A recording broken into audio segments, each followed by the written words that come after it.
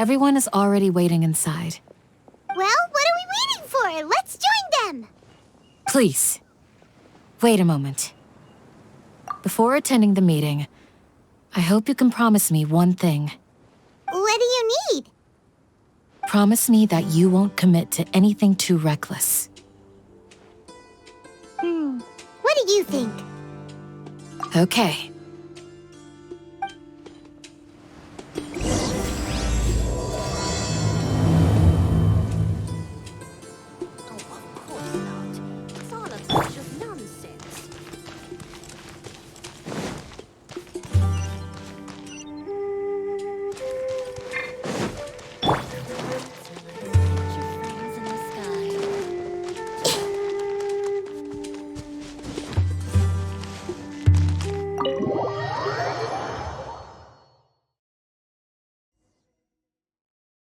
Everyone's here so early!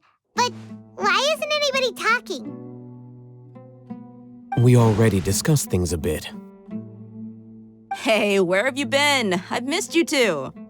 Are you ready? Very well.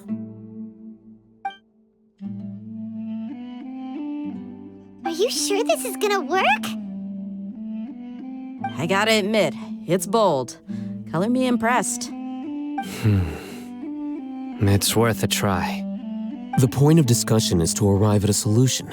Let's cut the small talk and move to the next point. You're making Paimon nervous.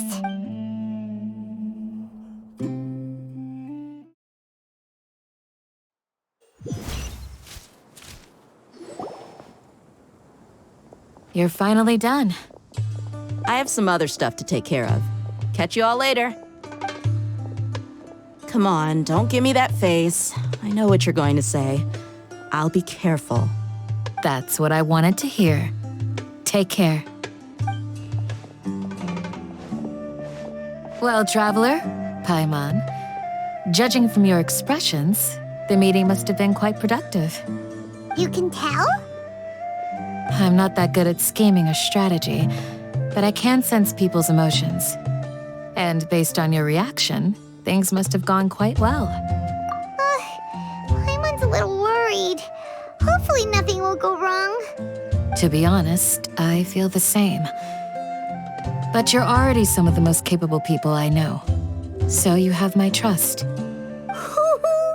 Candace gave us a compliment. Your deeds speak for themselves. Candace, we stayed behind to tell you that, although you won't be coming with us, we'll be sure to remember your words. I'm very glad to hear that. I've said the same thing to everyone here today as I said to you when you arrived. Your safety is the most important thing. Only when you're safe can the plan be successful. So please, take care. You're welcome. And thank you for taking my advice. Good luck with everything. I'll be here in the village praying for you.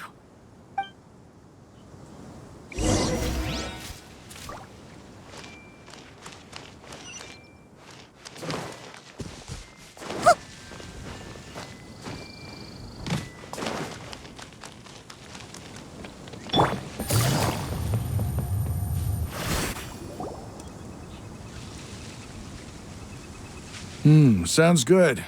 I'll go make some preparations. Okay. Alhaitham! Have you finished saying your goodbyes? Yeah! Also, Candace told everyone to be careful. Yes, she did. But I think my point also bears repeating. Our plan is not child's play. We won't be able to achieve anything if we're simply careful. We must go beyond that and fully commit ourselves to it. I hope this is clear to you. Huh? Shouldn't you be saying something more cheerful to boost our morale right now? Didn't we already do that during the meeting? You can never have enough words of encouragement. In that case, Candace can cuddle you to your heart's content while I continue to remind you of the seriousness of our situation. We all have our jobs to do after all. It's like how some people can be put in charge of logistics while others will fight on the front lines. Speaking of the front lines, you don't look anything like a soldier. Of course. Compared to the mercenaries, I'm merely a feeble scholar. But the advantage of not being a mercenary is that I get to stay in a safer place and offer my strategic insight. Just think about that mercenary who lost his mind. Mercenary groups are facing constant danger every single day. Well, being a scholar is also a high-risk occupation, and you are a scholar. I'm not like the rest of them. Even among members of the same species, some will exhibit far more potential than others. This guy. Paimon still remembers when those mercenaries in Port Ormos called you a lunatic. All intellectuals are lunatics in the eyes of fools. I'll take that as a compliment. That reminds me. Do you remember the record we saw in the King Deshret ruins? It mentioned forbidden knowledge. You have a good memory. Forbidden knowledge has the power to drive people insane, but this fact has never been shared with the public. Even I, who has worked in the academia for some time, was never once informed of this. I think those mad scholars and mercenaries we encountered may have all fallen victim to the corrupting qualities of forbidden knowledge. But the academia has always held a different view. They have always believed that symptoms of madness are a side effect of human contact with divine knowledge as mere mortals. Come to think of it, perhaps the academia has also never understood the true nature of forbidden knowledge and thus always approached the issue from the wrong direction. The Withering, Elazar, and the sandstorms. Don't you think what is happening right now across Sumeru is rather similar to the forbidden knowledge pollution that occurred in the desert thousands of years ago? But Paimon thought that Irminsul's disease is what caused the withering and the sandstorms. At least, that's what Tighnari told us. Wait a second. Could it be that? Ah, you've connected the dots. The cause of Irminsul's illness may precisely be the pollution from forbidden knowledge. But if that's the case, what should we do? This is huge! Wait. Why do you think Lesser Lord Kusanali would have a solution to this situation? You mean, it's related to the scene you saw when you passed out in the Avidia forest? That whole, the world forget me thing? In that case, it's imperative that we rescue Lesser Lord Kusanali. Only by working with her to save Irminsul can we completely resolve the problems Sumeru currently faces. To make sure we're still on track, I would like to check on the state of some of our preparatory work. Where are we going? To an Eremite base.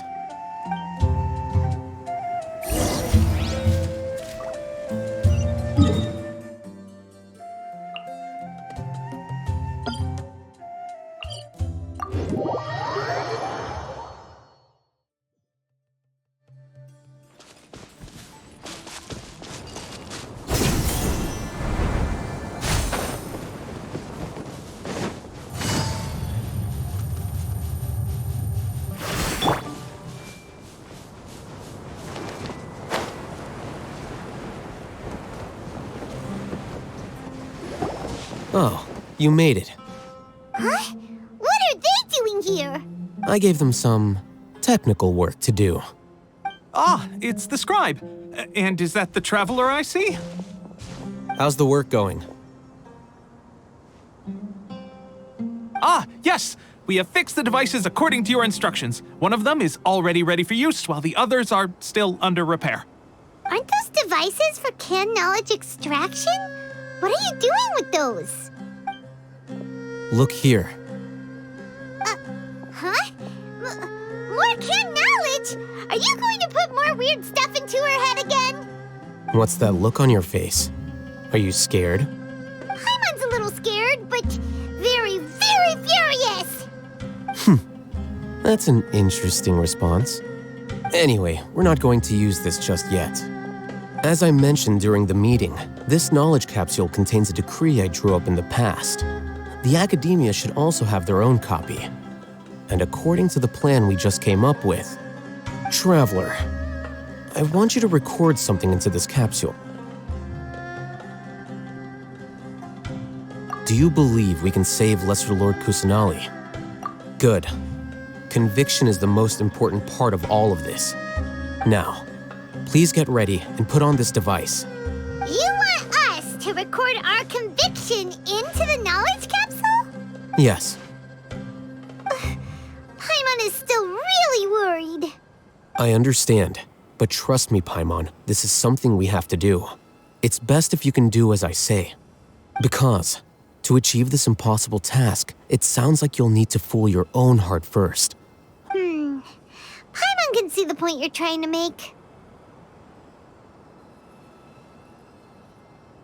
Imagine this. We have orchestrated our plan and successfully rescued Lesser Lord Kusanali. As a result, we have changed Sumeru's entire political landscape. Everything went without a hitch, and everyone recognizes and praises our achievements. Now, open your eyes. Here. What's this? Read it out loud.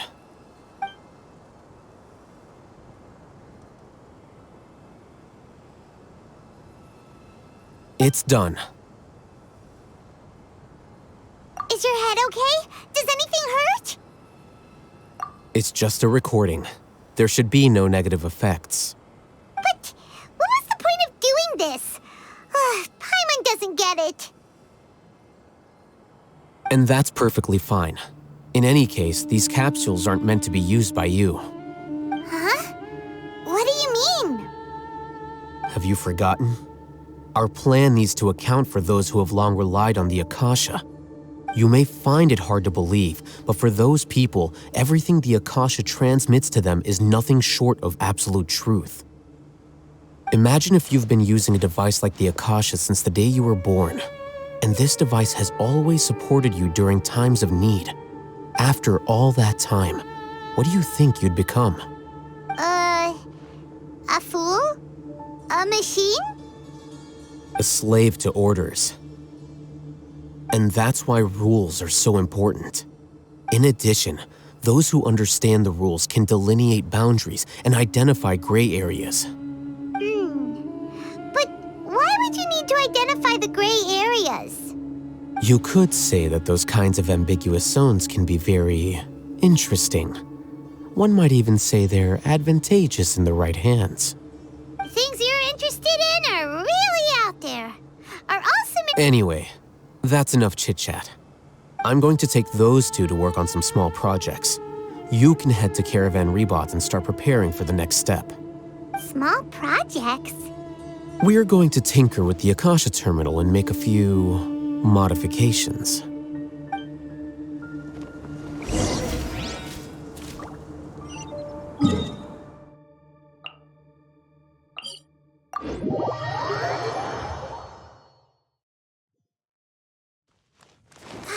The weather is lovely and warm. I thought we agreed on a plan. How can you go back on your word? The plan is too radical and carries a high risk for casualties. I've given it a lot of thought. And in the end, I still can't agree to it. But it's still the best plan we have. As a former Matra, you of all people should be able to see the bigger picture and recognize the innate advantages of our plan. I did. And that's how I saw the danger behind these so-called advantages. Alhaitham's plan is even more radical than I imagined. Huh? Why are you guys arguing? My friend, you're just in time. Why don't you help me persuade Cyno? He's turned against our plan. We agreed to work out a plan at the meeting. As mercenaries, you're familiar with the local environment, so you'll take care of the specifics. But then, you went to Alhaitham for suggestions. Had I known Alhaitham would give you those kinds of suggestions, I would not have agreed to the plan. Look, you already know that we're all on the same side here, don't you? Mercenaries place a lot of importance on their bonds of friendship, but also will not hesitate to make sacrifices if they deem the situation to be sufficiently dire. I'm sorry, but as things stand, I can't accept your principles. Seems you really do understand the ways of the desert. Traveler, Paimon, this is also something you should know. Ramon's plan is to have me work with the Caravan Reebok guards in my capacity as a Matra. We will arrest the mercenaries and escort them into Sumeru City. Wait, how can we work with the guards?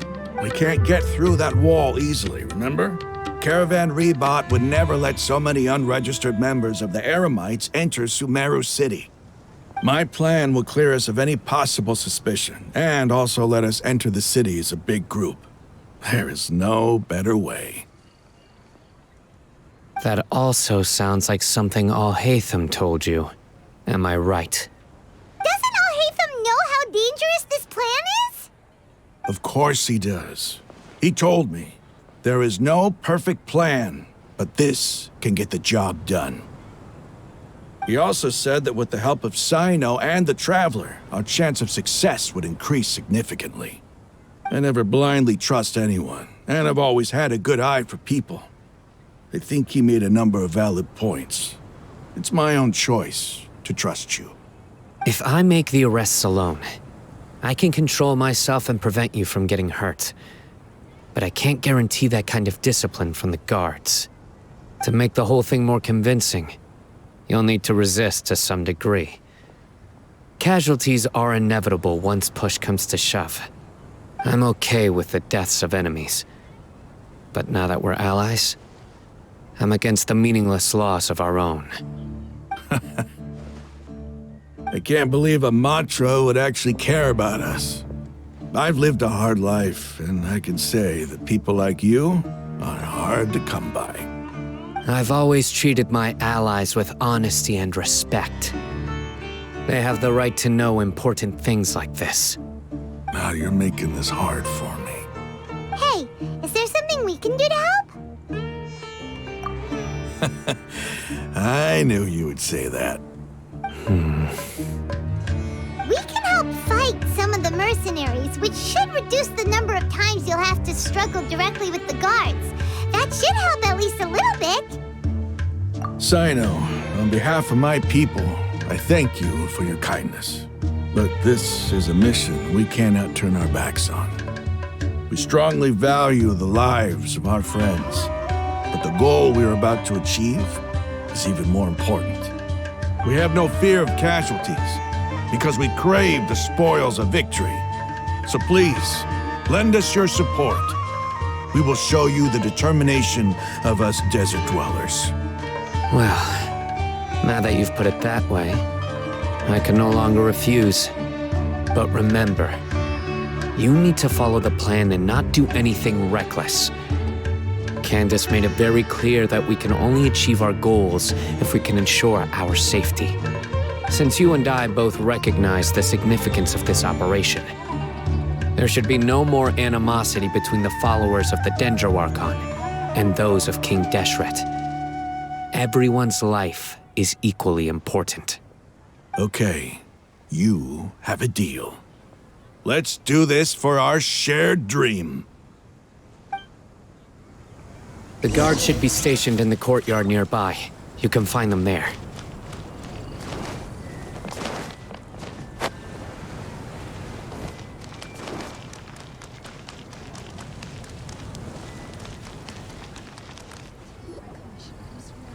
Guards! General Mahamatra! To what do we owe the honor? Keep your voice down. This is a secret operation. I'm going to arrest a large criminal gang near this location. According to the Akademiya's Guide and Regulations on Secret Operations, I have the right to ask for the cooperation of Caravan Reebok. Ah, of course. Mahamatra Cyno's order is the Akademiya's order. Just let us know what you need. But who exactly are you planning to arrest, and how many people are you expecting? Depending on the scale of this operation, we may need to report it to our superiors. They're a squad of Eremites whose number is comparable to Ain el Akhmar in Port Ormos. They're involved in the theft and resale of supplies from the Akademiya. As many as Ain el Akhmar? This should definitely be classified as a joint operation. Then I suggest that you report this to your superiors as soon as possible, and treat it as a top priority desert operation. I will need personnel. Got it. Please wait a moment. I'll contact them immediately.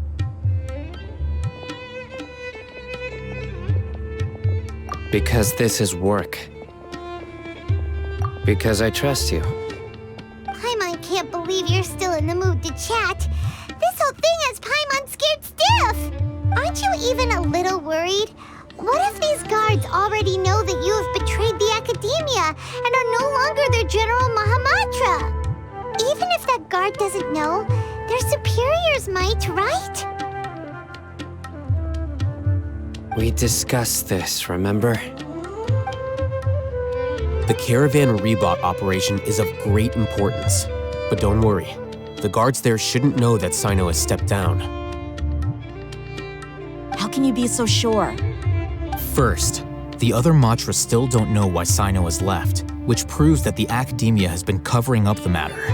Second, this is a crucial moment for the Akademiya's God creation plan. If something were to happen to the General Mahamatra, it's bound to attract a lot of unwanted attention. No matter how you look at it, they don't seem interested in sharing the news of Cyno's departure. A reasonable inference. I agree. Which brings us to our next issue. I'm sure some of you have been wondering if the prediction function of the Akasha will affect our operation. The Akasha is still in operation, so I must remain on high alert. Actually, considering the power of the Akasha, it's quite strange that it hasn't already tried to interfere with my actions. I've given that a lot of thought. For now, I don't think you'll need to worry. If you remember, when you first came to Aru Village, all your actions and routes were predicted by the Akasha. It even gave that information to those who kidnapped the village keepers. But things like that never happened again after we met up with the Traveler. That's true. But why? Look at it from a different angle. Why do you think the Akasha will predict your actions? Because my personal data has been entered into the Akasha. That's true, but the key to this question is, how well can the Akasha make predictions about a person? Haven't you ever thought about it? Just how can it do this in the first place? Because the Akasha controls the entirety of Sumeru. The Akademiya firmly believes that all human actions can be explained through logic. By sorting and analyzing entered data, the Akasha can derive behavioral logic and predict the actions of those who fit an existing logic model. However, at the risk of sounding like an advocate for fallacies, can everyone truly be considered logical at all times?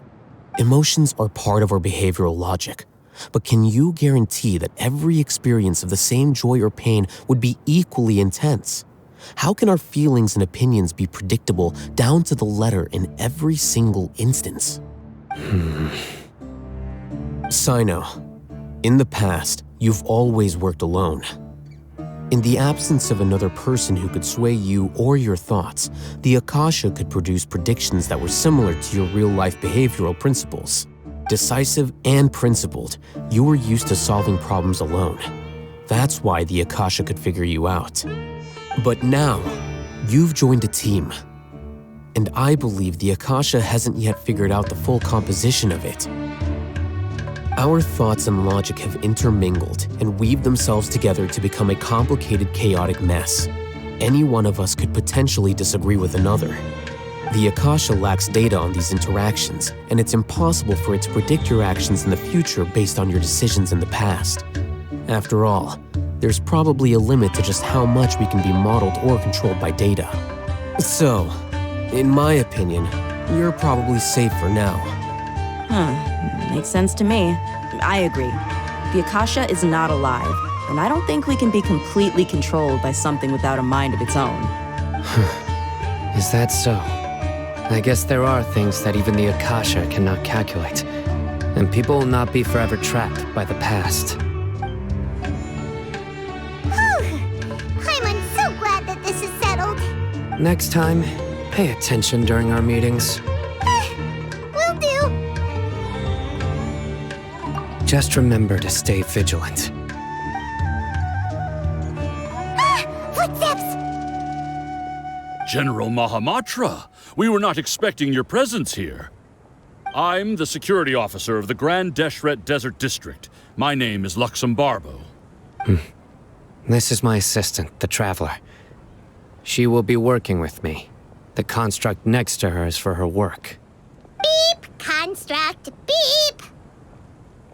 What a great honor to meet you.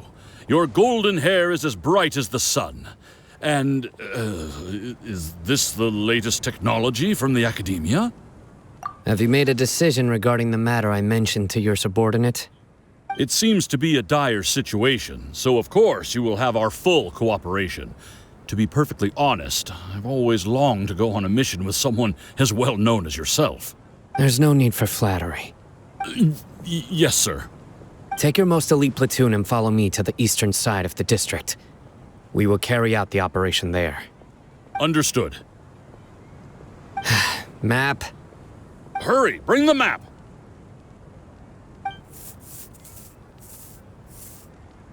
In 2 days, we will engage Rahman's Eremites and capture all of them.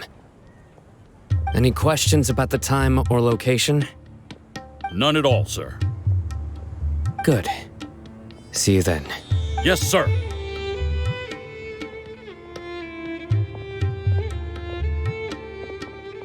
Maybe hanging around the General Mahamatra isn't so bad after all. Everyone's so respectful towards us. This is all due to the absolute authority of the Akademiya. And now, we're going to strike back against that massive pillar of power. Get ready. We will move out in 2 days.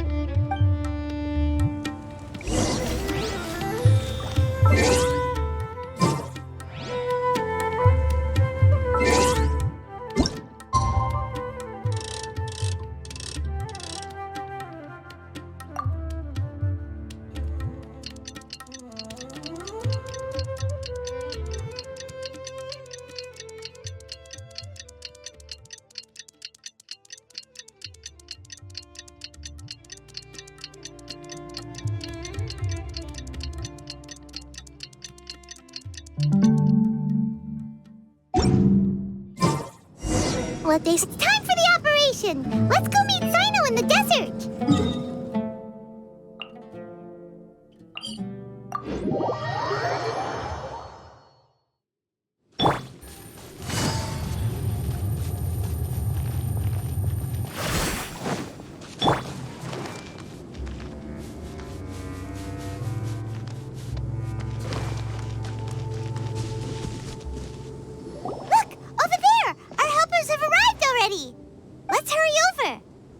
Wait a moment. Ah! Oh, it's you. You're my assistant, remember? Being my assistant, you must stay with me. Now let's head over there. It's General Mahamatra and his assistants. We meet again. You're here early. It's to show how important we think the operation is. Since this is a big case for the Akademiya, we are prepared to give it our best. I'm glad to hear your sense of resolve. Remember, we must capture them alive. They are our only leads for the case. If they die, we will be unable to continue the investigation. Understood. Everyone! The Eremites are approaching from the west! Make preparations and be ready for combat. Halt! Oh? What a warm welcome! What do you want? Judging from those shiny weapons in your hands, it seems like you're not interested in a deal. Rahman, the Akademiya has caught wind of your smuggling and illicit sales. If you value your life, I advise you to surrender. Who are you supposed to be? A Matra from the Akademiya? I can't believe you came all this way just to catch us. I'm not here to talk. Oh. Nobody's given me this much time of day since I became a mercenary. Brothers! For that slight, let's wash our blades with their blood. Let's show them we Eremites are not to be messed with.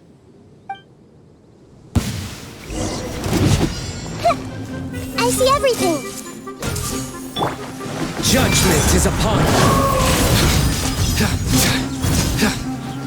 Mistaken?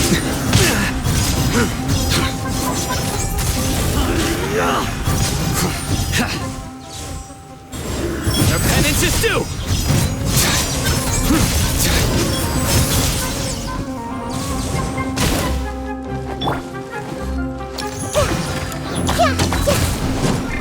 Committed to memory.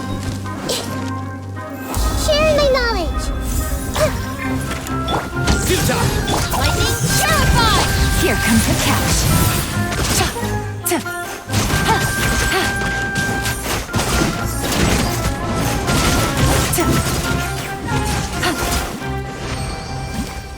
It's over.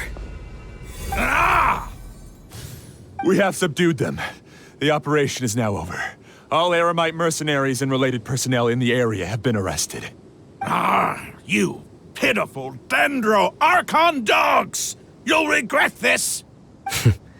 I'm afraid you'll regret it first. King Jeshred will curse you, and you will all! Silence! Oh, Restrain them and take them back to Caravan Rebot. Count their numbers and send them to the Akademiya as instructed by the General Mahamatra. Yes, sir!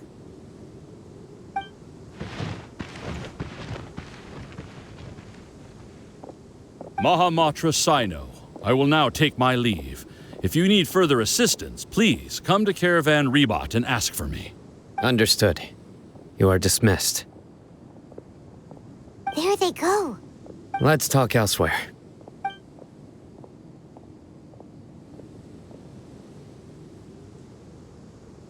This part of the plan went really well. Yes, things went perfectly. That's fantastic! And that punch you gave Ram on there sure looked convincing enough. Once we're done here, I'll return to Caravan Rebot and oversee the group's transport. I promise. I'll get everyone into Sumeru City safely. Yeah, you're the reason why everything went so well. It's not the time to celebrate yet. I believe Dehya should already be waiting for you. Go join up with her. She will need you to introduce her to Tighnari. Speaking of which, is it really okay for us not to share the full plan with Tighnari? What if he'll feel miffed about it and refuse to work with us? I have a very close relationship with Tighnari. Given how well we know each other, I believe my message alone should be enough to bring him to our side. He knows I won't make jokes about things like this. If we need help, Tighnari is the best option. Get ready for the next phase of the plan. Don't keep them waiting.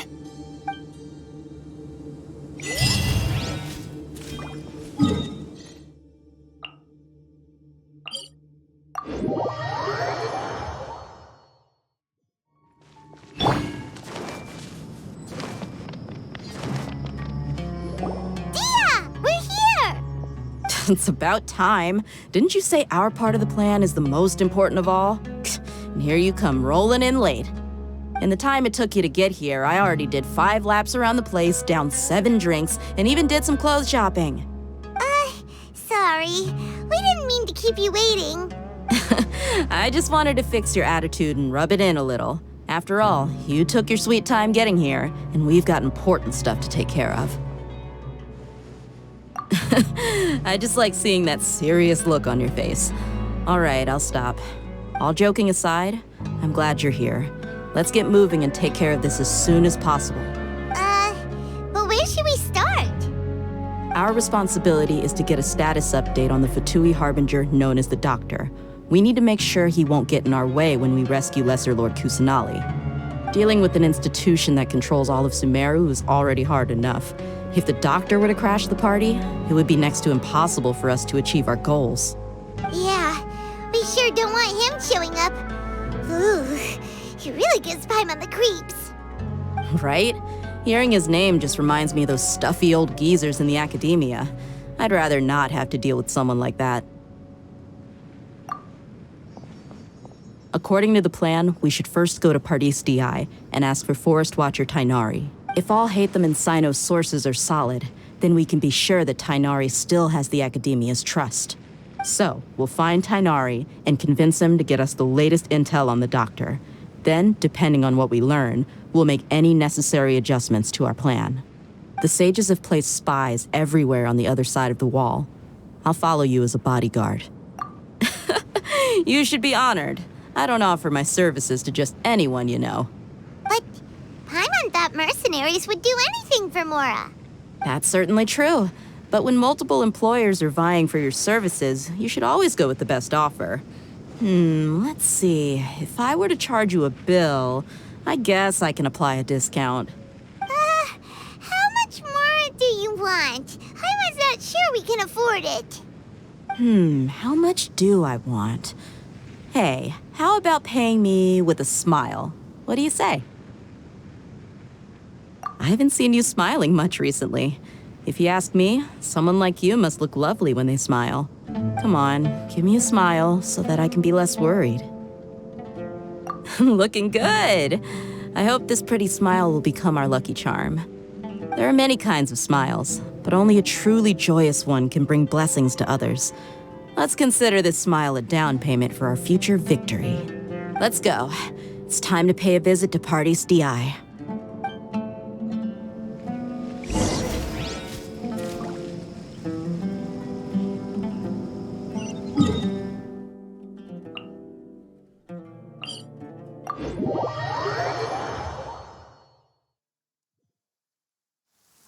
Quick, let's...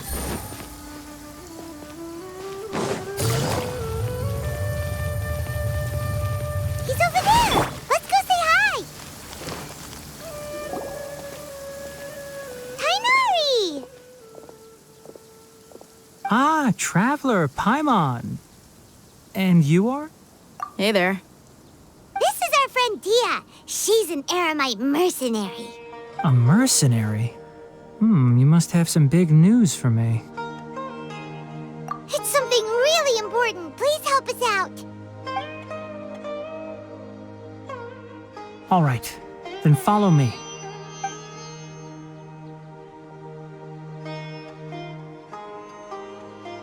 This place is better. We won't be disturbed by any passerby. Okay, what is this important thing you want to ask me? The Doctor, huh? He's that strange-looking Fatui Harbinger with the mask. Paimon thinks he has blue hair. Yes, I know him. Actually, he left Pardis Dehya just a little while ago. He left already? Yeah, he came looking for me. Can I ask what it was about? Sorry to ask you like this after having just met, but your answer is very important to us. For now, all we can share with you is that your friend Cyno is working with us. Cyno, you say? I see. So that's why he hasn't been at the Akademiya. Okay. I will answer your questions and will assist you any way I can. You don't have to tell me everything that's happened. Cyno's name really does work wonders. You're not even a little worried that we might have made it all up? Despite having just met you, I can sense that you're the serious type. Between you, the Traveler, and Cyno, none of you strike me as the type that would conspire to deceive me. You don't need to tell me anything you don't want to. I'll also get straight to the point. The Harbinger you mentioned came to me because he wanted to take the scholar Hypatia away with him. Hypatia? Why would he want her? And what do you mean by take away? Is he planning to leave Sumeru? Yes. He told me his return to Snezhnaya is imminent.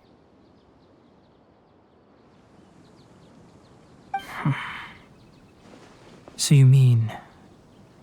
you're leaving this place soon? Indeed.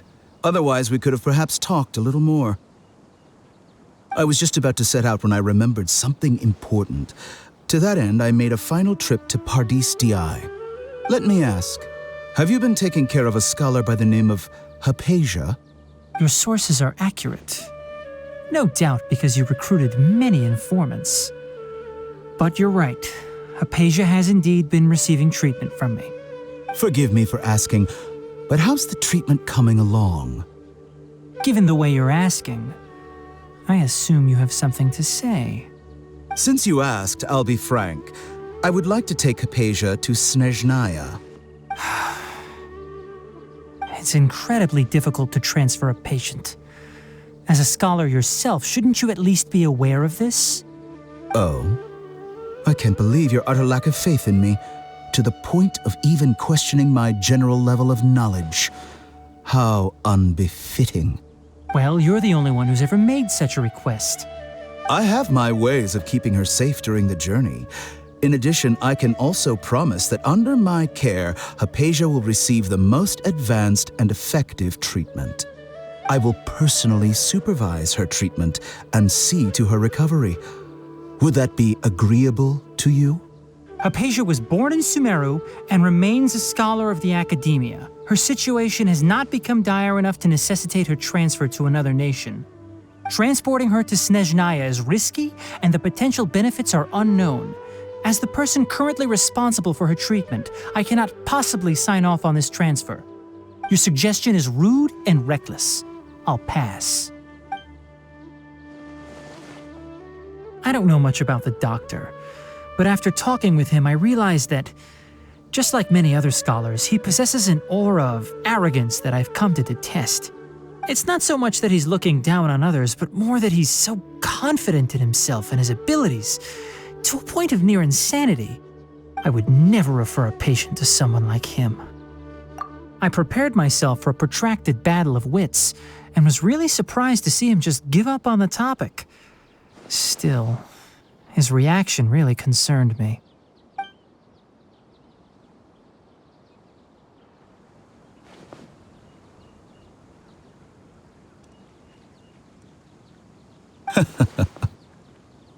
I see. Of course, your opinion makes perfect sense. You're still young, but already quite stubborn. I must say, you are not like what I had expected. Under normal circumstances, I wouldn't just let you off the hook like this. But unfortunately, I'm in a hurry today, what with Her Most Noble Majesty the Tsaritsa calling for our return. Luckily, there is still some time left for me to take care of everything before I leave. It's just as the Akademiya said, you're a responsible and gifted scholar. Sadly, even with all of that, you're still lacking a bit of shrewdness. And that's also why people like you can never realize that sooner or later, everyone must pay the price for what they've learned.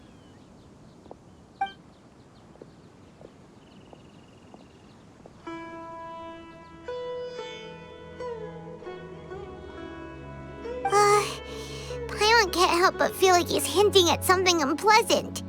He asked a question, yet didn't care for my answer. Perhaps I'm nothing but a talking rock in his eyes. He never came off as malicious, but an utter lack of compassion permeated throughout our conversation. From his tone, I can sense that he's always looked down on others. I can barely believe it myself, but if that's true, the situation will be in our favor.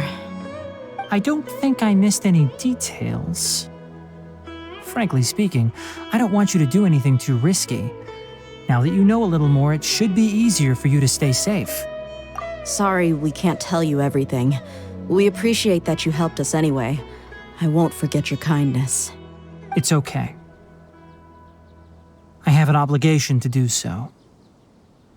To be perfectly honest, all of this may have started because of me.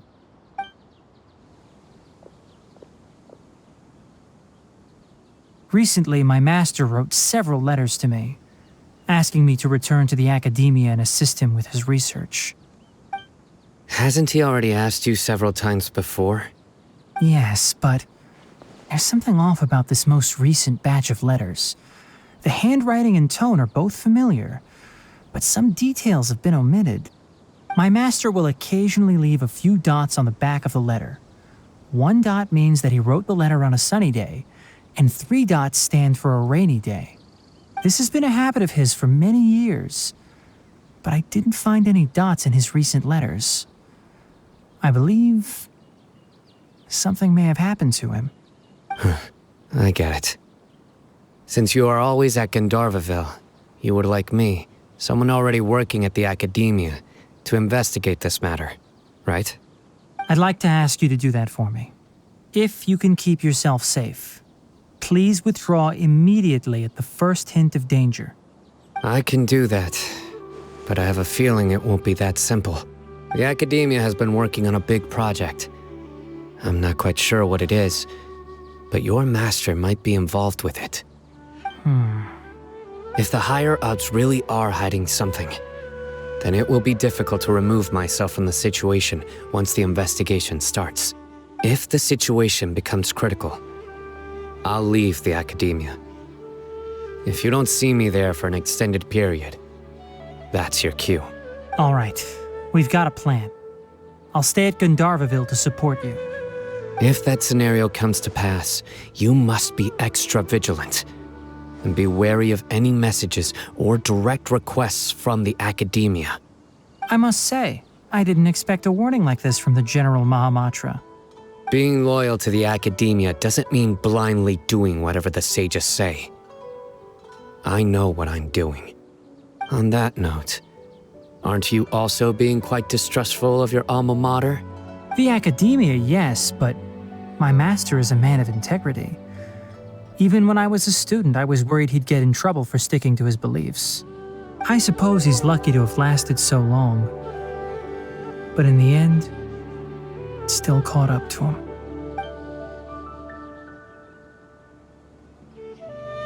I see. So you noticed something was up with the Akademiya from the very beginning. This may well be how Cyno became involved in all this. In that case, I must keep my promise and help you however I can. Also, if you run into Cyno again, please help me pass on a message to him. Trust your own senses and experiences. I think this may be something he needs to hear right now. Okay, we'll find a chance to tell him. Thanks. Right. Now let's go hunt down this Harbinger. Oh, by the way, which way did the doctor go when he left Pardis Di? That way. Gotcha. Thanks so much. We'll be on our way.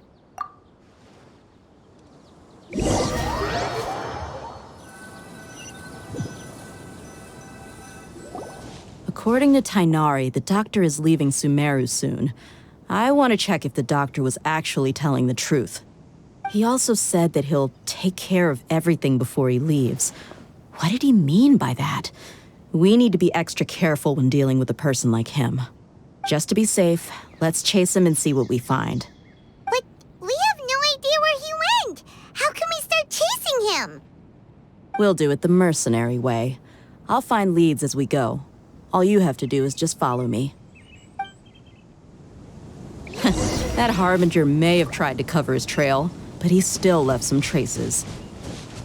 Or perhaps he never even thought about concealing his whereabouts. Maybe that's just how arrogant he really is. Yep, we're headed in the right direction. The traces are still fresh, but there's no sign of his entourage. Clearly they're in a hurry. It's just as I thought.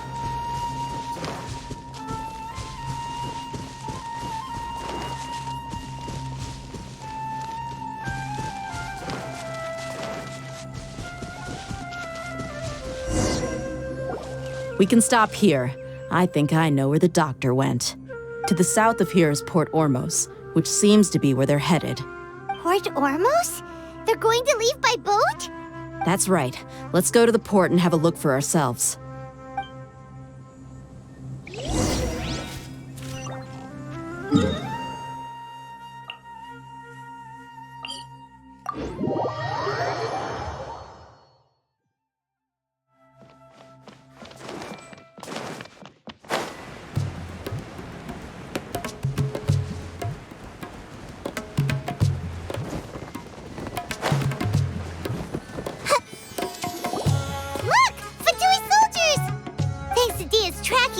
Seems we found the right place. Shh! Don't draw their attention. The port is crawling with Fatui soldiers. Let's keep going and see what we can find. Now this is a proper farewell ceremony for a Snezhnaya Harbinger. The Lord Harbinger is leaving. I've still only seen him once or twice. I used to hold a position in our homeland, and back then, the doctor spoke in a very different way from the way he speaks now. Maybe the way people talk in Sumeru has rubbed off on him? It's always like that when you spend too long away from home. When he gets back to Snezhnaya, perhaps it will also take him some time to get used to the life there again. Huh? But, sir, that can't be right. No, I remember it like it was yesterday. Both his expressions and tones are now very different. Also, for some reason, he seems like he's all smiles now. You must be mistaken. Nobody's supposed to look happy when they're on a business trip.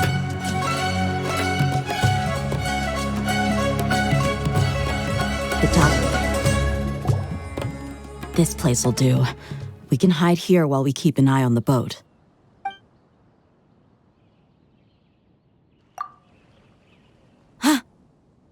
Uh-oh. He saw us. Huh? Is he waving at us? It's time to say goodbye. Wait, is he the only person on the boat?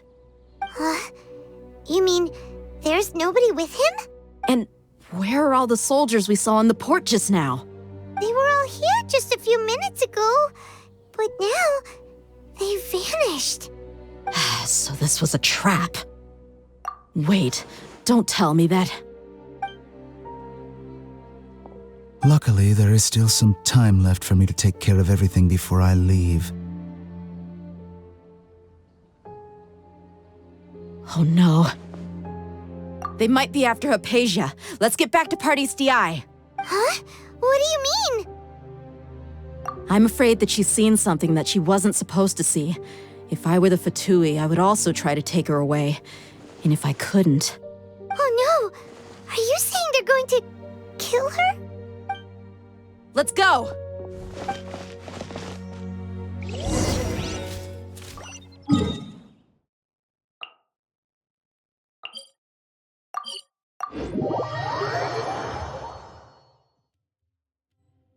Party's DI is not a place you Fatui can just show up and do as you please. I believe we've already made ourselves quite clear. Our superior gave us permission to search for and collect medicinal herbs in Party's DI for research purposes. But you've been in Sumeru for some time already. I find it coincidental that you chose to only come here today. Even the Grand Sage himself may not have the right to question our research, much less an ordinary scholar like yourself. I've done my duty to inform you. Don't make things difficult for yourself. It would seem that my words have fallen on deaf ears. You can keep trying to deny it, but coming to Party's DI now? I'm pretty sure you're not just looking for herbs. With all due respect, your baseless speculations will only lead to unnecessary trouble. Well, you only have your Harbinger to blame. He knows nothing about keeping a low profile. I may be staying at Party's DI as a scholar, but that doesn't mean I'm no longer a forest watcher. It is still my duty to protect the peace and safety of the scholars who have contributed so much to Sumeru. Then it seems our conversation has hit an impasse. No one will lay a hand on you, Hypatia. Not on my watch. Tighnari! Are you alright? I'm fine. These Fatui have really crossed the line. Time to teach them a lesson.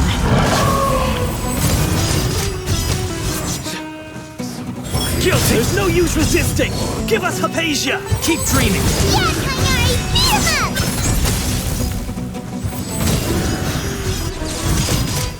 The doctor's orders are absolute! Yeah? You've been someone's lapdog for so long that you don't know anything else now! Busted! We're not getting anywhere. Traveler, Paimon, please go to Hypatia. We need to make sure they don't try to sneak around and attack from behind. Got it! Hypatia's still here. Doesn't look like anyone's broken in.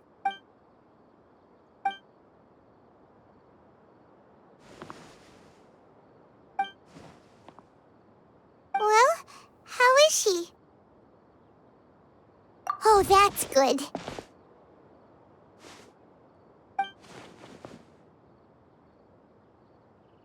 So, you think this is over?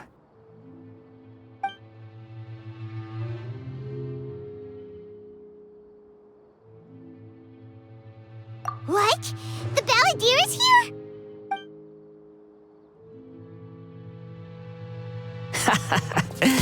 I've missed that look of abject horror. You've given me that look every time we meet. But, where is he?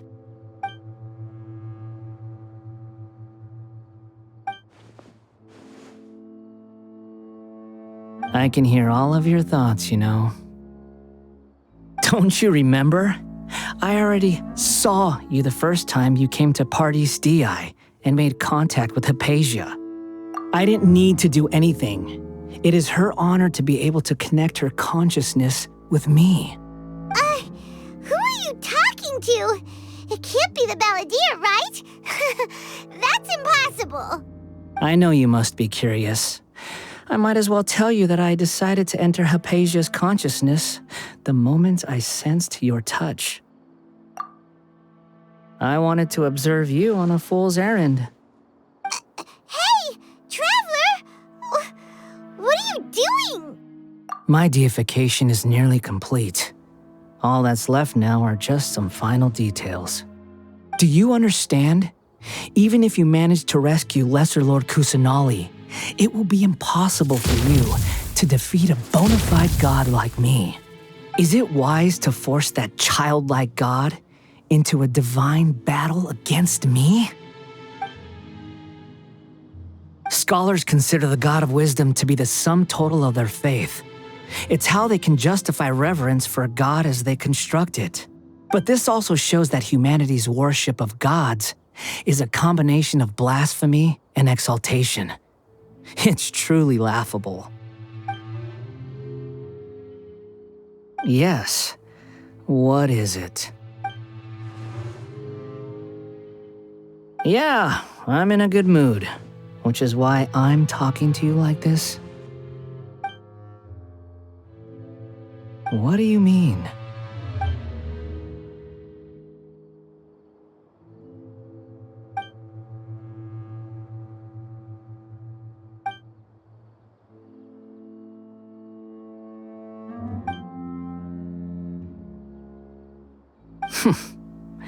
Those words almost make you sound like a friend who actually cares. But you're wrong. I'm different from all of you. I was born to become a god. My entire life up until this point has just been a meaningless routine. Just think about a sheet of paper. By itself, it holds no meaning. The content recorded on it is what gives it value. All I had recorded down before were some painful memories and boring human feelings. Such senseless drivel should have been erased a long time ago. Indeed, to me, the sight of you fools in your futile struggles is far more amusing. Tell me, just what has this world done for you to protect it with such zest and conviction? I'm connected to your consciousness, so I can hear what you're thinking and sense the depth of your determination. This is a good conversation we're having. So here's a word of advice. Let go of your misguided guardian complex. You know nothing about the truth. It'll be for your own good, as well as everyone else's. Humans are a species that can only find bliss in ignorance.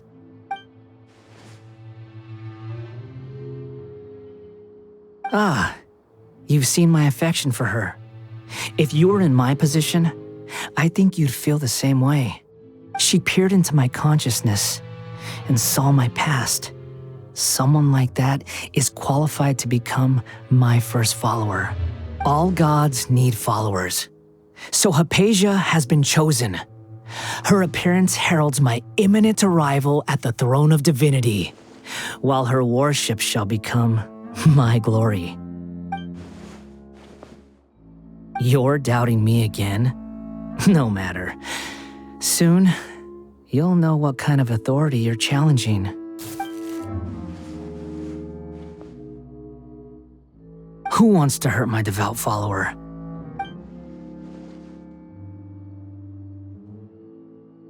The doctor wants to hurt my first follower?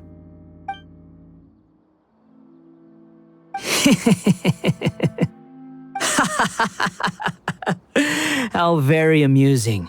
Has anyone ever told you that you're not good at sowing discord? The doctor has never known his place.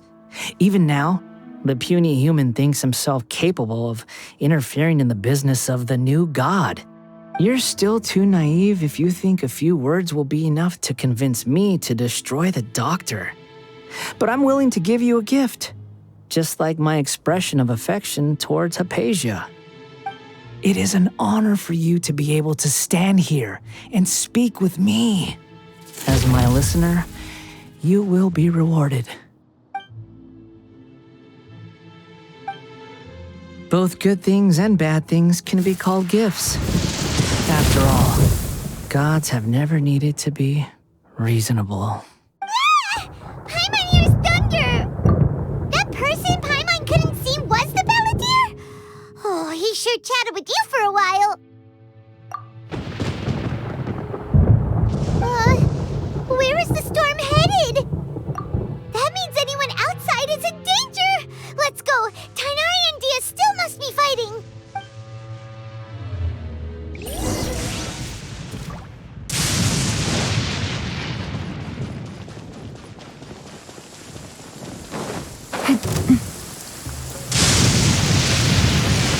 Oh!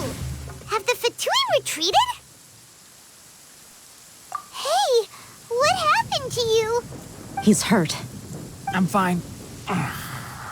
Don't move. I've seen Eremites get struck by lightning before. You need to rest. Struck by lightning? We were fighting, and just as things started looking grim, the weather suddenly became extremely strange. Lightning started attacking everyone, almost as if it were alive. Luckily, there were only two of us, and both of us were nimble enough to dodge most of the strikes. There were a lot of Fatui, though, and they were being torn to shreds by the bolts of lightning.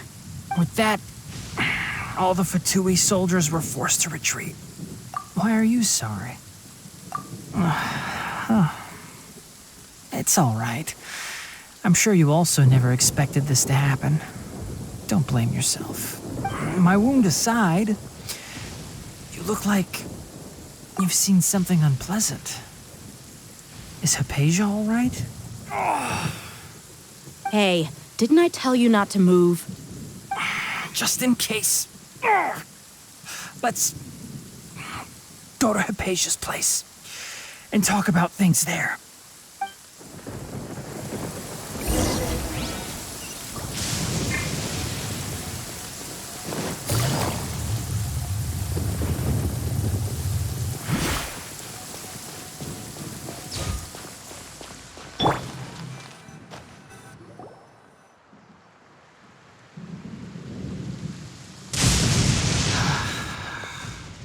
Thank goodness she's fine. Hey, how about taking care of yourself first? I understand my condition. The wound is not fatal. I'll be all right. Ugh. The more you understand medicine, the worse of a patient you become. I know. They always think they can push through the pain. Oh, he sat down. Let me rest for a bit. Sorry, traveler. Now you may start.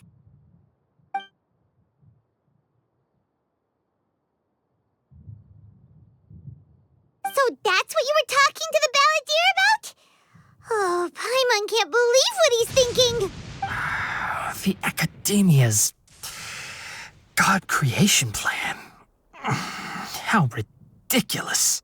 That sounds, ambitious, I guess? Anyway, this is all way beyond me. As long as I can enjoy every day with a drink in my hand, tasty food in my stomach, and a good night's rest, that's enough. I'll only work when I have to. I must be the least ambitious person who's ever set foot in Party's DI. Don't say that. I haven't even thanked you for your help back there. Don't mention it. Well, if nothing else, all this proves that the doctor really did have some urgent matter to attend to and left Sumeru in a hurry.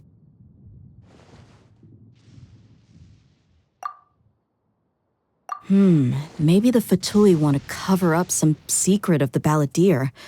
Is that why they tried to seize Hypatia? You said the Balladeer claimed that Hypatia has seen his past. So, what could be there? Have you noticed? The Balladeer is not happy with the Doctor's actions. He thinks the Doctor has no right to consider himself as his equal. So, if the Doctor was to show up again, would the Balladeer zap him with lightning? Based on what the Traveler has said, I think he would. Having the Doctor gone benefits him as well as us. In other words, we've successfully completed this stage of the plan. The Doctor is out of the picture now. Yay! That's a big accomplishment! I'm also happy for you. Thank you for the help, Tighnari. Make sure you rest up for now. Yeah. All right. Okay, that wraps things up for us here at Party's DI. Traveler, it's about time we rendezvous with the others at the Grand Bazaar. Let's continue to keep a low profile. You can head there once you're ready.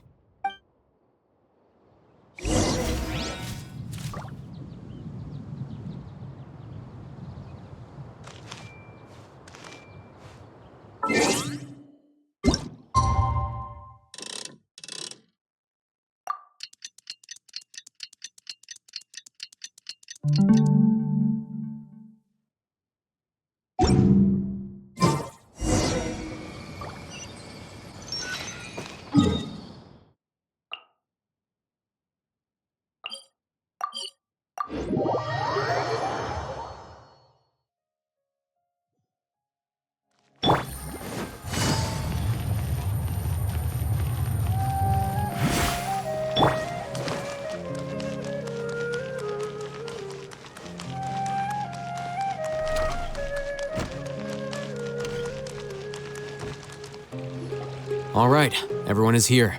How did everything go? Any luck with your missions? Let's report back one by one. I'll start first. We've made the necessary modifications to the Akasha terminal. In addition, the props required are also ready.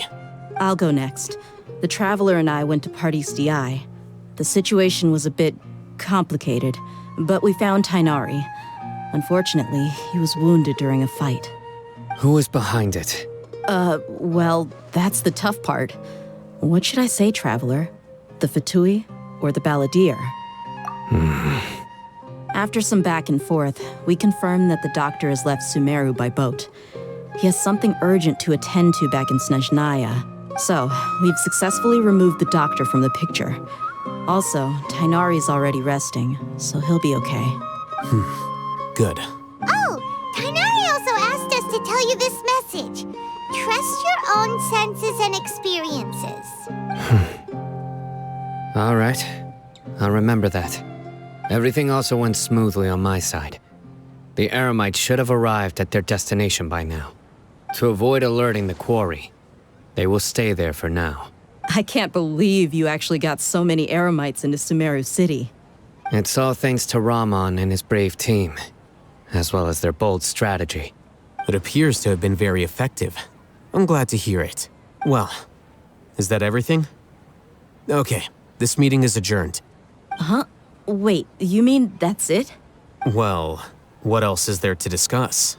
Shouldn't you end with some words of encouragement? You know, to fire us up now? Personally, I'd rather we all go home and get some rest. Alhaitham, you... Ugh. Oh, and if you wanted someone to say something to that effect, then I must reiterate that I'm here to strategize and not to lead. So you should find someone more suitable to do that. But I thought all of you Akademiya big shots were great speakers. Then I should remind you that I'm the scribe. I know that. So what? A scribe is responsible for recording meetings, not speaking. Fine, whatever. Well, Cyno doesn't seem to be much of a talker either. I guess that leaves it to my employer. Employer? Yep, the Traveler hired me. That's right. So come on, boss. What do you have to say for the team? Yeah, say something to boost morale. Huh? What are you all doing here? Oh, it's Nilou! Hey, everyone. I'm not disturbing you, am I? Not at all. I was actually just about to go find you. Judging from the group and all your serious faces, you were discussing something important, weren't you? But you also look like you're up to no good. Seems pretty interesting. Welcome, Nilou. Would you like to join us? Huh? Join you? You mean you also want to discuss something important with me? Yes, something very important. Nilou, are there any breaks in your performance schedule in the upcoming days? Huh? Wait, you're seriously inviting me?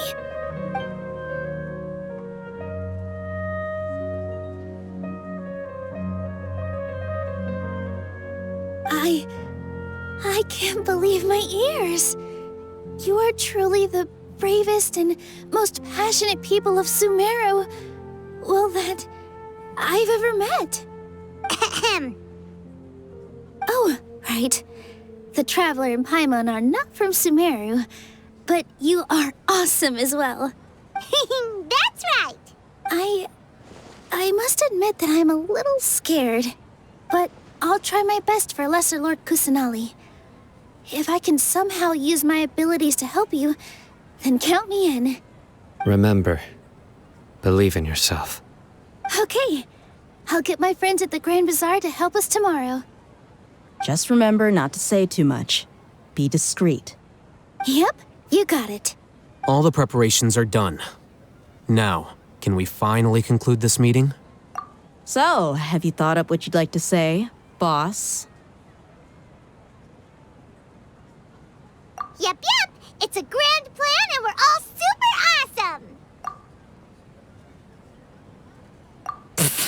awesome. Well said. A good night's rest before an operation can be the difference between success and failure. Thankfully, I've had my place to myself recently.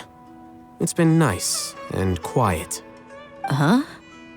Oh, nothing. All right, let's all go home and get a good night's sleep so we can be up early tomorrow.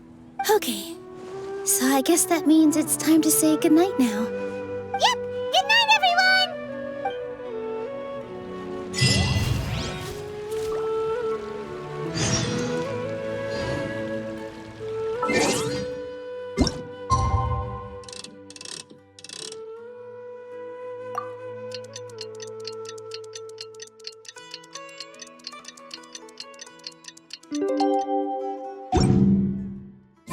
Today is the Akademiya's Nilou Day.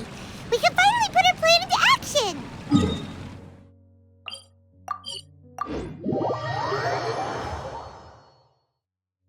Hello, you two. Sleep well? Not really. Paimon got too nervous thinking about today and didn't fall asleep until the sun was almost up. What about you, Alhaitham? Naturally, I slept just fine. After all, a good rest should be considered part of the plan, since energy is an important resource. You just want to show off how calm you are. It's crucial to dissipate any tension before we execute our plan. The only thing you're doing is being annoying. Anyway, do you need me to go over the game plan again? Our target is Grand Sage Azar's office. Everyone in the Akademiya knows that's where the Grand Sage's console is. Only they can operate it. Many restricted commands and operations are executed via that console. I'm sure that console has a way to free Lesser Lord Kusanali. You know, Paimon's been thinking, what kind of technology could let the sages imprison even a god? That isn't something they could have accomplished with their scholarly talents alone. In the Sanctuary of Surasthana, there's a device of Greater Lord Rukkhadevata's that she once used to isolate herself while meditating. 500 years ago, the Grand Sage at the time modified the device so that it could no longer be controlled from the inside. They were effectively trapping one god with the power of another. So, how are we gonna get to the Grand Sage's office? Don't forget, today is Nilou Day, arguably the most important day to the Akademiya. The sages and core Akademiya personnel are busy loading the latest batch of research developments and legal decrees into knowledge capsules so that they can be entered into the Akasha. All the Darshan's researchers have their noses to the grindstone. and the Akademiya's grounds are flowing with all sorts of people. It's the perfect time for an infiltration. When the Grand Sage leaves his office to supervise the entering process, that's our cue to access the console and free the Dendro Archon. Well, yes, that's just the visible side of our plan, after all. If precedence holds, the Akademiya should have already started preparing for Nyagarbha Day. Everyone should be in position. All that's left is for us to lead the charge. Let's go. So are we just gonna walk in through the front door, or...? Yes. Were you expecting a stealthier approach? Paimon can't think of a good comeback. All right, it's all on Alhaitham if things go south.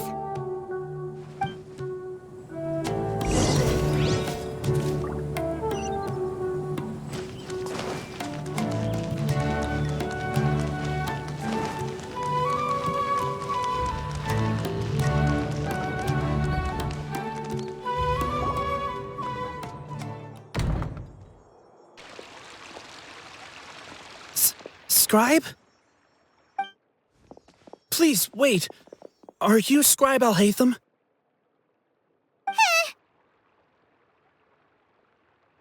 That's me. Is something the matter? I'm in a hurry. No. I was just surprised to see you here. I had heard that the sages were looking for you not long ago, but I didn't know what for. And, also, please don't bring outside guests into the Akademiya. Outside guests? How did you arrive at such a conclusion? Your groundless inference shames the Haravatat Darshan. What did you say? I'm the top student in Haravatat, and I earned 3rd place at the last Inter-Darshan debate. Don't look down on me!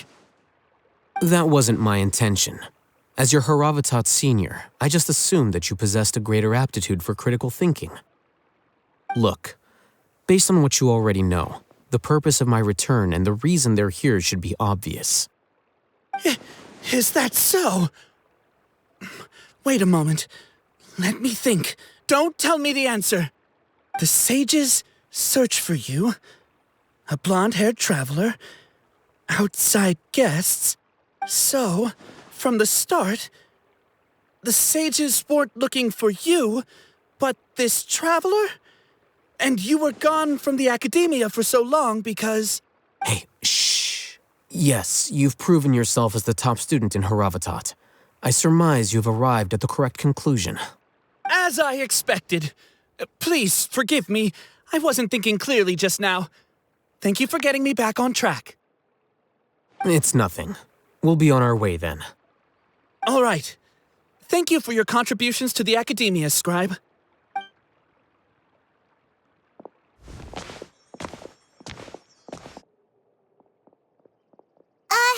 What the heck just happened now? What did he just guess? I'm afraid I don't know either. You have no idea? Mm-hmm. He convinced himself of whatever truth he came up with. That is the so-called pride of a scholar. If someone questions their academic facility, they will instantly feign understanding to keep up appearances. Nowadays, the Akademiya is rampant with this type of scholar. Their obvious farces of intellect only serve to highlight themselves as fools. Wow, so there are special ways to deal with smart people. We don't even need to make up our own excuses. We shouldn't waste any more time. It would be problematic if we missed our window of opportunity. Let's go.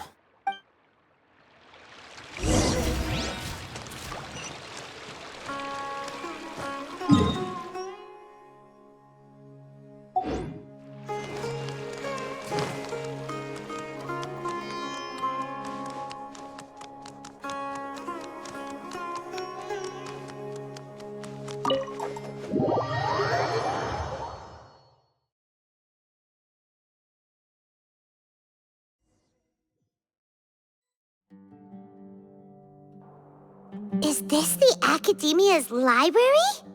Indeed. Known as the House of Dehya, it is quite possibly the most extensive special collections library in Teyvat. There are a lot of students going through here. Is it really okay just to waltz right in? The Akademiya marches to a fast beat, especially since it's Nyagarbha Day. They're all occupied with their own matters. Just act natural. Now, hurry along.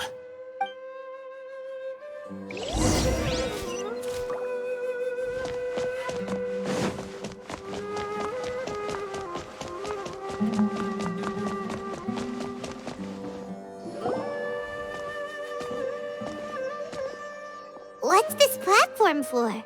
It's a lift that Akademiya personnel use to access higher floors. Are we gonna take it then? The Grand Sage's office is up there somewhere. No, not right now. We can't guarantee that we won't run into the Great Sage. Let's step back and observe for now.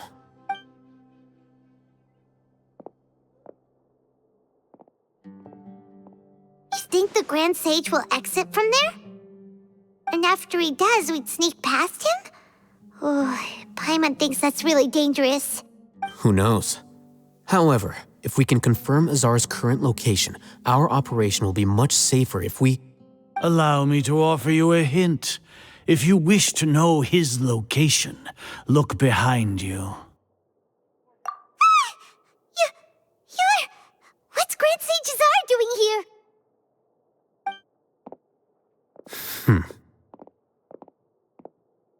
Do not tell me you believed the Akademiya would not grow suspicious of you after such a prolonged absence, scribe. An eyewitness had informed me of your whereabouts, so I came to personally welcome you.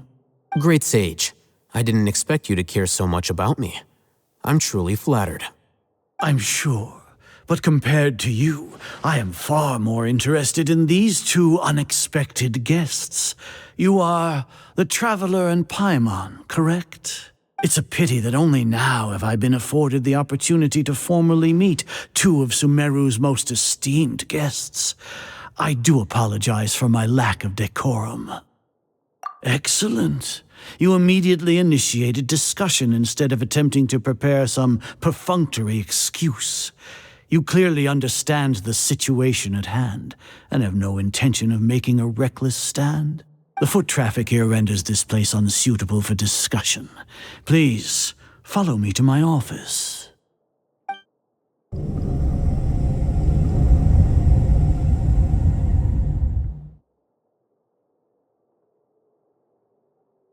This place is crawling with guards. There's no way out for us. All right then, Traveler. What did you wish to discuss with me? Today is Nyagarbha Day, so I still have many responsibilities to attend to. There is little time for idle chit-chat before I detain you all. You seem to know quite a bit about our endeavors. If that is so, then you should be praising our great work, rather than using your trivial misgivings in a futile attempt to sway me. Trivial? Then tell me, what do the Fatui want from me? Worthless. Those are all completely worthless. Benefits, divine power. These materialistic words do nothing but debase our great work. Creating a god. Yes, we are using human wisdom to create a god. If humanity cannot attain omniscience and omnipotence, then we shall create a god to reveal them. This is the pinnacle of human wisdom. We shall regain a god's guidance at long last. No longer will we flounder in the interminable void of consciousness and knowledge. Even Ermin's soul will be freed from its plight. For our nation of scholars, this is the ultimate aspiration. No cost is too great to realize it. You will never understand the rapture of having a god be born within your very hands. With your degree of knowledge, you cannot even comprehend such an emotion. Gods exist on a plane that far eclipses humanity's. Lesser Lord Kusanali. What can she even do? Care for the people? Fend off sandstorms? Fabricate silly fairy tales? These are but child's play for the Akademiya. Does that make us equal to the gods?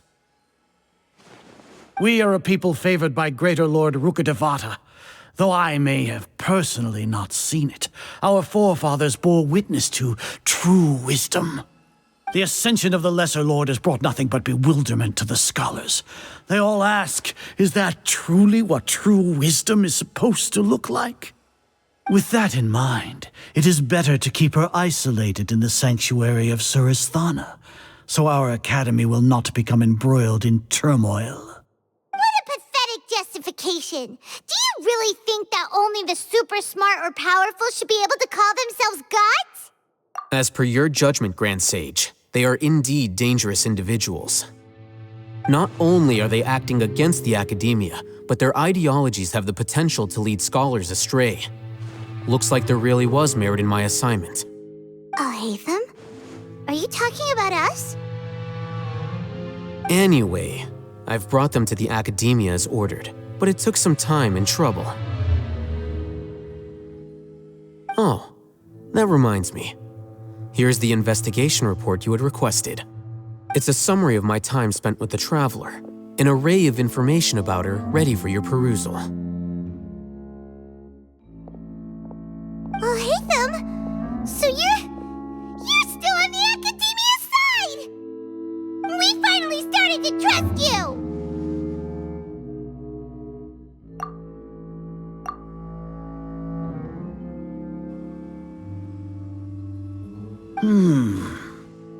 Excellent. Detailed contents with no errors. I would expect nothing less than an immaculate report from the scribe. As it is Nahida Day, I'll enter the information on you into the Akasha. Surely you know what that means. We'll be monitored, just like Cyno. With the Akasha's calculation prowess, all of your actions will be predicted with an accuracy of at least 98%. Furthermore, your data will be updated in real time whenever new information presents itself. To put it into words you can understand, wherever you go, you will be walking under an invisible leash. This is Sumeru's greatest penalty for dishonest persons. Are you not familiar with the concept that great responsibility begets an equally great suspicion? In any case, you are Sumeru's most concerning external variable. Locking you down will greatly decrease the chance of any undesirable outcomes coming to pass. You're despicable! Despicable? Perhaps from your perspective, but I suppose you had mentally prepared yourselves for this, no? Your ploy was to sacrifice the Traveler here, was it not? Lord Azar, I know what you're trying to say, but I've been following your plan this entire time. Why are you doubting me at this juncture? Must I delineate your entire plan? Very well, I will spell things out. First off, I received an eyewitness report that you were spotted with the Traveler at Caravan Ribat. However, you immediately departed for the desert and escaped surveillance range. Judging by the time, you all likely encountered the truant General Mahamatra in the desert. Am I correct? Maybe Paimon shouldn't have mentioned Cyno just now. The Akademiya had not received correspondence from its scribe for a prolonged time. You were also in the company of the Traveler, a close associate of Lesser Lord Kusanali and General Mahamatra Cyno, who had defected from the Akademiya. With their instigation, what was the probability that you would betray the Akademiya? Rationally speaking, 50%? 70%? What do you think? Regardless, that's only a guess. The facts are that I've brought the Traveler right before you, and I gave you my report. Indeed, your boldness deserves praise. To think that despite status as an outlander, the Traveler is still willing to sacrifice for the sake of your plan. If I'm correct, you have a contingency plan to save Lesser Lord Kusanali and ruin our great work. Sneak into the Akademiya on Nahida Day, using Alhaitham's status as the scribe, for there is a good chance that an opportunity to save the Lesser Lord will arise. Should your intentions be discovered, Alhaitham will turn traitor and sacrifice the Traveler, thus proving his innocence. He can then stay inside the Akademiya and continue searching for a way to proceed forward. As for Cyno, according to the Akasha's calculations, he will soon return to the Akademiya and confront me in person. I suppose this is also a part of your plan? You'll see me as a traitor regardless of what I say, no? Even if you impugn me, it would have little effect on you all. You misunderstand. Losing our scribe would irreparably damage the Akademiya's regular operations and the development of Sumeru's future academic systems. However, under the current circumstances, even that is trivial compared to what we stand to gain from our great work. You said that I betrayed the Akademiya, but you, Azar, you've betrayed all of Sumeru, betrayed its Archon. So flight is turned to fight at long last. Guards!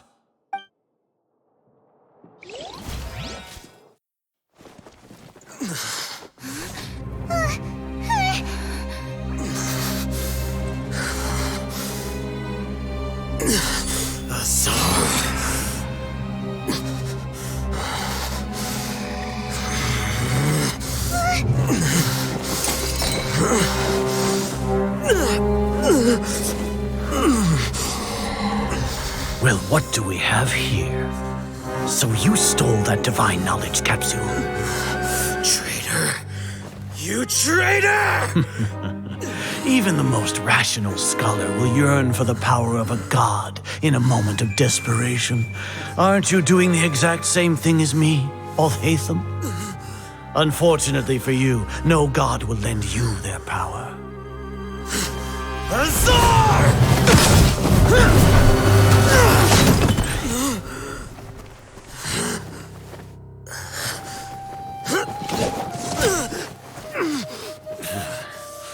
He has gone completely insane.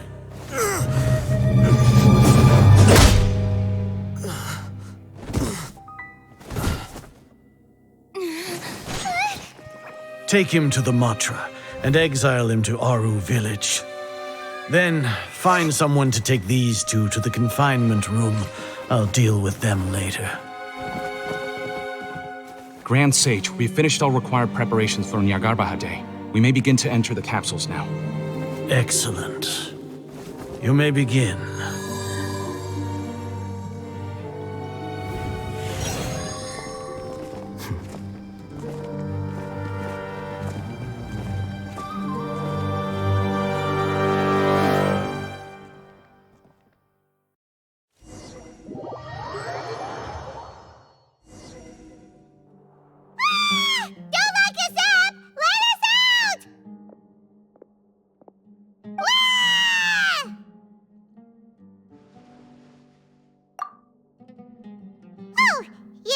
Paimon got a bit carried away there.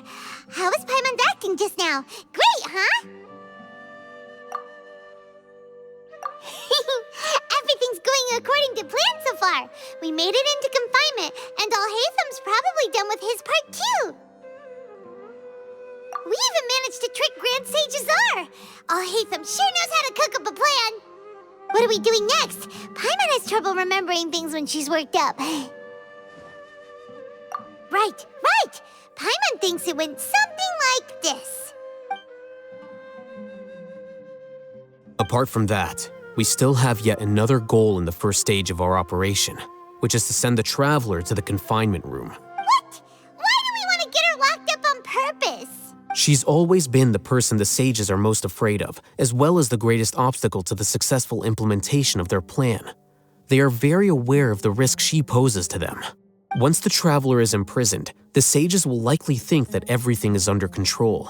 And with their guard down, the next phase of our plan will have a much higher chance of success. I can already see the pompous looks on their faces. Oh, that's a super tricky plan. But Paimon still thinks it's not really worth it. That isn't the only reason, of course. She has a more important task once she's in confinement. According to the Akademiya scholars in Ramon's custody, Lesser Lord Kusanali has sealed off her consciousness in the Akasha ever since she was captured by the Doctor. That way, they can't pry any more information from her. Even if we break into the Sanctuary of Surasthana, it will take time to awaken Lesser Lord Kusanali's consciousness. We need to do that in advance. So our job is to wake up Nahida! Okay, totally worth getting thrown in jail for. The confinement room is inside the Akademiya, close to the Sanctuary of Surasthana. It's a completely enclosed space, and you won't be receiving any visitors. I'll work with Ramon's scholars to make some modifications to your Akasha terminal. Once you're in, get as close as you can to Lesser Lord Kusanali and try to connect to her consciousness. However, as for whether she'll actually wake up, that will depend on our luck. Oh, no wonder you've been wearing your Akasha terminal today. It's the one that Alhaitham modified. Paimon thought they'd take our Akasha terminals when they locked us up in here. Were they being careless? Alright, so what now? Sounds easy enough. We can finally talk with Nahida after all this time. Let's do it.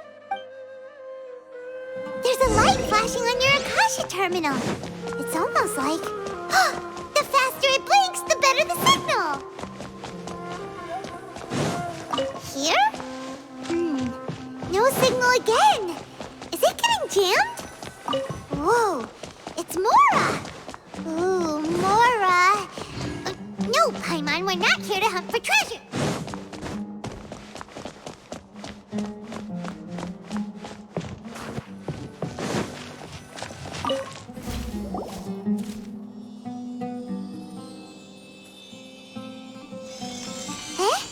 Is this the right spot? Are you getting anything? Please work.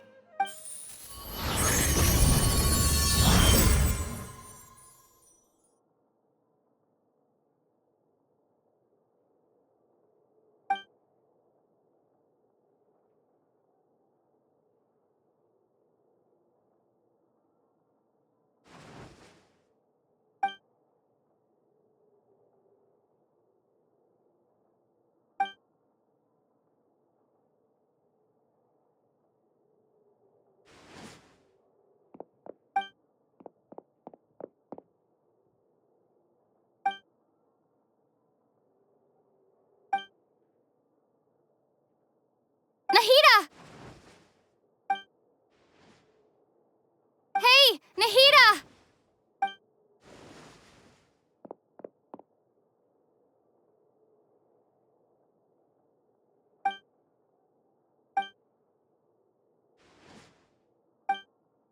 When did it first start? Oh, right. It started from the moment I was born. I want to become a worthy Archon. So I've kept studying, kept listening to my people and their hearts, kept looking for a way to save Irminsul, so I can catch up to Greater Lord Rukkhadevata. But I'm stuck in the Sanctuary of Surasthana. The sages are creating a god to replace me. And I'm forced to lock my consciousness in this boundless darkness. Nahida!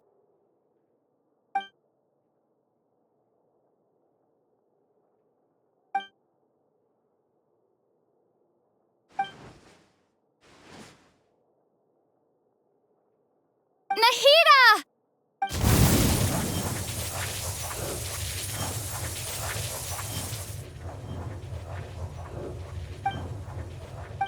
It's so quiet here.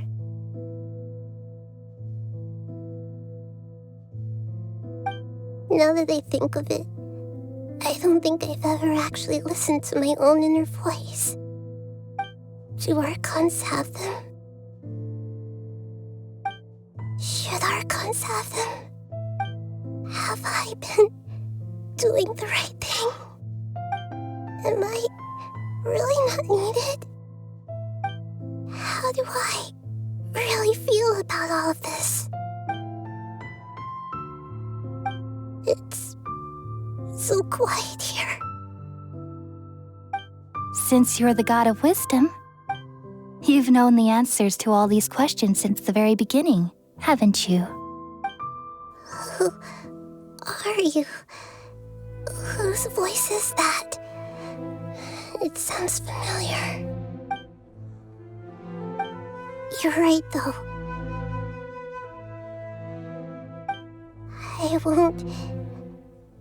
I won't ignore my own voice anymore.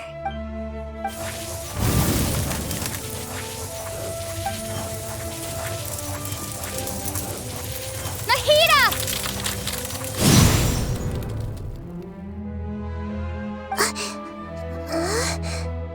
Nahida? Did you wake me up? Thank you. Why are you here? We're here to rescue you. Are you alright? I'm fine. It's just, when I think of everything that's happened to me, I feel really angry now. You should have been angry ages ago.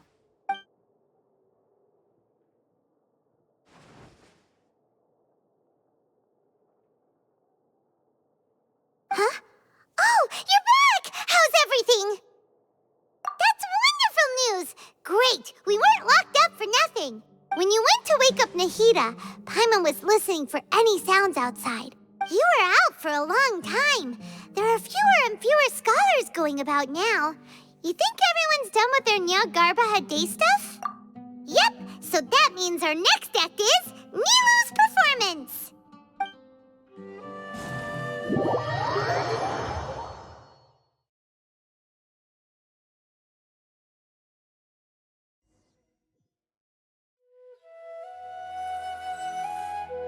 Nilou, are you sure about this?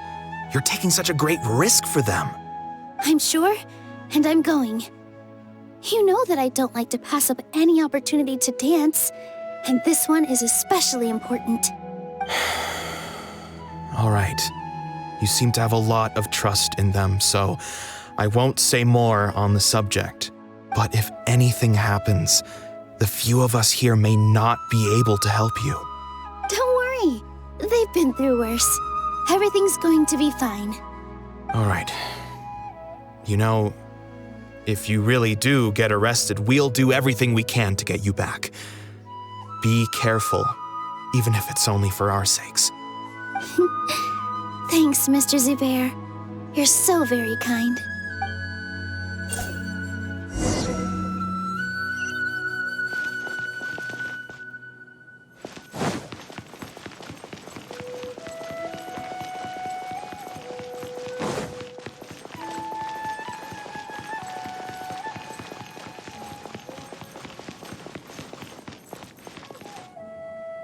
Nilou, how's it going?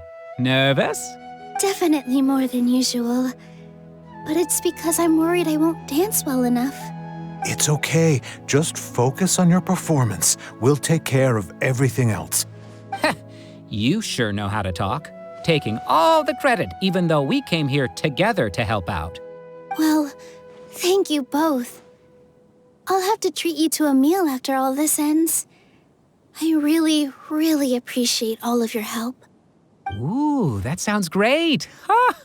How can we say no to that? All right, let's get back to business. Nilou, we'll be here to keep people from going to the Akademiya so they don't interrupt your performance. I was planning on telling them something like, the Akademiya's been conducting a weird experiment, and some of their test subjects escaped. It's really dangerous there, so stay away. Oh, you couldn't think of anything better? Oh well, I guess it does sound like something the Akademiya would do. I think it sounds great. I'm counting on you guys. Don't worry, it'll be a piece of cake.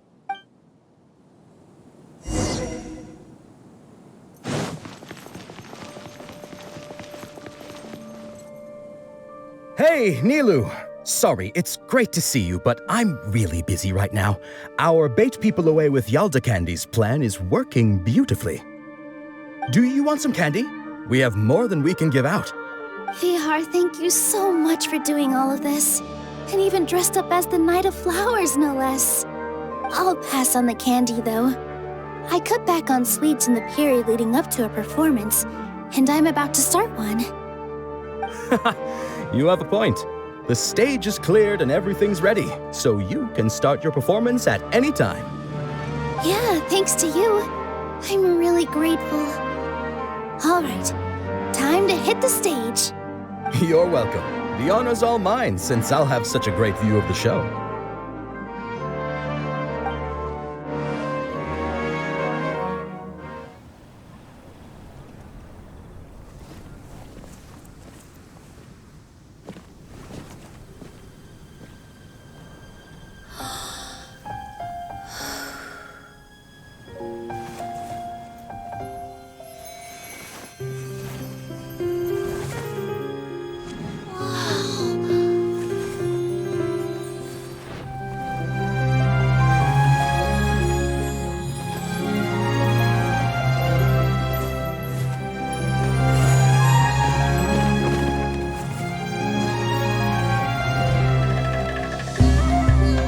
I've never seen a performance like this. This is incredible. Yeah, but I heard that public performances like these have been banned. I can't believe she's doing this here.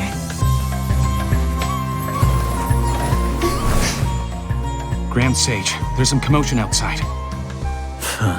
How uninteresting. Issue the new Prohibition Act from the Akasha to the guards. They'll know what to do. Do you think we should, stop her? Let's just watch for a little bit longer.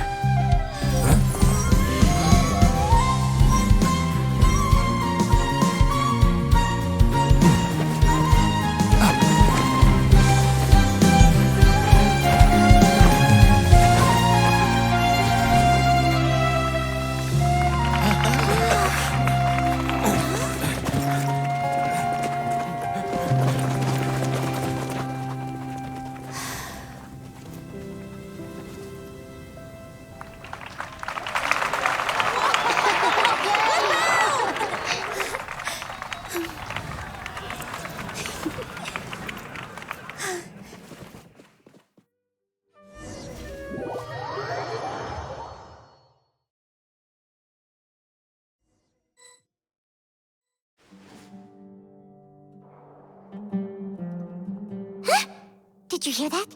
It sounds like a lot of guards just ran by. Does this mean the plan has moved on to the next stage? Yep. It's great that everything seems to be going well. Come to think of it, when did Alhaitham replace the knowledge capsule that was about to be entered into the Akasha? Oh, so that's when he did it! Paimon was too nervous to notice. Speaking of, didn't Alhaitham also yoink the divine knowledge capsule from that mercenary leader in Port Ormos when everyone else was distracted? It's a time-tested trick of his. Why are we complimenting him? Yeah, he's smart and all, but he still makes Paimon's blood boil. Let's review our plan for this stage again. It's not like we have anything else to do right now anyway, and it'll help us feel more confident. Paimon remembers that Nilou's task was supposed to go a bit like this. Now that Lesser Lord Kusanali's consciousness has been forcefully sealed, the core figures of the Akademiya and their guards have started to wear their Akasha terminals again. With the Doctor's technological support, they think they have nothing to fear. How despicable of them to rely on such a person. But this is also our chance. I was originally asked to draft the knowledge capsule for the Artistic Performances Prohibition Act when I was still at the Akademiya. It should be on the Grand Sage's desk right now, and will be entered into the Akasha during the next Nyagarbha Day. Are they really going to stop all artistic performances? That's horrible! I'll make an identical knowledge capsule, but this time, I'll smuggle some misleading information into it. We only need to find an opportunity to switch the capsules. Once it's been entered into the Akasha on Nyagarbha Day, if someone were to be seen performing in public, the sages would definitely use that opportunity to announce the ban, and so the misleading information will be disseminated amongst the guards. Sure sounds complicated, but it seems like if everything goes well, we'll be able to get rid of all the guards in the Akademiya without any effort. That's pretty clever, getting right into their heads. I just have one question. Even if we manage to get the misleading info out to the guards, how can we be sure that they'll believe it? People who are used to relying on the Akasha become less inquisitive, and their ability to distinguish truth from misinformation is significantly reduced. They will view everything the Akasha releases to them as the unequivocal truth. The Akasha will turn humans into machines. I've seen it happen many times. Yikes. Good thing I didn't wear it for long when I was working in Sumeru City. At first, I thought it was a good thing too. By the way, this plan still requires a performer, right? Do you have someone in mind? Nilou of Zubair Theater. I know her really well. We can trust her. I'm kinda hesitant to ask her to participate in a dangerous plan like this, but we can ask her in person. All right. After the guards and the Akademiya are gone, then it'll be time for me and my stowaway brothers to shine.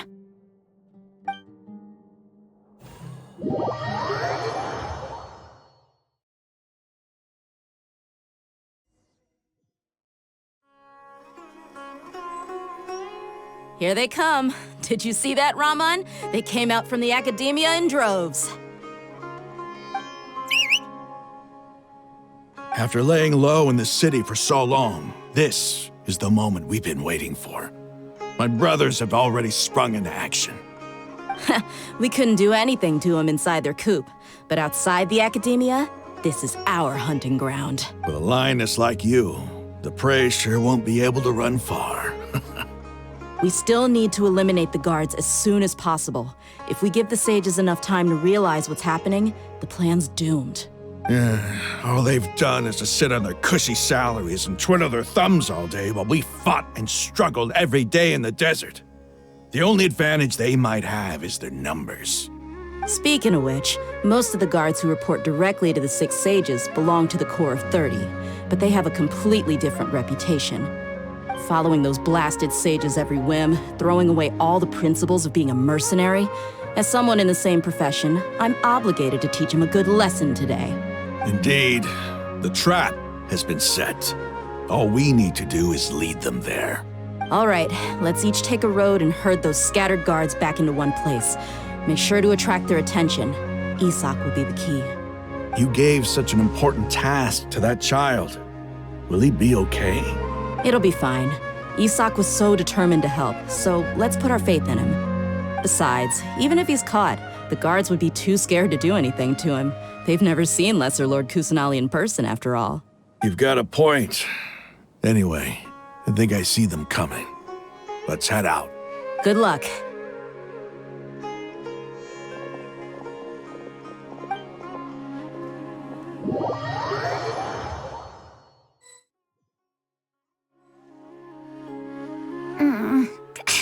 This outfit. Hey, do you remember what you need to do, Isak? When the guards get here, you'll pretend to be Lesser Lord Kusanali and run away from them. Oh, yeah, I remember. Of course I do. I'm just a little nervous. Relax. Don't think about getting caught. Even if that happens, we won't leave you behind. You only need to think about getting the guards' attention and leading them to the Grand Bazaar. Leave the rest to us. Okay, got it. I'm here to pay back Lesser Lord Kusanali for helping Grandpa. I won't get cold feet. Hey, they're here. I can see the Akademiya guards.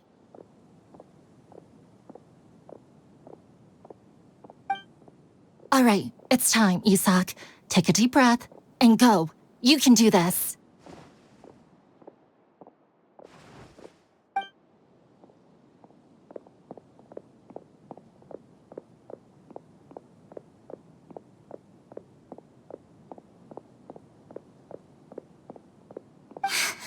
Why is there a guard over there? Did he already run ahead of me? This is different from our plan. But there's no time. I need to make a choice.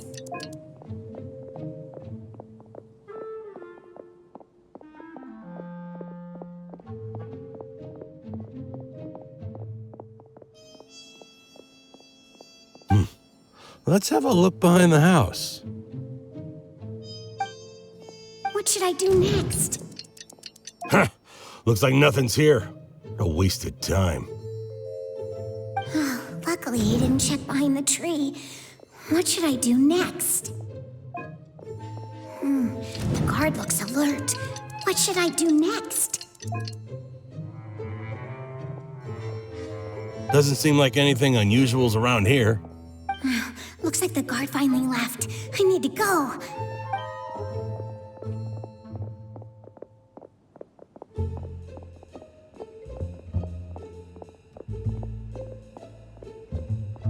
Hey! Lesser Lord Kusanali is over there! Stop! What? Lesser Lord Kusanali? How did I not notice that? They found me.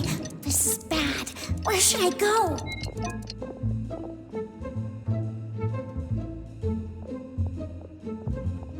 Hey!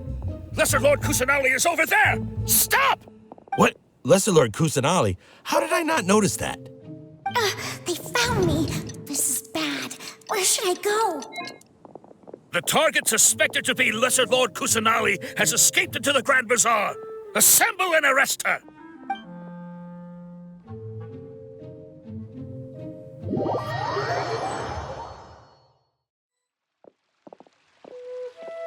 Where did she go? How did she disappear? Did we lose her? Hurry up and find her! Hey, why is your team here? Didn't we say to split up our search? Hurry! Hurry! This place is... Why are you all here? Yeah, isn't it one heck of a coincidence? Everybody's here. What on earth is going on? I suppose that's all of you? Who are you? Did you set us up? What are you planning? Phew, that was rough. I almost got caught. Little brat! So you're not actually Lesser Lord Kusanali. Who exactly are you all? Eremites from the desert? Just some colleagues. Think of this as a business competition, or a personal grudge. After stepping into our traps, stop thinking of yourselves as hunters. Behave like the prey you are.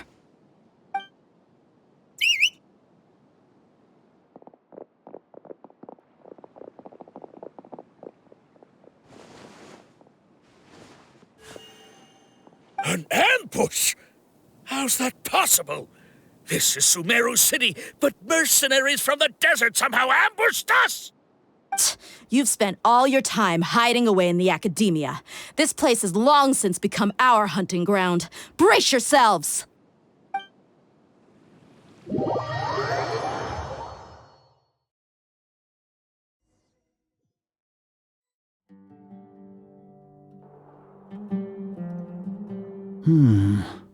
This is odd.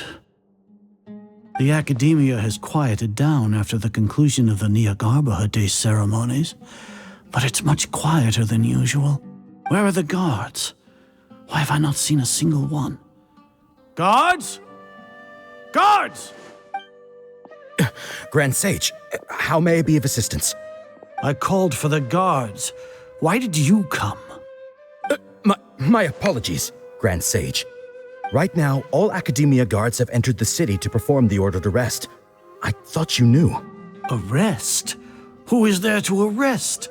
I have an ominous feeling. Arrest Lesser Lord Kusanali, right? Is that not what the order was? Lesser Lord Kusanali? You mean she has disappeared? Yes. I wouldn't dare make up something like that. Right now, everyone is in a panic, and many are saying that Lesser Lord Kusanali will take revenge on us. What happened? Just what is going on? Lesser Lord Kusanali somehow escaped? Was it Alhaitham and his party that freed her? That's impossible. The Akademiya is heavily guarded today, and any order to release Lesser Lord Kusanali would be strictly confidential. Besides, Alhaitham and the Traveler are already in our hands. What manner of trickery did they employ? How could Lesser Lord Kusanali disappear into thin air? Disappear? Wait. How was the arrest order distributed to the guards? It was issued by the Akasha earlier today. Only you have the authority to send messages like that, so I thought it was your order. Let me check.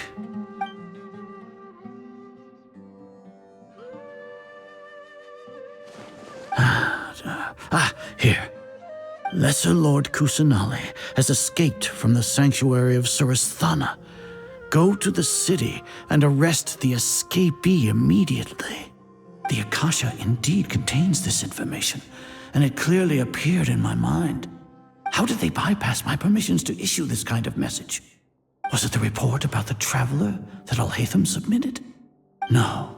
I specifically checked that knowledge capsule before entering it into the Akasha. Could that have been a red herring? Well, even if I figure it out now, it won't make any difference. The important thing now is to confirm Lesser Lord Kusanali's status.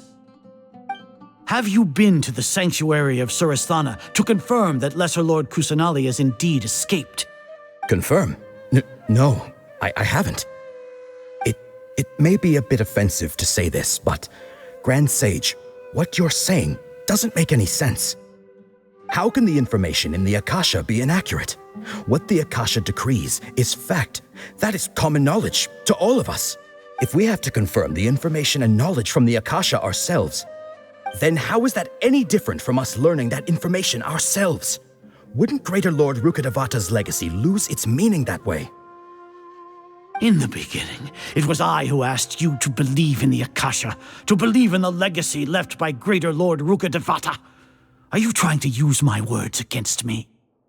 No, Grand Sage. I'm merely confused because I believe in you. I never meant to refute you.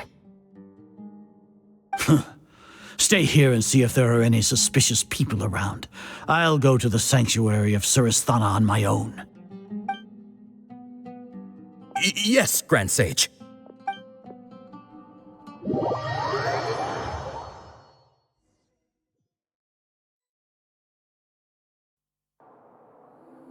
Lesser Lord Kusanali has escaped from the Sanctuary of Surasthana. Go to the city and arrest the escapee immediately. How can that be? Stop thinking about it. Stop. It must be a trick of theirs. As long as I personally confirm it. Ah! Impossible. That's impossible. There must be something wrong with my eyes.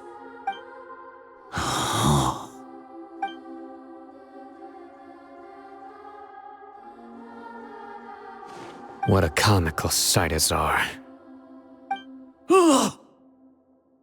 Once the Akasha has put certain thoughts into your head, even the Grand Sage can no longer see what's right in front of him. You all can only see the world in your mind, the one you think you know. And precisely because of this, you disregarded Lesser Lord Kusanali's existence. She has been a wise and worthy Archon. Cyno, have you been waiting for a chance like this? The Akasha predicted that you would return to the Akademiya to confront me, but I didn't expect it to turn out like this. I was careless. No, you were blinded. Your faults stem from your reliance on the Akasha. You're still the same as always. I truly did not expect a proud person like you to cooperate with Alhaitham and the Traveler. People change, Azar. Admit it. The Akasha can't predict my actions anymore. Then tell me, what have you found during your investigation? You want to buy time? This is the Sanctuary of Surasthana. Under your own regulations, even Akademiya staff are forbidden to come here. No one will come to save you. As for the investigation, I've at least confirmed that you are guilty of insurgency against the Archon. A serious crime. So what? Did you do all of this so I would plead guilty in front of you, General Mahamatra? No.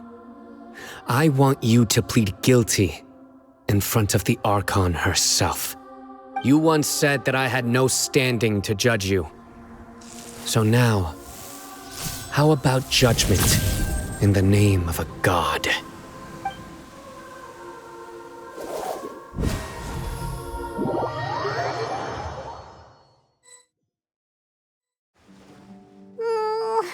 How long do we have to wait? Paimon wants to know how things are going out there. Paimon hasn't heard any sounds outside for a while. Hopefully something bad didn't happen.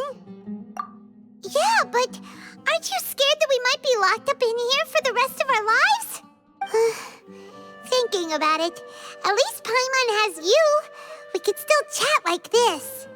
When Paimon thinks of Nahida being imprisoned alone in the Sanctuary of Surasthana, Paimon can't help but feel sorry for her.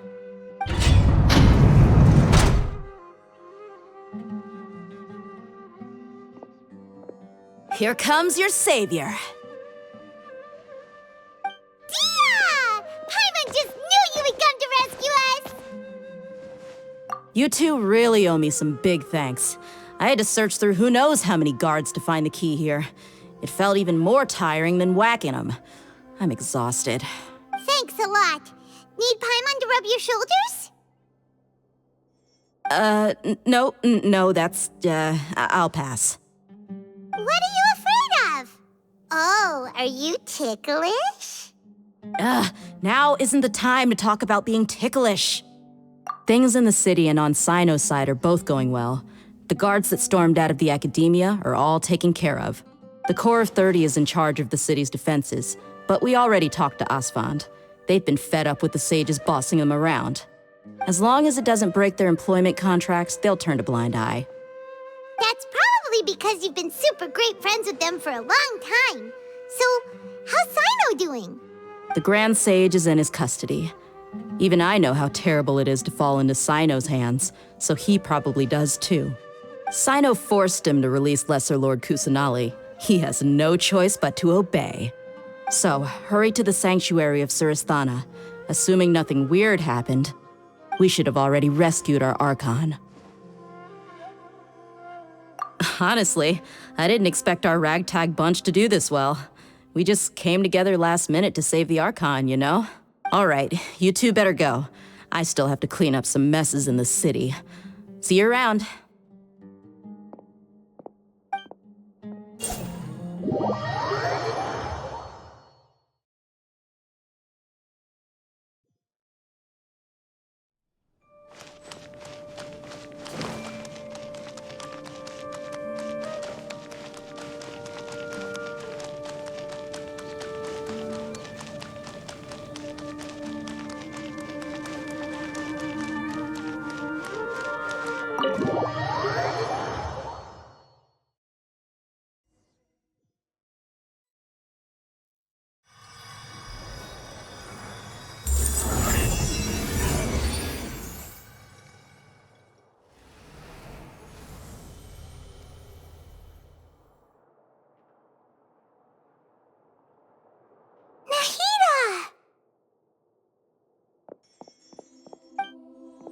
Should I say, it's nice to meet you? This is the first time we've met in real life. Before, we've only met in dreams, consciousness, or when I was in someone else's body. Thank you so much for coming to rescue me, but I also need to apologize. During this time, I did some self-reflection. My sense of inferiority and yielding to the Akademiya led to all of this, and created so much trouble for you all. Exactly! We're here because you're a good Archon and one of our friends! Thanks, you too. Amazing. So this is how it feels to walk out of that cage with my own body. It's like I just had an endlessly long dream. I can't even tell if I just woke up or was only now born into this world. My concept of self has become so clear. But now doesn't seem to be the time to indulge in this feeling. This is really embarrassing. You all just rescued an Archon, and now she needs your help to save her country, and even the entire world. It's okay. With you here, Paimon's sure that everything will work out. There's one more thing. What is it? For all the things the Akademiya did to me, and for all the folly it committed in the name of wisdom, as their Archon, I will make them pay. Ah! Wow! That's the spirit! You're finally standing up for yourself and not letting people walk all over you! I understand now. To be a better Archon, I first need to better myself. If you haven't even figured out how to be a caterpillar, how can you be a butterfly? Yes, true. That reminds me. I wonder how far along the Akademiya is with their god creation plan. We need to hurry and prevent the birth of that false god. I need to make some preparations. Since I'm now free, I can establish a direct link to the Akasha and control it. First things first, I need to remove the restrictions that the doctor put on me in the Akasha. After that, I'll make some adjustments and revoke the sage's permissions. The Akasha will then be like how it originally was, only operable by the Archon. After all, the Akademiya betrayed Greater Lord Rukkhadevata's trust. This might take some time. In the meantime, you should also work on your own preparations. If we don't stop the god creation plan in time, we'll be in for a tough fight.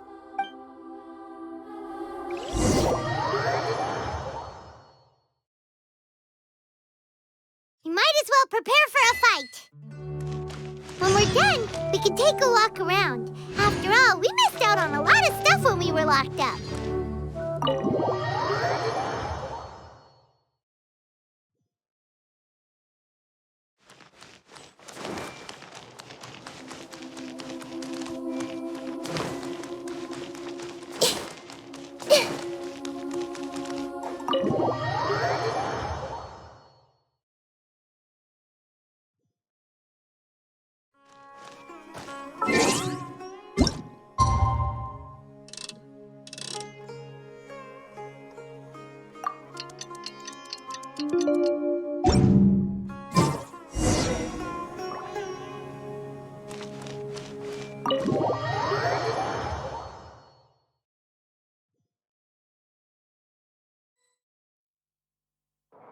How's it going, Nahida? I'm done with the parts that needed my involvement to complete. Although it's my first time working with the Akasha like this, its internal structure and operation procedures are easy for me to understand. Greater Lord Rukkhadevata's design is truly brilliant.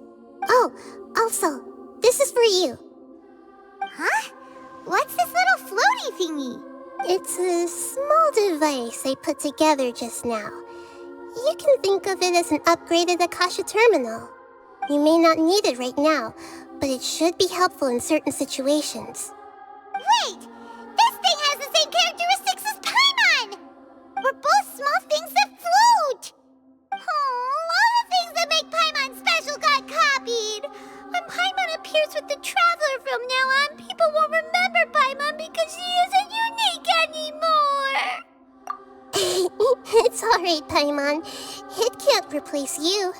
It's only a flying device, but you're the Traveler's irreplaceable friend. You're so good at comforting people, Nahida. If only the Traveler was as smart as you. I was simply telling you what I feel to be the truth. I wasn't trying to comfort you. Nahida, you're natural at this. What you just said made Paimon even happier. By the way, there's something I need to confess. Even though I'm the Archon and in control of myself again, I'm not very good at fighting. You may have heard that an Archon's power is derived from their people's faith. However, I'm not as well loved as Greater Lord Rukkhadevata. If we get into a situation where combat is our only option, I'll have to count on you, and I'll do my best to provide support. I'm glad I can rely on you. So the God of Wisdom isn't good at fighting? That actually sounds about right. I've located where the false god is. Time is of the essence, so let's skip to it.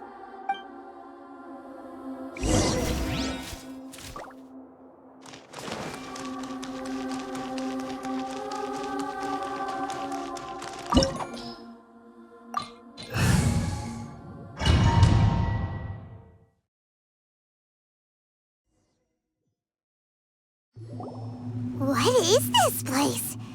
Is this really the way we need to go? Wow. Who would have thought there'd be a place like this hidden right slap bang in the middle of the city? The sages wanted to realize their god creation plan without being discovered. The safest and most convenient way would be to build within the Akademiya itself.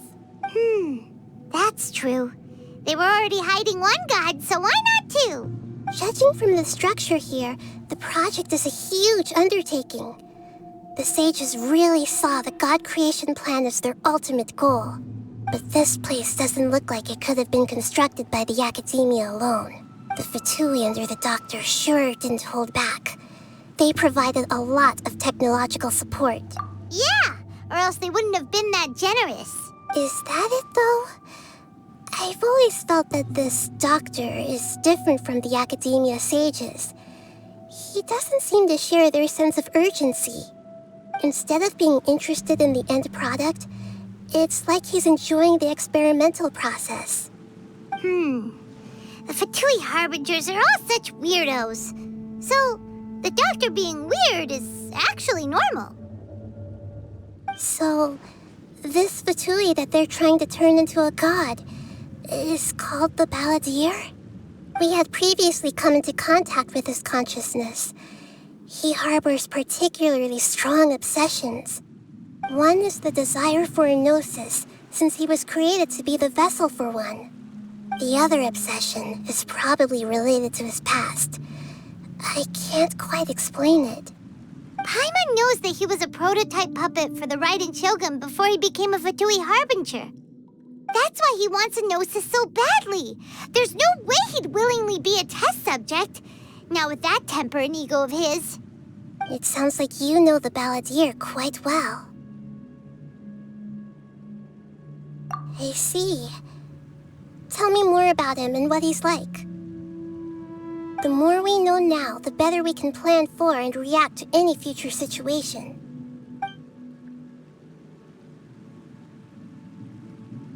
I see. How fascinating. Alright, time to go. Let's get through here and meet him in person.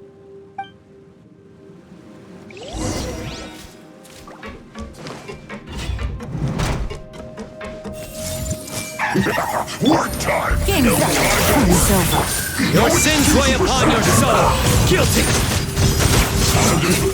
My work is finished.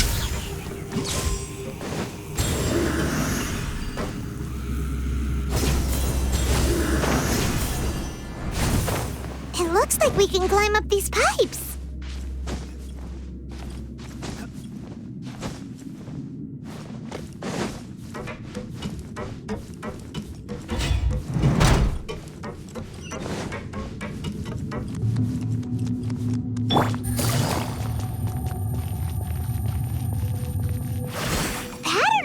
Seems all messed up. Let's go around and see if there's a way to fix it.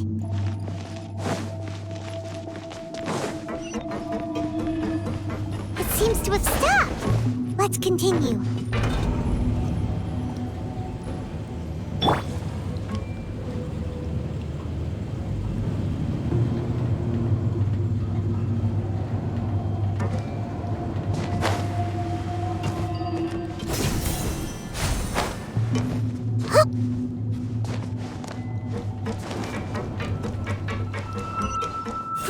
Grow! Let's begin. Our bond is strong.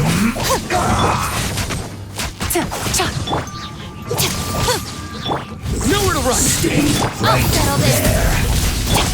Gotcha. See this quickly. Here comes the catch.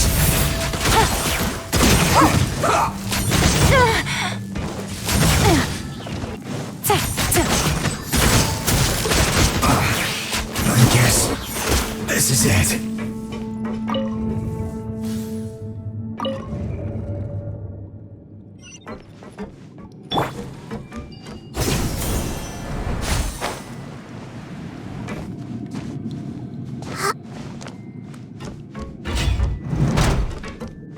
You'll get frostbite.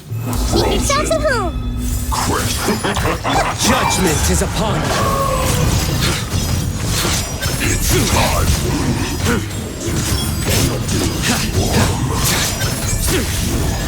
Can't run from death.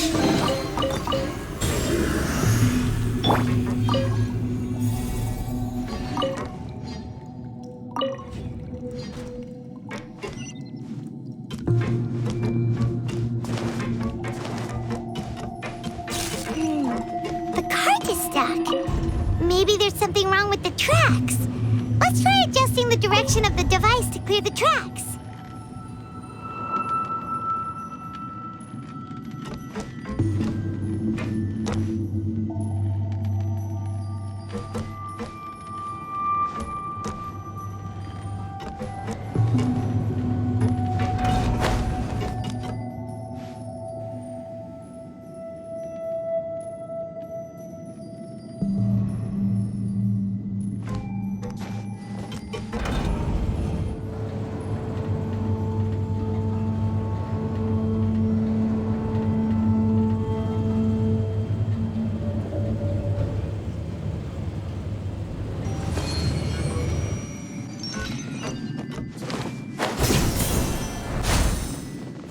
I'll put you on. Let's move. Shouldn't get careless. Out of my way! Stand with me! Committed to memory.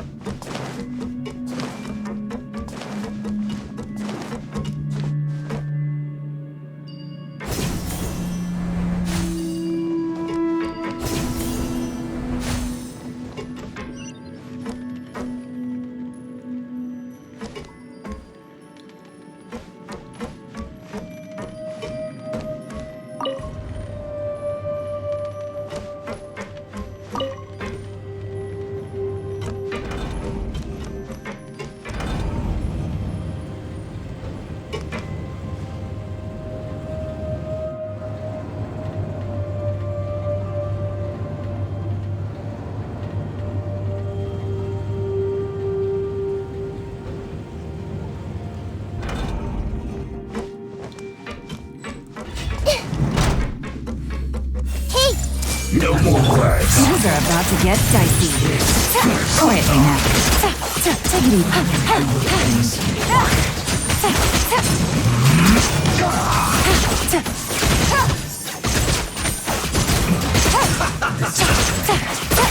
Let's move.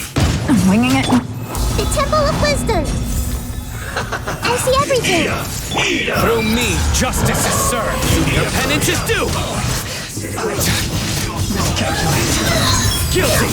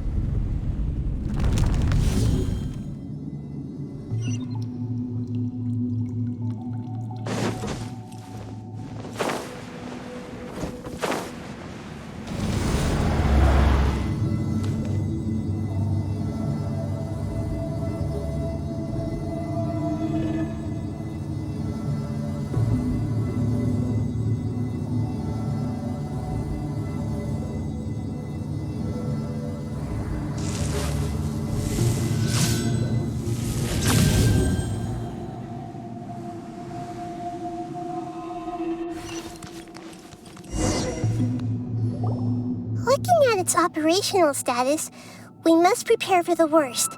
The god they wanted to create is likely close to completion or already completed.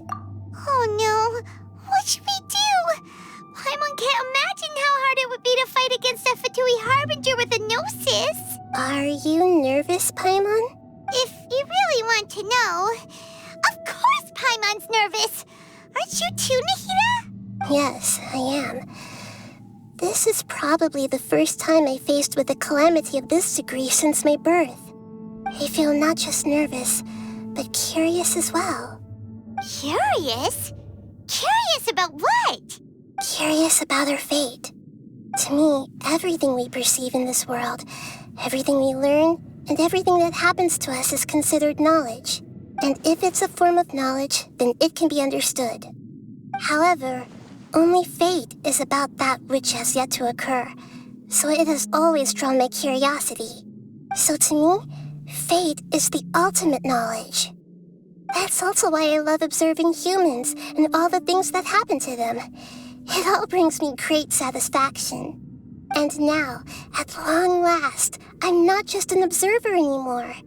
I will personally experience my own fate with you by my side. Isn't this such a wonderfully exciting thing? Ah, so that's what you mean. Paimon thinks she understands what you're feeling. Agreed. Okay, let's continue on. I can sense his aura from here.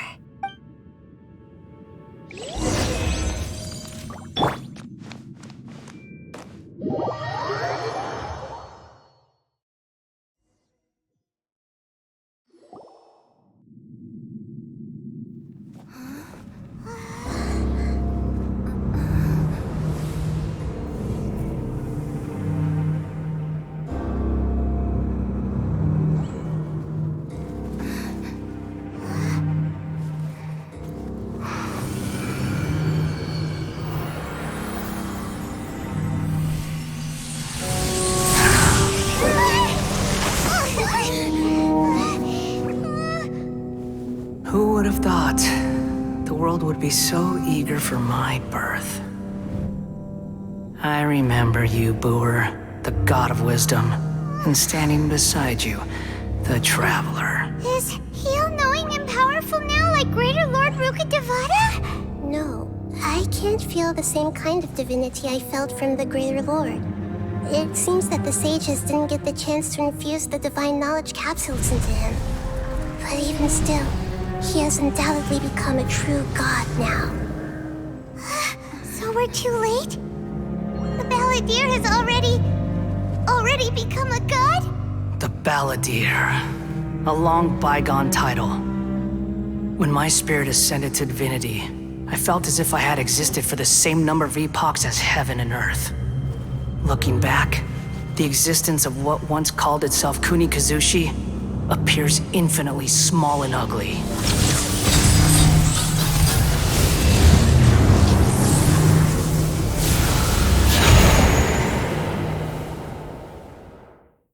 This imposing aura, it really feels like the gods!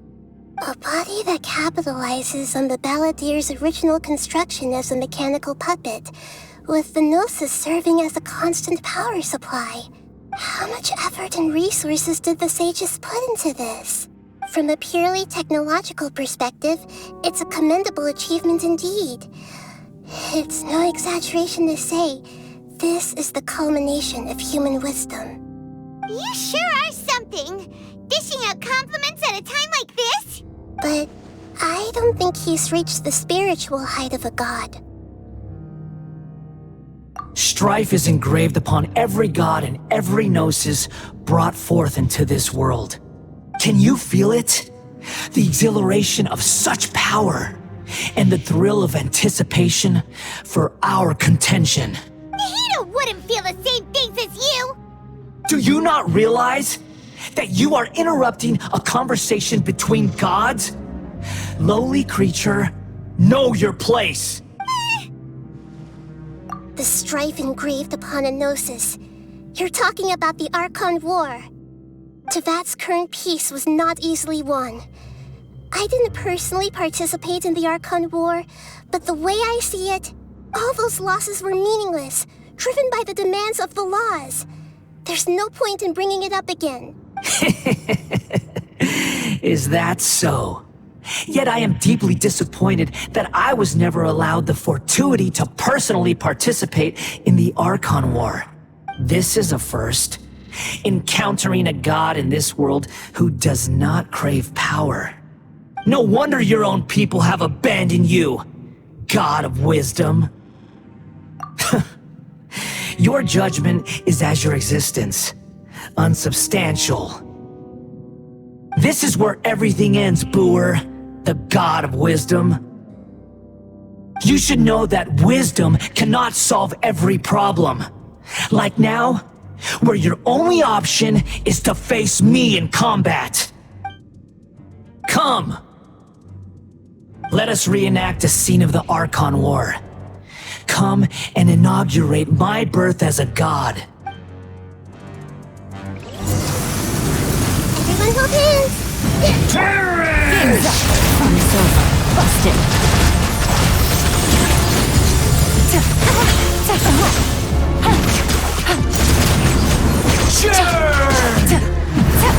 Gotcha.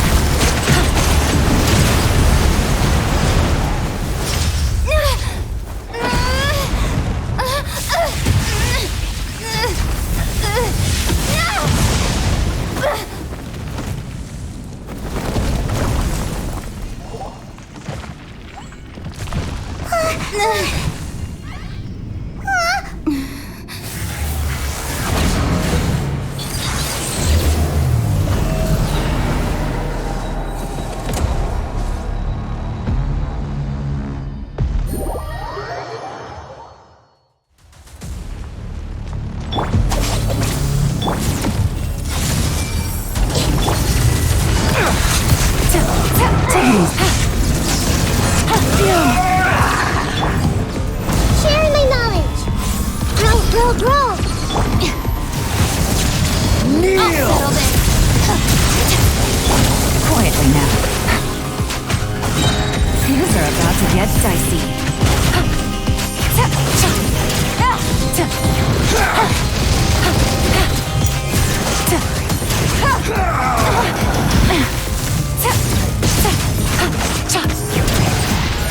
Burn to oblivion!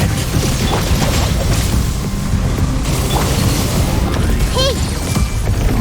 Judgment is upon us. Kneel! Well played. You stand condemned. Your penance is due. Guilty. Reality. Your penance is due. Is pain.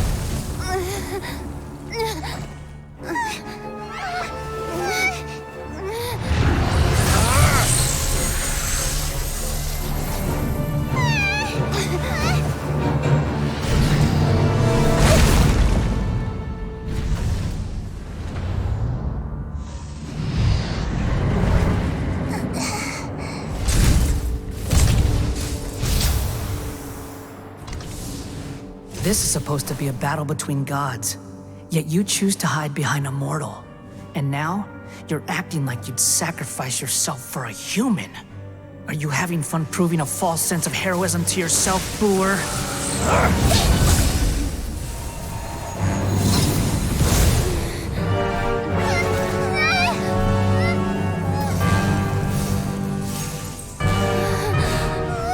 The data collection is almost complete.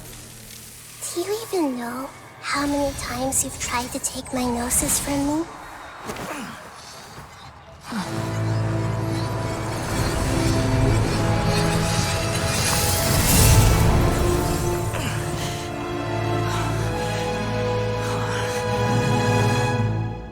We just concluded the 168th loop. Did you know that in the effort to create you, the people of Sumeru were forced to live through the exact same number of Sub-Zerus festivals and samsara cycles? The power of dreams. When did you use it on me?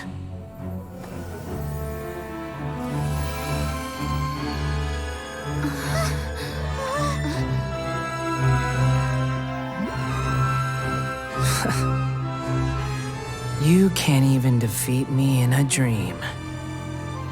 What do you hope to achieve with this little trick? Come, Traveler. Just like before. Allow me to awaken the memories in your dreams. All that battle experience more than that. Compile everyone's wisdom in the name of the Archon. That is the original function of the Akasha. I've sent everything that happened just now to the people of Sumeru in the form of knowledge. I've asked them to help you find a way to defeat the false god.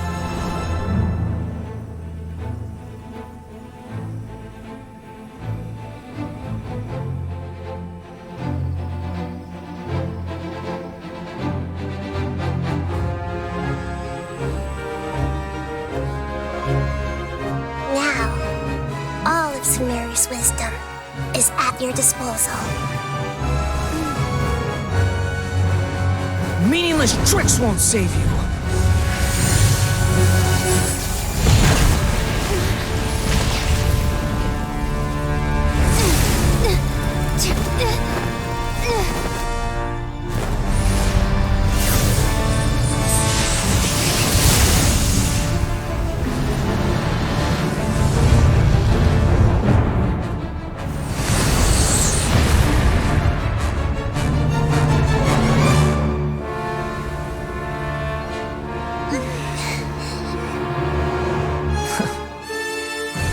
Are you done with your tricks?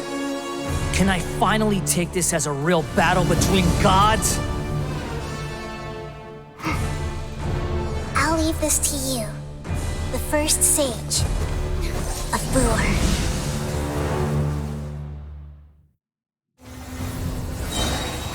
A thousand eons, mine to dominate!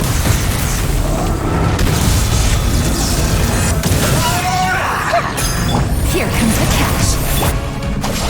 Out of my way! Through me, justice is served. Oblivion!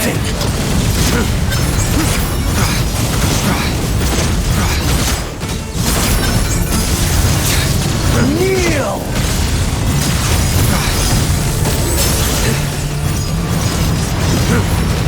You stand condemned!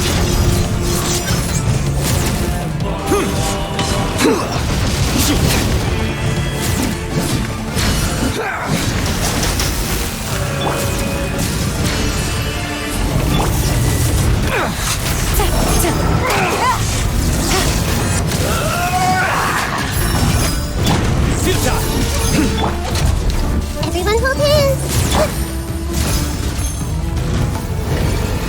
Reality is pain!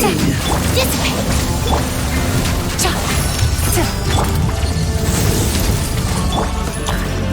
Good riddance, cruel world.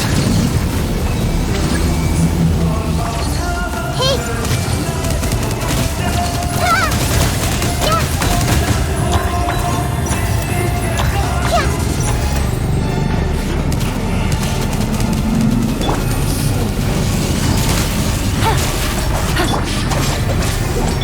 Nowhere to run!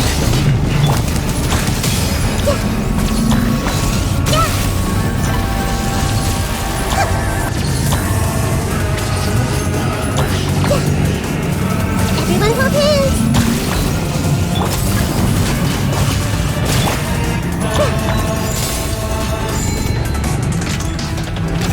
Your new god awakens!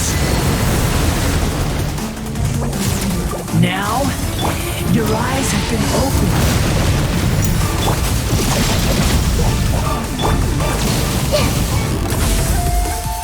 Hey! You filth! Kneel!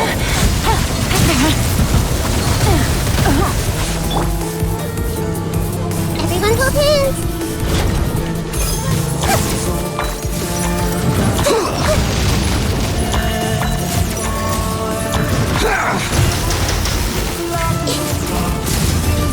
Committed to memory! Gotcha! Stand with me!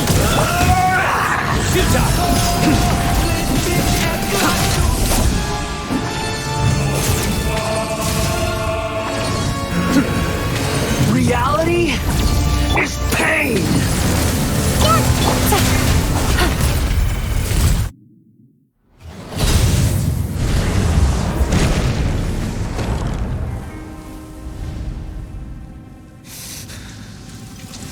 Humans.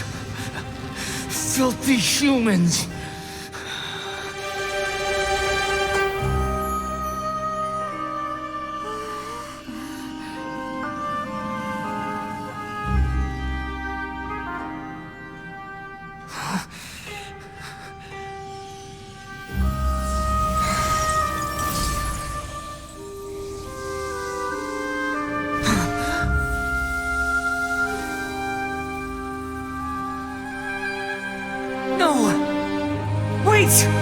Please!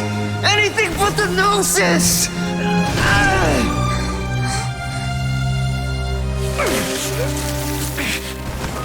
That's mine!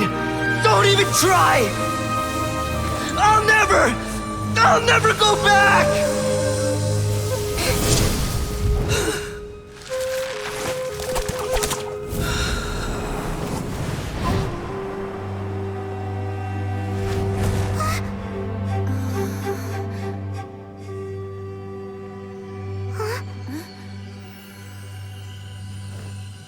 We haven't yet found the answer to the most important mystery. Irminsul is still waiting to be saved. With the power of another Gnosis, we may now finally understand the last memory of Greater Lord Rukkhadevata.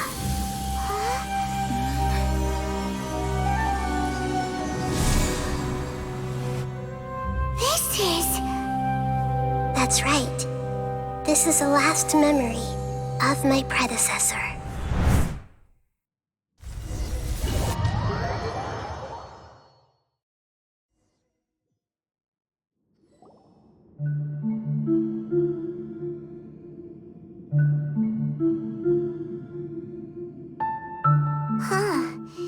This sure seems very different from what Paimon imagined. Shouldn't Irminsul be in this realm of consciousness? Yes, that is our destination. But I didn't expect the remaining consciousness of Greater Lord Rukkhadevata to be as polluted as this. Forbidden knowledge? It seems you know about a concept that even I don't completely understand. Could you tell me what you know?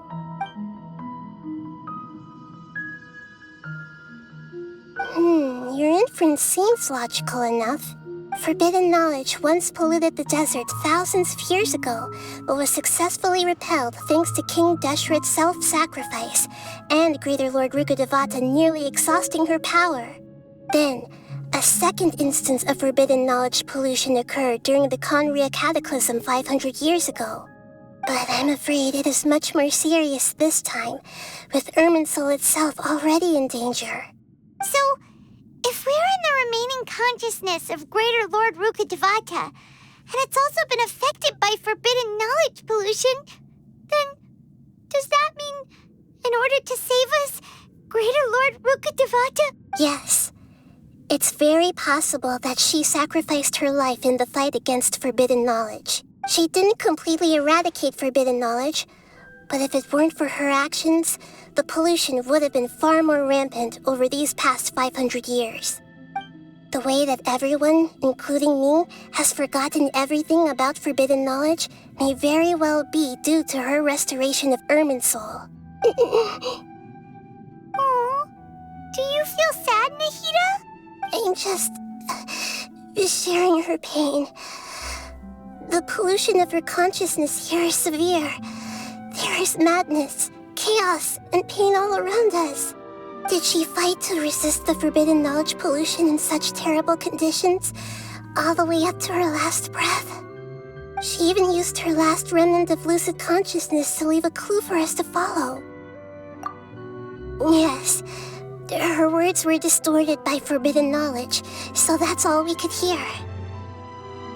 But now, we have a chance to find the answer to this mystery. We can cross the polluted consciousness until we found the right path to meet with her lucid consciousness. And then, we'll let Greater Lord Rukkhadevata tell us the truth in person. Each of us need to be mindful of the state of our own consciousness while we are here. Even with the Gnosis' protection, we must always keep a clear mind.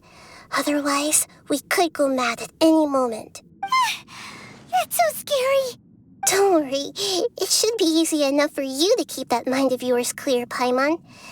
Let's go.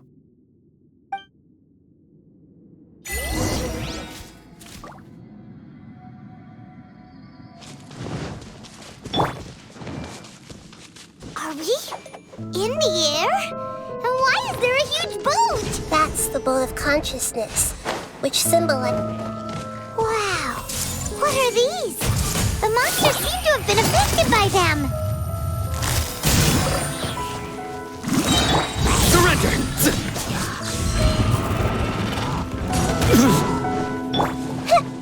Sharing my knowledge. Game's up. Fun's over.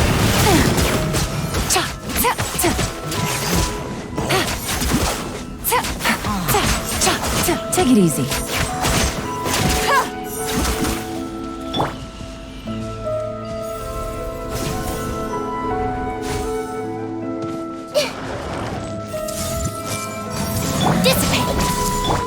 Your sins weigh upon your soul. Your penance is due. Guilt. Look! A four-leaf sigil has appeared in the sky!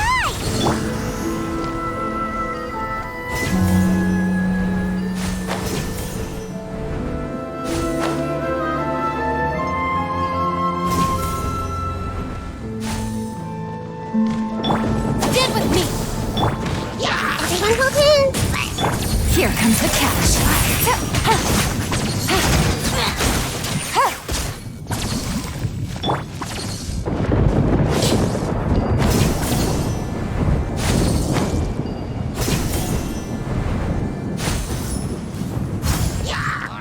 The Temple of Wisdom. Hey!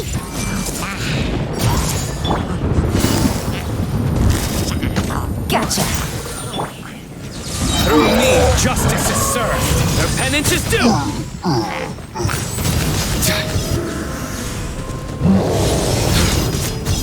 You stand condemned. Game's up. Fun's over. Ouchie! Grow, grow, grow!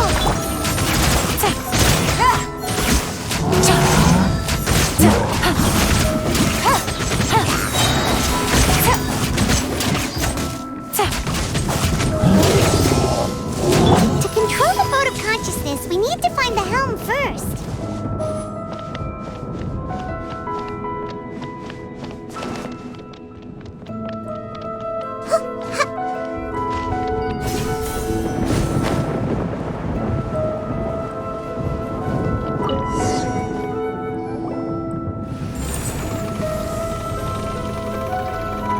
We changed direction. Are we still going the right way, Nahida? Judging from the current route, the boat of consciousness will soon take us out of here.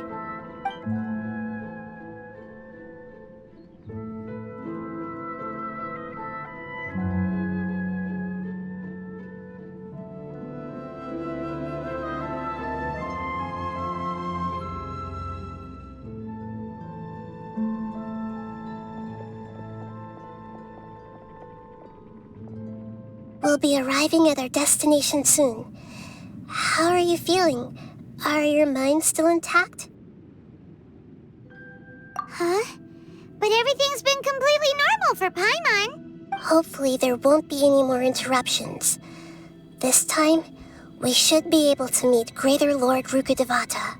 Are you saying you've never met Greater Lord Rukkhadevata before? No. It seems that my birth and her death took place at the same time. Otherwise, I think she would have given me a little more guidance, and I could have done a better job. Hey, you've done a great job, Nahida. Let's get out of this creepy place and go meet her.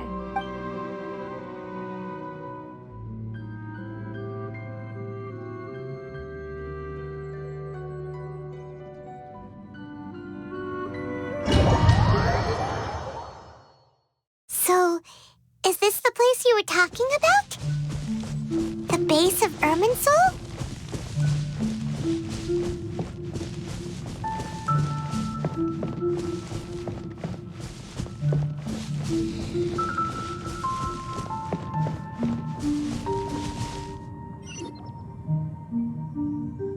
Well, this is the place.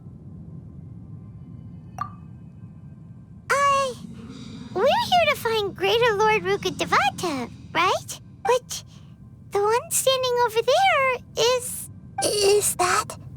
me? She looks exactly like me. Are you Greater Lord Rukkhadevata? Yes, that's me. Are you surprised by my appearance? Irminsul and the surrounding lands have been reproduced here as they were years ago. But this is just a realm of consciousness. We are manifestations of the same nature. Hence why we would appear exactly the same. We're of the same nature. Because you are me, and I am you. You are me in the new samsara. The new samsara? As Greater Lord Rukkhadevata, I'm the avatar of Irminsul. And you are the purest branch snapped from Irminsul. Imagine it this way. Even if a tree dies, its branches will eventually take root and grow, continuing the tree's life in another form. I'm merely the remaining consciousness of Greater Lord Rukkhadevata. The real me has presumably died a long time ago.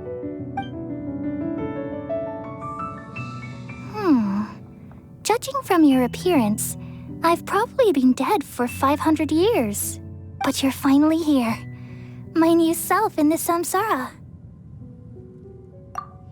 If this is true, then am I going to be a great Archon like you someday? Though we share the same nature, our fates are bound to be different. All things have their own fate. When a branch grows into a mature tree, it won't be the same as the original tree. That's why fate is the ultimate knowledge, isn't it? That's a great insight. Yes, very good. It's also precisely why you won't become like me. Really? But perhaps you may become an even greater Archon than I. I already see a determination in you that I didn't possess in my time. And the future that it leads you to will be yours alone, along with the blessings from your past experiences. Don't worry. The growth of wisdom is like that of a plant. You only need to wait quietly for the flower to bloom. Come to think of it, the sages never had the faintest inkling of the meaning of wisdom. Thank you. Nothing makes me happier than discovering that the Archon I always admired was in fact myself in another fate. It's so nice to speak with you, Greater Lord Rukkhadevata. I've always wanted to meet you. The feeling is mutual. From the moment I snapped the branch off Irminsul and created you, I've also looked forward to talking with you. Could you tell me why you wanted to create me? And what exactly happened when you died? I see. You're here seeking answers, right? Everything that day, even the sky itself, changed into a color like this. At that time, the seven were all summoned to the nation of Conria. Except for me. I had a more important task to attend to. I had to protect Irminsul. The disaster occurred together with the pollution of forbidden knowledge. At that very moment, with my consciousness connected to Irminsul, I sensed something was wrong. The pain started to torment my mind. By the time I reached Irminsul, it was already displaying signs of corruption.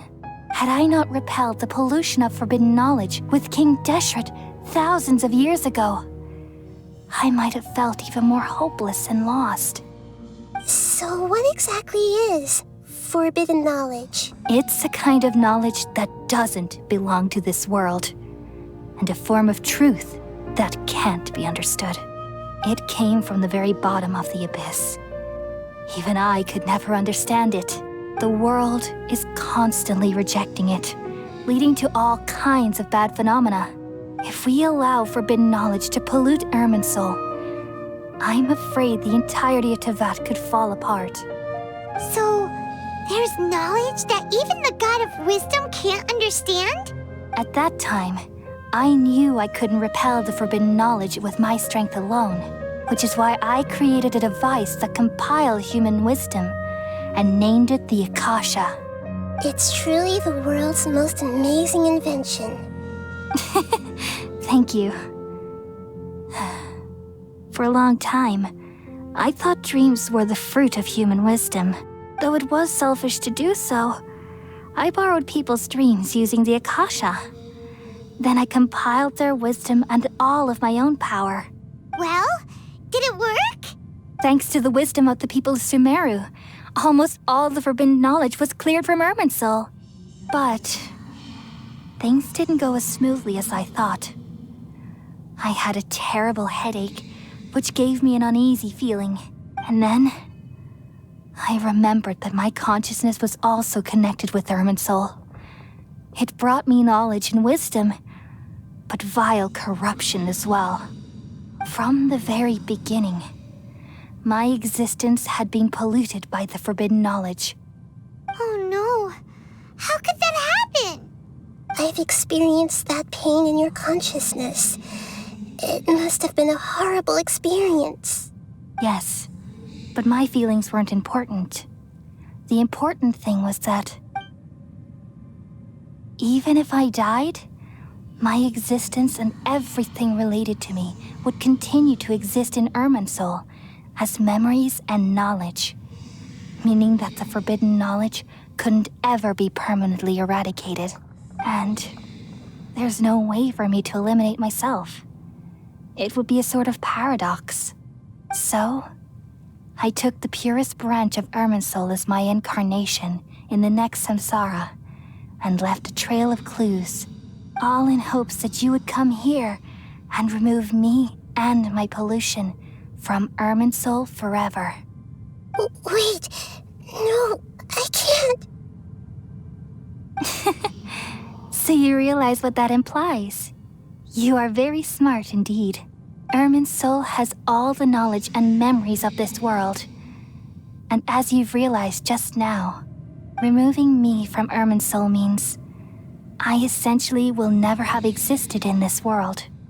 But this is the only way to save Irminsul. People love you so much and they've missed you so much over the past 500 years. I am exactly the same. So how can we just forget you like this? Is there really no other way? There must be something else I can do. You're the god of wisdom, Boer. You should know that there is no other way. But this is so cruel. I don't want to forget you. No need to feel so sad, Boer. As someone who delights in wisdom, you should feel joy at finally finding the answer. These are the words in their entirety. The answer you've been seeking all along. Let the world completely forget me. We all nestle under the great tree of wisdom, peering out to perceive the world. From the earth and from the rain, we perceive its wonders, until we become a white bird to perch atop a branch, and finally snap off the most important leaf. Once upon a time, I alone dreamed in this world.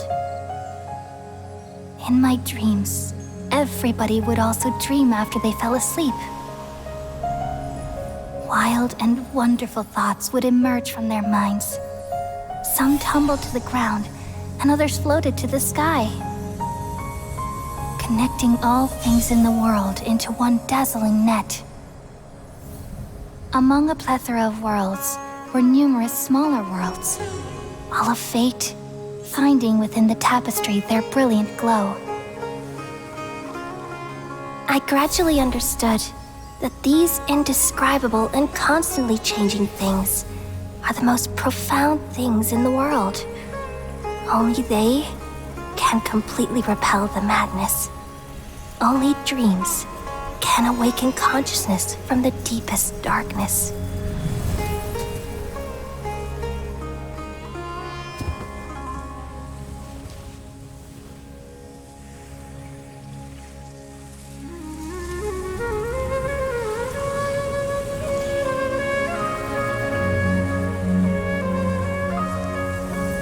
I'm the one who posed this question, yet also the one who sought a solution.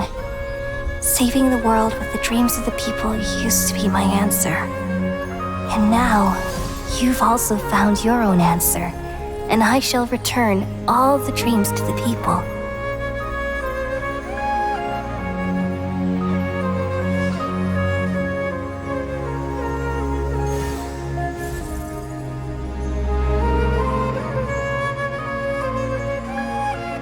Goodbye, people of Sumeru. May you be blessed tonight with the sweetest of dreams.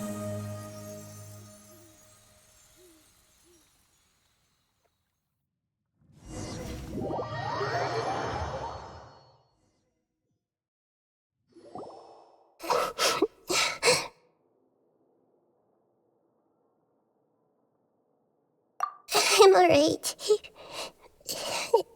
I'm just a little confused. We've just saved the world, right? So why am I crying?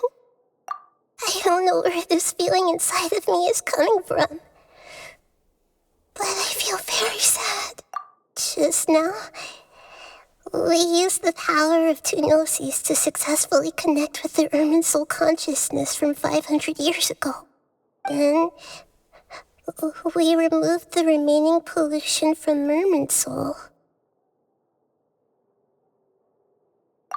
Yeah, what's wrong? Weren't you there just now?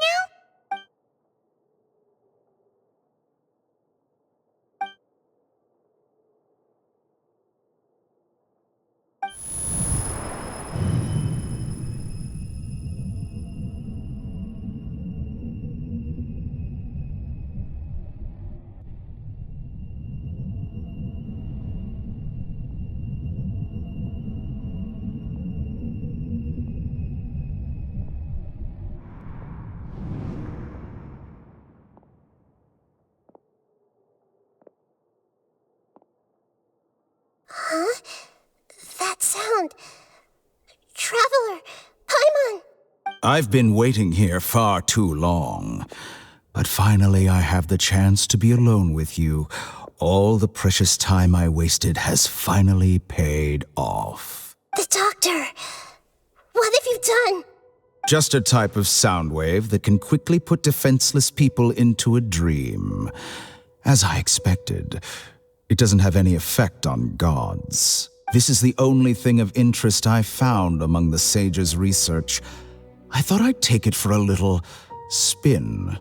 Don't worry. I know you would never forgive me if I actually killed them. I'm here to negotiate with you. Naturally, I won't do anything dangerous that could potentially damage our relationship. Negotiate with me? I heard you had already left Sumeru. Why are you here again now? I left Sumeru, but I also stayed in Sumeru. Even the God of Wisdom is restricted by the habits of cognition. How disappointing. You mean there are many different versions of you in this world? An astute guess. Even the same individual will have different cognitions at different ages. A long time ago, I made a major decision in hopes of preserving all my perspectives of how I observed the world. Observation is the first step of any experiment, but observing the current world doesn't satisfy me. It lacks an important dimension, that of time. So I saved segments of all my ages and made them into independent individuals. That's all there is to it. Indulge me. How does the God of Wisdom find my method of seeking knowledge? It's an insult to the very concept of life. Life inherently has many rules and restrictions, each with its own significance and reason to exist. They can't be broken on a whim. Good. Amazing, even. Indeed, it's difficult for humans to make peace with themselves, not to mention oneself from a different period. Since you were in the Akademiya, why wait until now to show up? You could very well have stopped us and helped that fake god. Simple. Let me ask you this. Would any staff member ever help the subject in the middle of an experiment? It was my experiment, so why should I interfere with the results? The Akademiya saw the plan to create a god as their ultimate goal, yet you only saw it as an ordinary experiment. You really are crazy. If the experiment succeeded, you would have had a new god on your hands. How would you have faced your own god then? Would you still take the same stance? Would you still hold the same view of yourself? I'm first and foremost a scholar. These results should be left to the judgment of the hypothetical me confronted with that outcome. But you're right. And that's exactly why I'm disappointed with the conclusion of this experiment. As an individual, you don't have any sense of belonging. You seem to have even fewer convictions than a typical scholar. Oh no, I certainly have my own convictions. They just don't fit your standards, that's all. All right, that's enough conversation for today. The experiment is over, and it's time to tidy up the equipment and reclaim any useful materials. For example, the Gnosis. Lesser Lord Kusanali, you're an intelligent Archon. I'm sure you understand the disparity in our combat abilities at this time. Besides, you have no way to use that electro-gnosis in battle. Didn't you say you were here to negotiate with me? Somehow, it's starting to seem like you intend to take it by force now. I'm merely stating a fact. After all, I'm also a scholar. Naturally, I hope to show proper respect and dignity to the God of Wisdom. Your hypocrisy is built on absolute confidence. I understand your scheme, but... what if I were to destroy the Gnosis now and awaken the heavenly principles? Awaken the heavenly principles? Do you think that's really possible? The heavenly principles have been silent for many years, but the Gnosis are symbols of their control over Teyvat and all the laws. Will the destruction of a Gnosis attract the attention of the heavenly principles? And if so, how do the Fatui plan to deal with the consequences? Do you dare to gamble such a possibility with me? Gamble? How surprising. I thought you would show evidence or use rigorous reasoning to prove your point. The word gamble is the last thing I expected to hear from the God of Wisdom. But this is a clever move. You must have seen through me when I first captured your consciousness. As a scholar, I respect all possibilities. This has always been my principle and is an essential trait as an experimenter. Indeed, I can't ignore this possibility. So tell me then, what are your conditions? This foreign Gnosis will only lead to disaster if it stays in Sumeru. But this electro-Gnosis is the prize I obtained after defeating one of your fellow Harbingers. Now, as the one who initiated this cascade of events, shouldn't you pay the corresponding price? Price? Interesting. What price would you have me pay? How about erasing all your other segments? So this is how you wish to restrict me, the most threatening opponent of the Nation of Wisdom. What you request of me is like plucking out the eyes I have placed in the dimension of time. Segments are extraordinarily difficult to make. They require extremely rare resources and enormous amounts of time and effort, requiring me to destroy them all here and now. Bravo. A suitably wise decision on your part. Yes, how very interesting. Can I assume that you have long been wary of me? Among all the versions of me, this segment you see now is the most selfish. If it weren't me, your idea wouldn't have worked. What did you see when you were imprisoned? You were observing me, and that's how you know I've long grown tired of their doubts and endless arguments. Like you said, it's difficult to make peace with yourself. Being as smart as you are, have you managed to do that? I see. If you think all those versions of me are worth a gnosis, then deal. You sure didn't hesitate much. Is the relationship between all the versions of you really that bad? I don't think there's any need to dwell on that. The surplus versions of me can be exchanged for a gnosis. Do you think anyone can offer themselves at a higher price? Besides, with my abilities, it's only a matter of time until I find better perspectives. Perhaps it's best to say, you're just temporarily ahead. But what I'd like to know is, how can you be sure that I've really erased them? I can see your remaining honesty.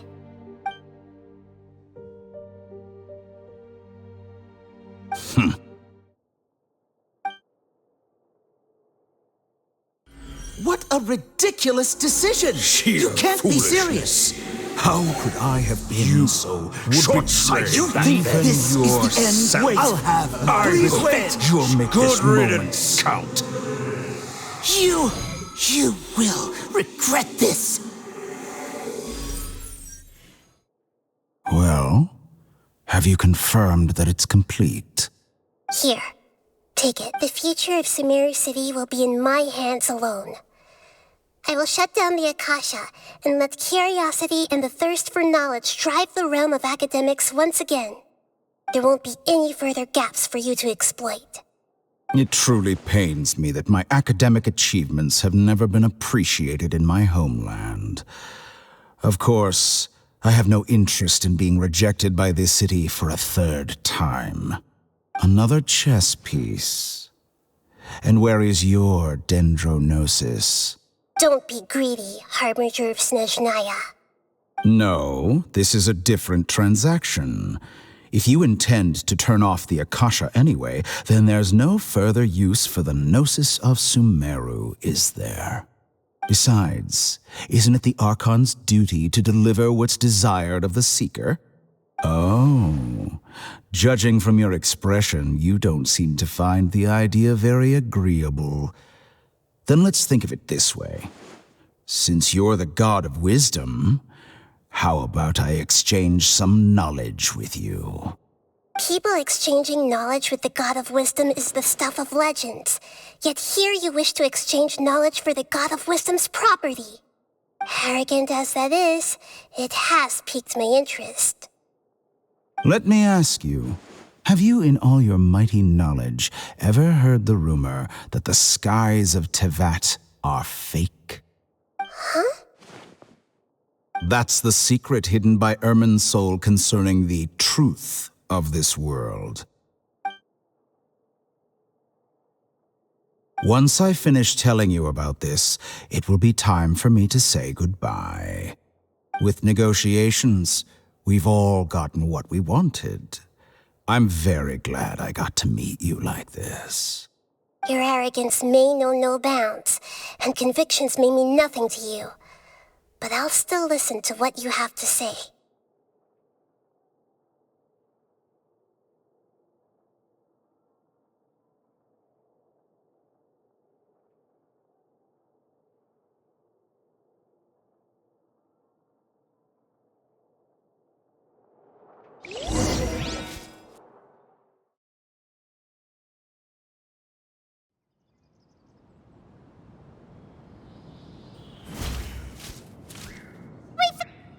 Together! Okay, wake her up.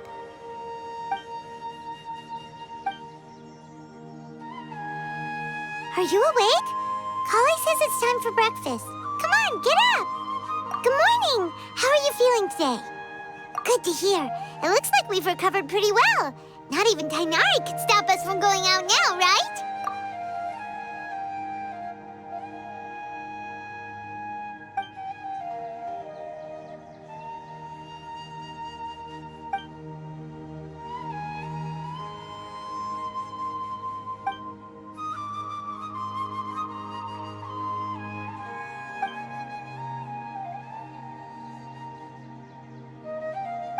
traveler. Let's go.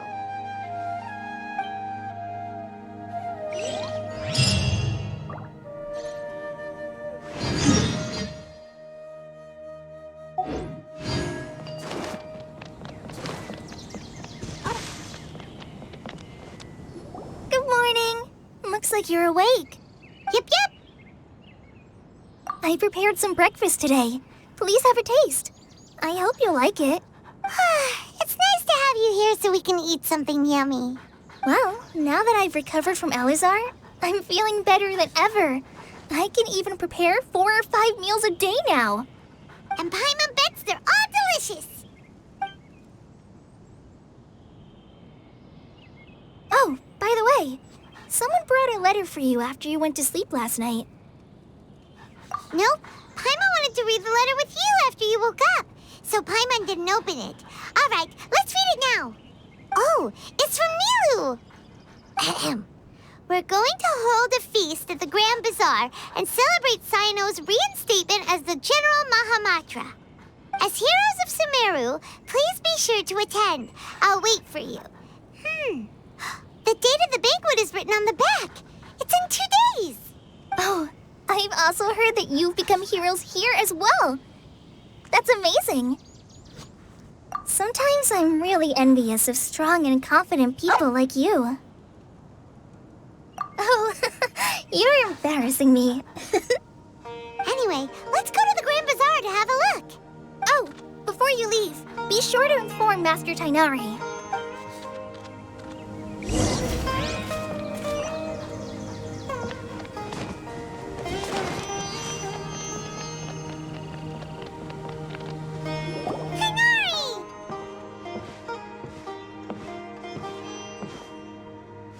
Good morning. How do you feel today? We feel much better. How about you? I'm recovering well. Thanks for asking. But from the looks of it, you seem to be already busy with work again. It's fine. I'm not that busy, really. The Elazar patients have recovered, as well as Hypatia. For now, I only need to tend to my Forest Watcher duties. It seems once Irminsul started getting better, everything else started to recover too. Yes, but there are still some residual effects.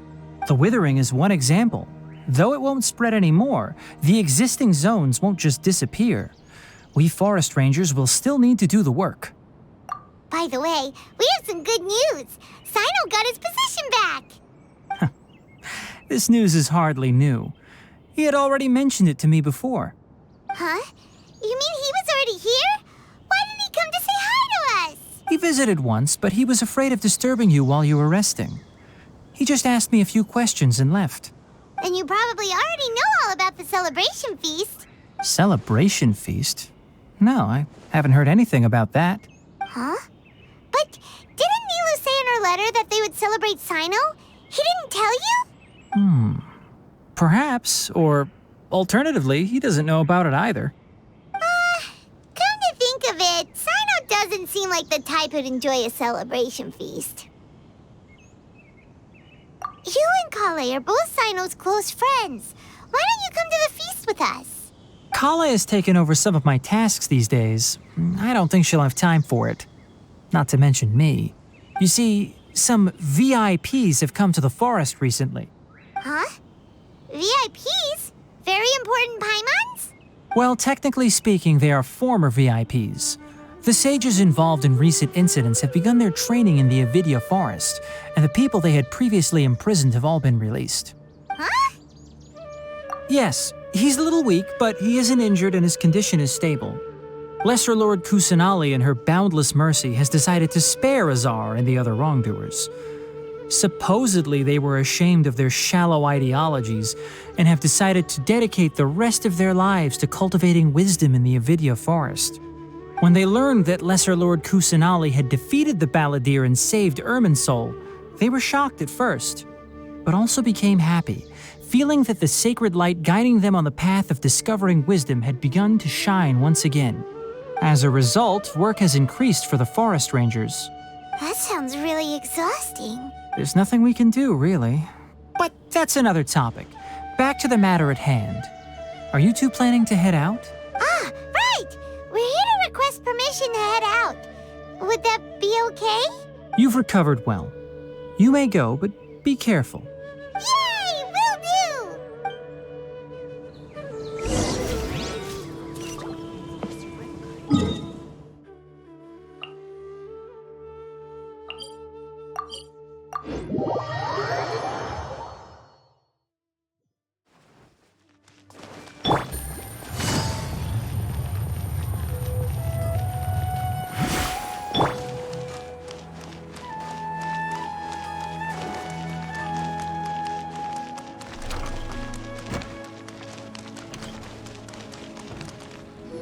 Well, there won't be any problems if the feast starts at that time.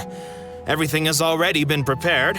Mr. Zubair, I finished tallying things up here. Well, except for the guests.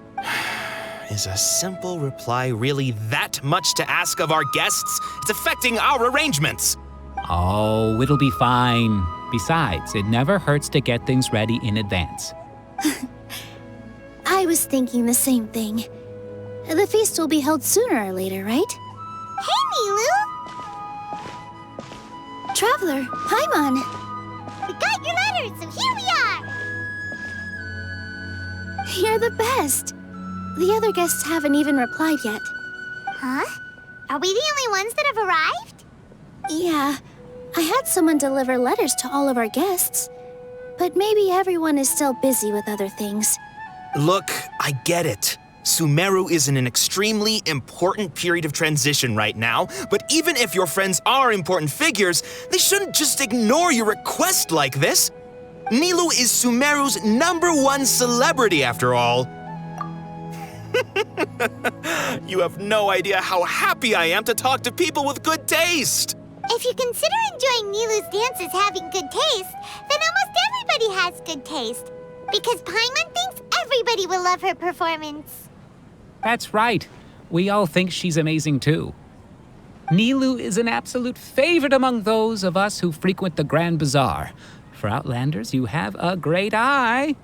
Master Zubair, let's have a vote for the most outstanding audience members next time. I think these two may win. Nonsense. It is not for us to determine the value of an audience. But indeed, we could try giving gifts to people with particularly good taste. I heard there's a device in Fontaine called a camera that can record people's appearances as pictures. Such pictures would make superb gifts. Ooh, good idea. I wonder where we can find one. I don't want you giving pictures of me to everyone. I'm satisfied just being able to perform here. There's always a lot going on at the Grand Bazaar. Yeah, and that's why I love it here. Traveler and Paimon, could you help confirm if the letters were actually delivered? If for some reason they didn't receive the letters, then please tell everyone that there will be a feast here. Yeah, we can also check out how everything in Sumeru is going now. When I wrote the letters, I heard that Dehya was in Port Ormos, and Alhaitham was at the Akademiya. As for Cyno, we've only heard that he appears at the Akademiya from time to time. I'm not too sure about Ramon's whereabouts. My guess is that he's with Dehya. As for Dunyarzad, I just hope she's feeling better. I sent her a letter, but I was afraid of disturbing her. If you have time, please ask about her for me. Okay, got it. Let's go, Traveler.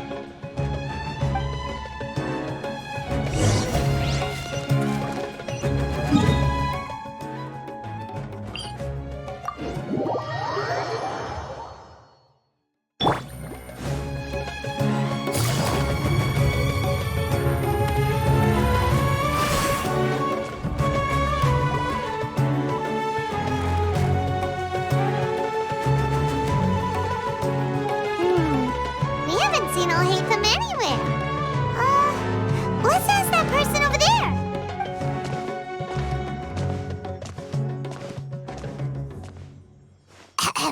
Hey there, have you seen Alhaitham around?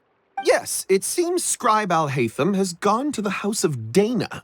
You should be able to find him there. But you're already the second group of people I've seen looking for him today. He must be quite the busy man.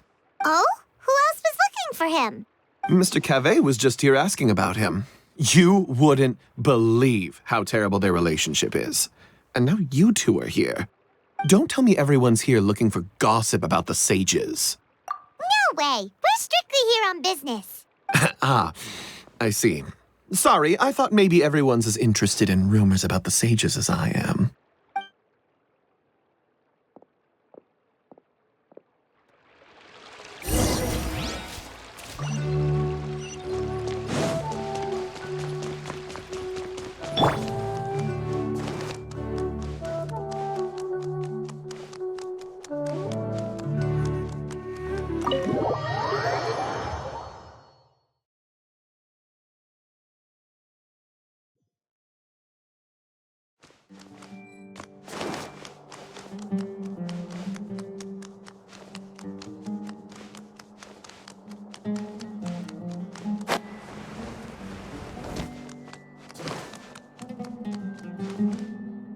Alhaitham should be around here somewhere, right?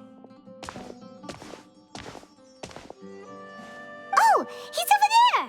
But it looks like he might not have time for us. Just put down that worthless book and tell me what happened in the Akademiya. This is not just some worthless book. Do you have any idea how difficult it is to find a physical book like this in Sumeru? It doesn't matter. It's probably just another thing that you used your authority to get your hands on anyway. Just put it aside. Listen, I came back today only to hear that the sages have disappeared. Oh, you sound surprised. I thought you would already know the inside story. Would I be here asking you if I knew? You're the scribe, not me. So just tell me what you know already. Well, I almost became a sage. Huh? Oh, don't sound too surprised now. You're the renowned Kaveh, light of the Ksharawar. Besides, as a master builder and craftsman, chances are you'll be appointed as a sage too. Why do I feel like you don't really mean it? Huh. What makes you say that? Why would you question my heartfelt sincerity? Maybe it's because you've never said anything good about me before. Yeah, well, I share a similar sentiment, and anyone who knows you as well as I do would surely do the same. Oh, you... See? This is why I hate discussing anything with you. Your ridiculous and arrogant attitude always gets in the way.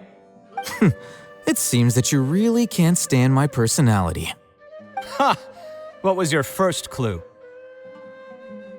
Well, then you might as well move out of my house. Are you threatening me? Stooping to a new low, I see. Ugh, and don't change the subject. You, a sage? What a joke. The Akademiya might as well just close tomorrow.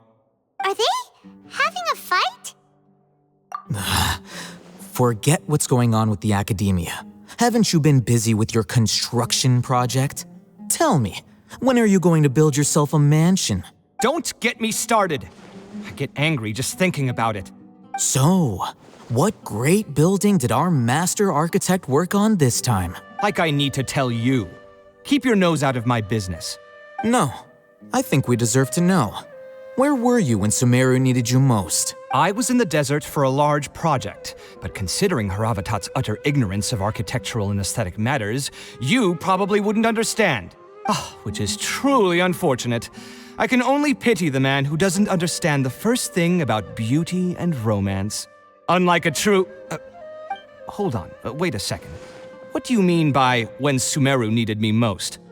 Well, while you were out fiddling around in the desert, many people came together to save Sumeru from a crisis. Ha! And you think I believe that? Look, all you really need to know is that Azar and all his accomplices have all been overthrown. Huh? What nonsense are you talking about? It's no skin off my nose if you don't believe me.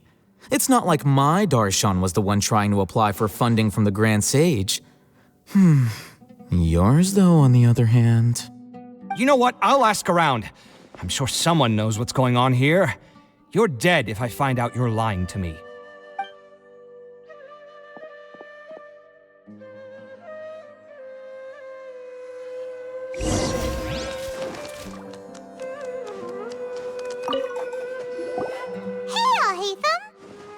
Oh, it's you two.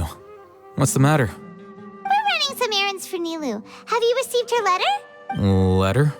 Nilou said she sent out a letter inviting everyone to a celebration feast in 2 days at the Grand Bazaar. We'll also be celebrating Cyno's reinstatement as General Mahamatra. If she addressed the letter to Alhaitham of the Akademiya, then the letter should have gone to my office. I've been busy these days, so I haven't had time to check for any new mail at my office. I only now have some free time to attend to personal matters. Have you always been so busy with your work? Of course not. I'm only busy these days because several sages have been dismissed recently and the whole Akademiya was practically turned upside down. Tighnari told us they all went to train in the Avidia Forest. Apparently they will spend the rest of their lives there. That is already the best possible ending for the likes of them.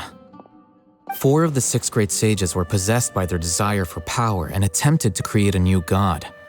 In order to pull it off, they even imprisoned the other 2 rational sages. To imagine such things could take place in the Akademiya. I don't know where to begin. Yeah, you're right. Huh. Feels kind of strange to hear them called that after all this time. But then again, the 6 great schools sounded pretty impressive too. Yes, at least that's how they're supposed to sound. It's said that when the Akademiya was first founded, the Dendro Archon herself established the 6 great schools, each representing one of the 6 different types of wisdom. Numerous Darshans have sprung up and faded. Only the 6 Darshans attaching themselves to the 6 great schools have stood the test of time and obtained permanent seats in the Akademiya. Now, the 6 Darshans are nearly synonymous with the 6 great schools, and the leaders selected for the schools are the 6 great sages. Among the 6 great sages, there is one central leader, the Grand Sage. Unfortunately, only the sages from Vahumana and Amorta remain now. They were imprisoned for opposing Azar and were only rescued after Azar's downfall. So who's managing things in the other 4 schools now? Do they need to find someone new? Yes. Normally, new sages are selected based on a strict set of criteria. Oh, didn't you just say something about becoming a sage? If they pick you, then we'd have a huge connection in Sumeru. Yes, about that. You didn't let me finish my sentence. The person in charge of personnel affairs nominated me to be the Grand Sage in place of Azar and help Lesser Lord Kusanali manage the Akademiya. But I refused. Huh? But why? Can't you be a little more ambitious? I'm not even interested in being one of the 6 great sages. Like I said before, I don't like being a leader. Oh, all right. So are you busy these days trying to find others to take the job? That's not my job either. I'm only responsible for handling important affairs within the Akademiya before the new sages take office. And the first thing I'll do is reject Kasharawar's application for funding. By the way, who was that other person just now? Is he your friend? Do we look like friends? Paimon doesn't know. That's why Paimon's asking. His name is Kaveh, my roommate. You could say he's the representative for Ksharawar scholars. Which is exactly why he always has so many problems. So everything that's happened recently must be a huge change for the people of Sumeru. Such is the work of the Akademiya scribe. Well, anyway, no matter how busy you are, since you are our planner, remember to attend the celebration feast in 2 days. All right, I'll see you there.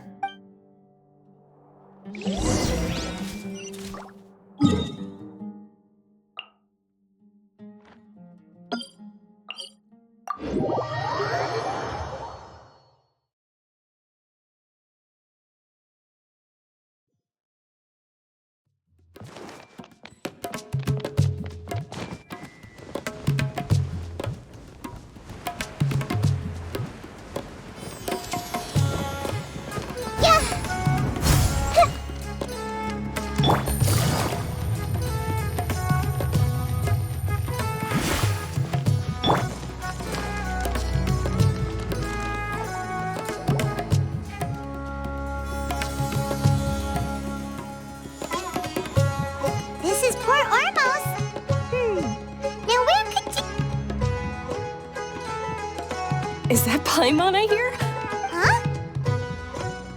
been a while. How are you doing? Dad! It's been so long since we've seen you! I'm doing well. I can go as far as saying I have never been happier in my entire life. I don't know if you've heard, but Elazar has completely disappeared, and all the patients have recovered. You kidding? Knowing them and the connections they've got, I'm sure they've heard about it. Yeah! That's right. My lady is feeling better now, so I'm accompanying her for a walk. Why do you still call me that, Dehya? You've already informed my father of your resignation. I guess I'm just used to calling you my lady. Old habits die hard. Resignation? You mean you're quitting? Yeah, I might start losing my edge if I keep being a bodyguard for the Homayanis. You know that my parents and I are fond of you, and that we appreciate you very much. It wouldn't be a problem if you wish to continue to be our bodyguard. I'm not a woman that's easily persuaded. You should know that by now, my lady. When I took this job, I had already decided that I'd quit as soon as you'd recovered. It's time for me to get back out there and chase that horizon. So what are you gonna do now if you're not gonna be a bodyguard anymore? I want to take a risky job and put my body to the test again. Huh? But we literally just finished one of the most dangerous jobs ever! Are you getting bored already? I know. If I hadn't joined in that plan with you, I wouldn't have come up with this idea. I guess I still get fired up by that feeling of going all out in a fight. It made me realize that I'm still a mercenary through and through. Life is short, and I'm happy that I got to be a part of that operation. But the whole thing also made me realize that there are still many problems in Sumeru. And as a desert dweller, I'm still not completely ready to settle down on this side of the wall. Well, I remember a friend had someone bring you a message. You mean Alhaitham? I didn't expect him to still remember that. I thought he was joking. We just came from talking with Alhaitham at the Akademiya. Did he tell you that he suggested that I come work at the Akademiya? What? I heard that Azar and his cronies fell from power, and Alhaitham told me that now was a good time to find a job in the Akademiya, but only if I wanted to. Whoa. Paimon can't see you being anything other than a mercenary. Me neither. But I think Dehya would look great dressed up as a scholar. Ugh, forget about it. I wouldn't last 10 seconds in there. Alhaitham probably just liked the way I worked and knew I'm good in a fight. So he suggested I find some work in the Akademiya. But you know, if you take him up on the offer, Cyno might actually agree and let you become a Matra. Because you're super amazing. The Matra have all the talent they need as long as they have Cyno. I prefer to be free to live however I choose. In fact, I chose this job from the very start because I knew it'd be right up my alley. Even if being a mercenary means facing all kinds of danger. A lion has to return to the wild sooner or later. If anything, being your bodyguard has been unfamiliar territory for me. I don't want to see you go, but I'll respect your decision. I'm glad to hear you say that. Come on, no need for the sad face. It's not like we'll never meet again. Once the whole Dendro Archon thing is settled, everything in Sumeru will take a turn for the better. That makes me happy too. But a peaceful society will probably mean less demand for mercenaries like me. Before long, we'll be a dying breed. So I'd better get to work while I still can. Huh? But wait a second! You make it sound like you're leaving now! Well, no, not yet at least. I promised my lady I'd stick around until next week. So, have you been in Port Ormos this entire time? We were wondering if you had received a letter from Nilou. Oh, did Nilou write to us? She heard that you were seen in Port Ormos, so she sent the letter here. Huh. It was probably sent to the inn that we're staying at. My lady has been very energetic lately and keeps taking me on hikes, staying out even into the night. By the time we get back, the receptionist is usually off napping on the job. Right, and we tend to leave quite early in the morning, so the old man on duty is also usually dozing off. So what it really sounds like is that the person on duty is always asleep. I bet the letter's at the reception desk. I'll go check later. No wonder there wasn't a reply. You never received the letter. Good thing Nilou asked us to come and check on that. Sorry to make you two come all the way out here. It must be something important for Nilou to specifically write to us like that. Yes, she said they were preparing a victory feast in the Grand Bazaar, and will also be celebrating Cyno's reinstatement as General Mahamatra. She was hoping you could come. Great! I'll be sure to attend. Count me in too. But is there some sort of dress code or anything for the feast? Can I just show up looking like this? Since it's being organized by Nilou, I don't think she'll be too picky about that. If anything, I think she wants to see us as our most natural selves. All right, then this is how I'll show up.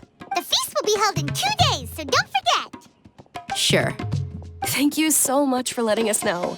We'll see you there. Oh, by the way, do you happen to know where Cyno and Raman are? The General Mahamatra always comes and goes without a trace. Normally no one knows his whereabouts. Oh. But last time we met, he mentioned that he had something to do in Aru village. You can try your luck there. As for Raman, your guess is as good as mine. I only remember he said that he had something to discuss with Cyno. You can ask Cyno when you meet him.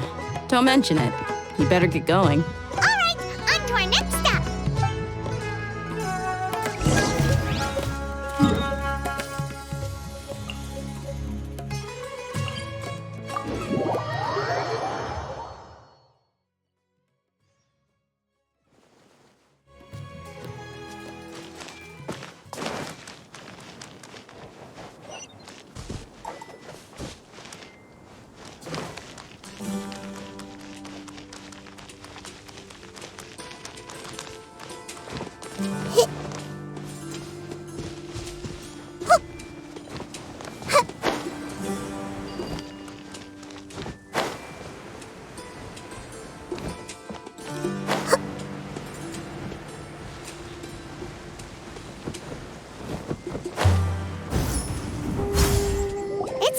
Since we last visited Aru village. Ah, there's Cyno!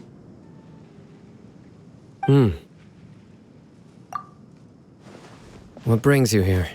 We recovered well, and Tighnari agreed to let us leave, so now we're out and about again. It seems Gandharvaville's medical treatment is still as good as ever. Mm-hmm, and Tighnari is recovering well, too. That's good to hear. When we lost consciousness, right? Thanks for that. You're welcome. Tighnari has excellent medical skills, and Kale is quite attentive. It was the best place for you. But why are you just standing here like a dead tree? I'm meeting some people. Oh, you mean Candace? I've already talked with Candace and the village chief. They're still at the usual place. You can go there if you'd like to see them. But you know one of the people I'm meeting as well. Oh, by King Deshret's blessing, my friend suddenly appears in the desert. Don't tell me you've run into trouble and need us to help now. Raman! And, Setaria? Oh, you know me?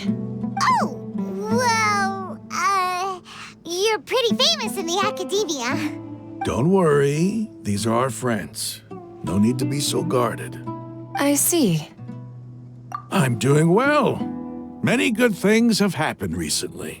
Same here. Really, I feel that my whole life has started to shine after suddenly finding a new direction. Oh, tell us everything. Yeah, you go ahead. All right, well, I suppose I should start by saying I've decided to leave the Akademiya. What? It's not that I've given up on being a scholar. Instead, you could say I've found a new identity. I will no longer pursue research like a typical scholar, but I have not completely given up on my relationship to knowledge either. I can see what you're saying now. What do you mean? I plan to leave the Akademiya and return to teach here in the desert. Wow, so you want to become a teacher? Setaria will return to support education here and teach people from the desert. She can't teach everyone on her own, but there are many of us Eremites all over Sumeru. She came to discuss a collaboration with me and hoped that I could bring her ideas to the Eremites. Yes, it's my hope that the Eremites can help me select a group of smart people with the best aptitude for teaching. I'll teach them, and after they've finished learning from me, they can go educate more people. That is the true meaning of education and the spreading of knowledge. The people of King Deshret suffer from sandstorms, exile, and ignorance. Miss Itaria is more than welcome to come teach here. Her arrival is like a star shining in the desert night. The stars have always guided caravans, thieves, soldiers, and travelers who get lost in the night. They lead those in the dark out of trouble and back to safety. Oh, please. Where's all of this coming from? I'm starting to feel a little embarrassed. You deserve these compliments. Mercenaries are accustomed to danger and don't fear death, which is why we recognize extraordinary actions that common people would easily overlook. Setaria's idea will bring much good to many people. At first, I feared it was destined to fail. Everyone knows that the Akademiya doesn't allow scholars to teach in the desert without permission. As you know, all knowledge is under their surveillance and control, and very few desert dwellers are as lucky as me. But what I heard at that time has been haunting my heart, as if there were lightning bolts constantly bombarding my soul. Setaria, you tread a treacherous path, and the longer you ignore it, the tighter the Akademiya's grasp on you will become. Setaria, why haven't you gone home? Never forget that the desert that belongs to you lies elsewhere. Miss. These words sparked something in me, and I knew that I had to bring something back to my people after going home. I gathered up the courage to approach the Grand Sage, only to find that he was no longer at the Akademiya. Lord Cyno told me that Azar didn't belong there anymore. Azar has received much-needed punishment. Though, if you ask me, it may have been too light. You probably have already heard. Lord Cyno helped me obtain permission to leave the Akademiya for the desert, and accompanied me here to discuss collaboration with members of the Eremites. My plan was able to go smoothly thanks to him and Rahman. You're all doing so much for the desert. Aside from that, I also have some other business to discuss with Cyno. Lesser Lord Kusanali has allocated many resources to support and develop the desert. I've done some business for her, and part of it required the assistance of the Eremites. I applied for a few batches of educational materials from the Akademiya, and sent them to several groups in the desert, as instructed by Lesser Lord Kusanali. I believe the people will make good use of them. That's exactly what the people here need. Physical books and other related items. If it weren't for Cyno and Lesser Lord Kusanali, I'm afraid we'd never be able to get our hands on them. Apart from this, the Akademiya is also recruiting scholars that are willing to teach in the desert. I'll let you and Setaria know as soon as I have any more news. We must be persistent about this, and maintain these resources to ensure long-term effectiveness. This is the first time in hundreds of years we've had a glimmer of hope. I think this may be the turning point for the desert. Remember these words. Here lies our faithful priest, Kasala. His wisdom is a miracle among the people, deserving of high praise and admiration. I hope people with wisdom like that priest will rise again among the desert dwellers. Then we'll once again see the wisdom and glory that once shook the world. Enough about us. Are you here to discuss some business too? No, not at all. We're actually here on behalf of Nilou. Nilou wanted to write to everyone, but she wasn't sure where the letters should be sent, so she asked us to come find everyone personally. A celebration feast will be held in 2 days at the Grand Bazaar. She hopes that all of you will be able to attend. At the feast, we'll also be celebrating Cyno's reinstatement as General Mahamatra. Although, judging from your appearance, it seems you've already been reinstated. Paimon thought you would only start working for the Akademiya after the feast. Celebration? Feast? It's the first I've heard of it. Tighnari was right. He really didn't know. This feast is for you, Cyno. Sounds to me like you'll have to be there. It's rare to see that kind of expression from Lord Cyno. You must not like feasts very much. No, not really. But I'll go.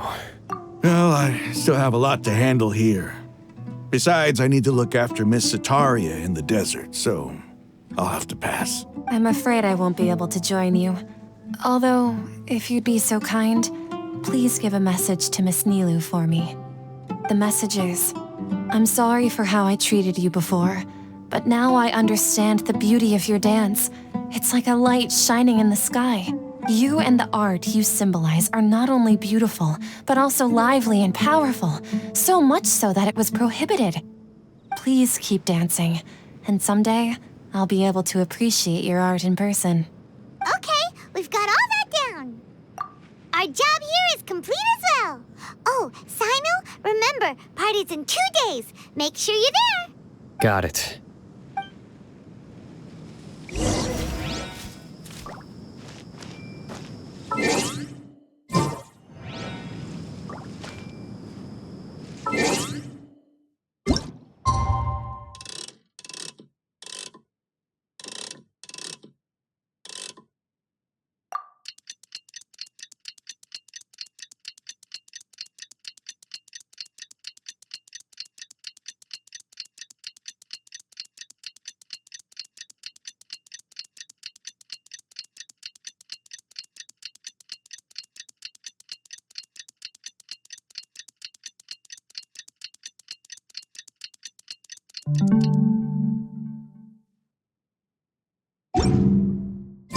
Today's the big day! Let's go to the Grand Bazaar and see how the celebration's coming along.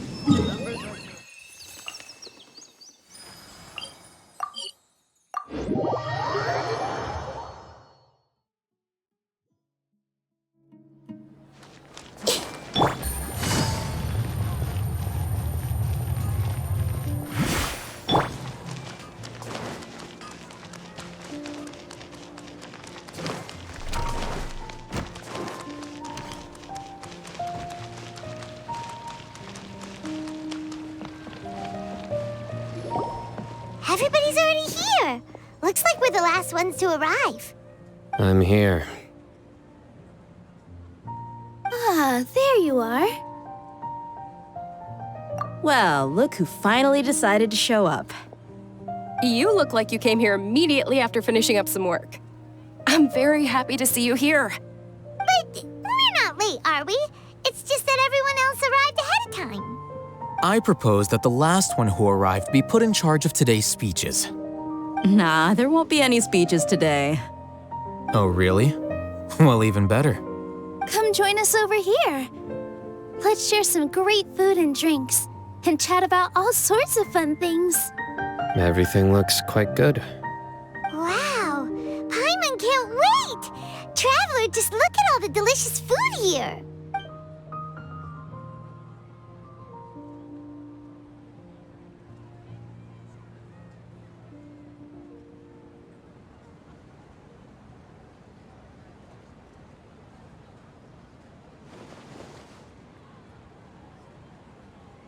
Whoa, it's so delicious!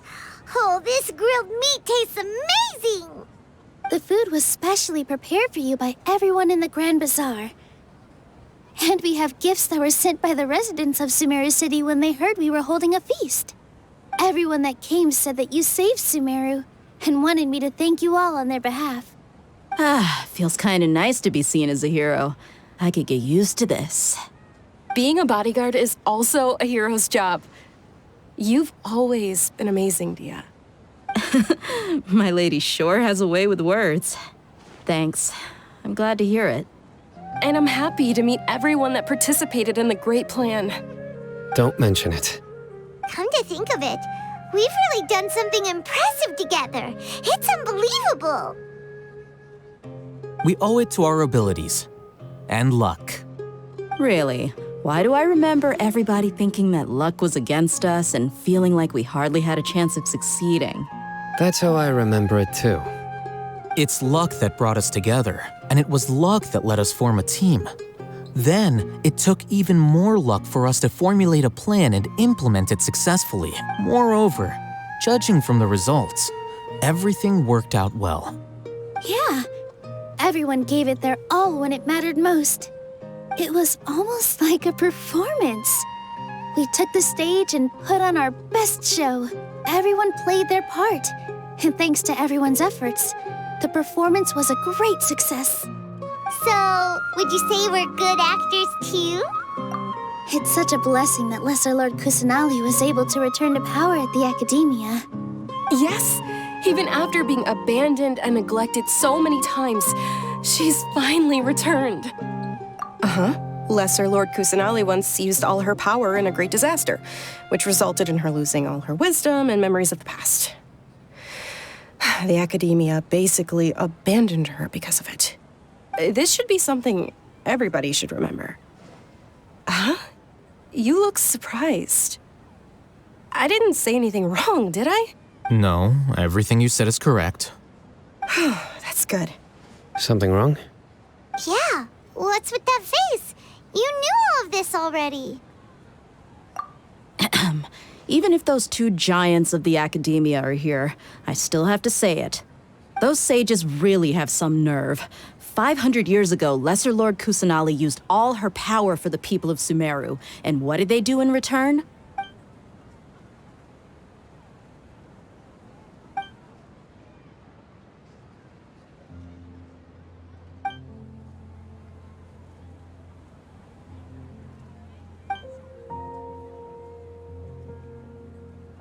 If you bite the hand that feeds you, don't act surprised when it turns into a knuckle sandwich, right, Cyno?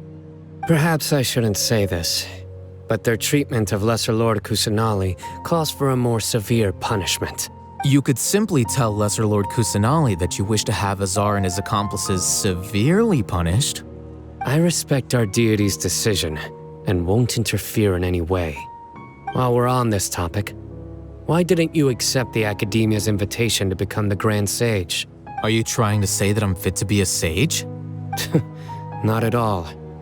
But every person handling the selection process has said that you are the most suitable candidate to lead the Akademiya right now. Why? Because he dethroned Azar from power? Could you try to put it another way? This is a good thing, yet you're making it sound like I overthrew Azar for my own personal gain. But seriously though, I always wondered if you had some personal motives behind it. I did have my own motive, but it had nothing to do with being a sage. If the rules of our nation were suddenly cast by the wayside, then it wouldn't be long until chaos ensued. I had no intention of letting their dreams disrupt my life. By that, you mean your life working as the Akademiya's scribe? Precisely. Wait, is that all? So that's the only reason why you joined us and came up with all those plans? It's reason enough. You've certainly got quite the personality. You flatter me. All right then. How about you? You've already resumed work as the General Mahamatra, right? That's right. Will you be happy with that life? It's not about being happy. There are merely a lot of things that I must do. Even so, keep your spirits up and try to be happy, okay? And try to smile more every day, just like I'm doing now. Thank you. I'll keep that in mind.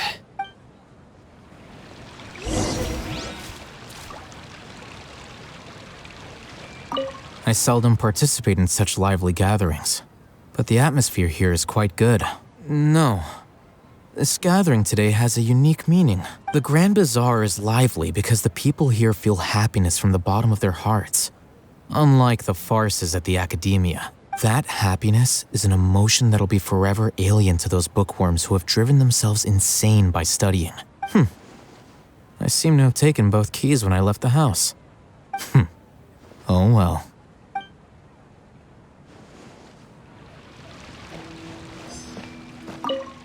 My lady, the grilled meat over there is delicious. Have you tried it? Yes, I also tried some fruit just now. Oh, they're very sweet. What an amazing place to relax. No wonder everybody likes to rest at the Grand Bazaar. You said it. Oh, look who else is here. Hello. Oh, I'm so happy Nilou invited everybody. Oh, now I have the chance to meet all the heroes.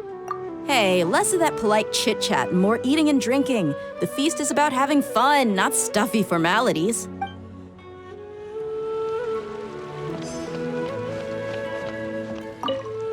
The atmosphere here is good, and everything is delicious.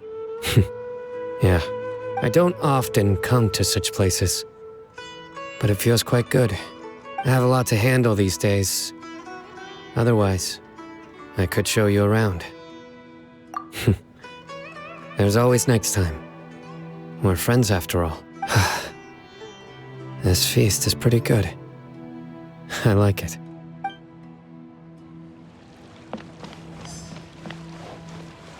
Ah, there you are, traveler. Well, how is it? Are you enjoying the feast today?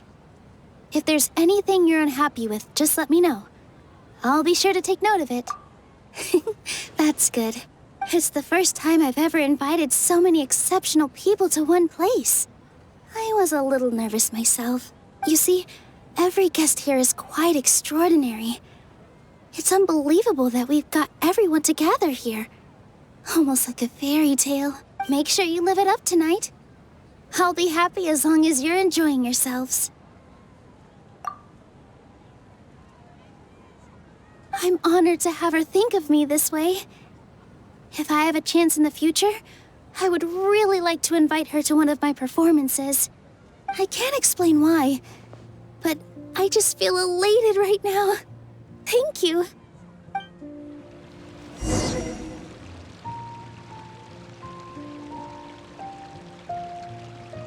Hey, what's wrong? Your head is starting to droop. Hey, you can't just fall asleep here. Paimon will go find something delicious for you to eat. You'll wake up once you've put something yummy in your tummy. Of course, just wait here for Paimon.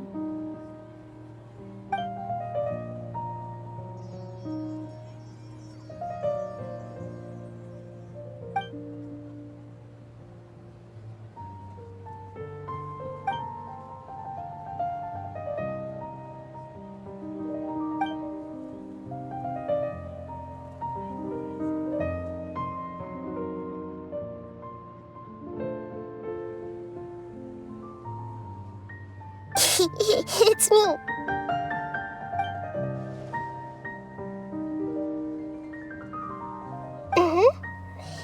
You may blame me for being a bit too self-indulgent. I was thinking about talking with you, and the next thing I knew, I had made a connection with you. The connection between us is amazing. It's like flora and the fence it grows upon. I heard there's an amazing celebration feast today at the Grand Bazaar. I wanted to have a look for myself, so I snuck in. Lately, I've been so busy dealing with all the fallout from recent events, so I really haven't had any free time. Although you've already helped me with a lot, there's still one more thing I hope you can help me with. Please say thank you to everyone for me. Oh, is it not convenient for you to do that for me? But if I just show up all of a sudden, people will become all quiet and stiff, won't they? What if I end up scaring them and ruining this wonderful feast? That'd be the last thing I want.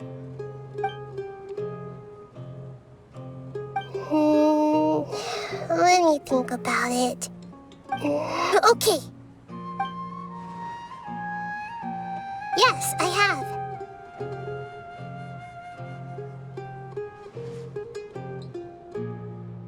You said I should go thank everyone as myself, right? So, I've decided to borrow your body for the time being. Please don't blame me. The flora also climbs up to the fence to get closer to the sky.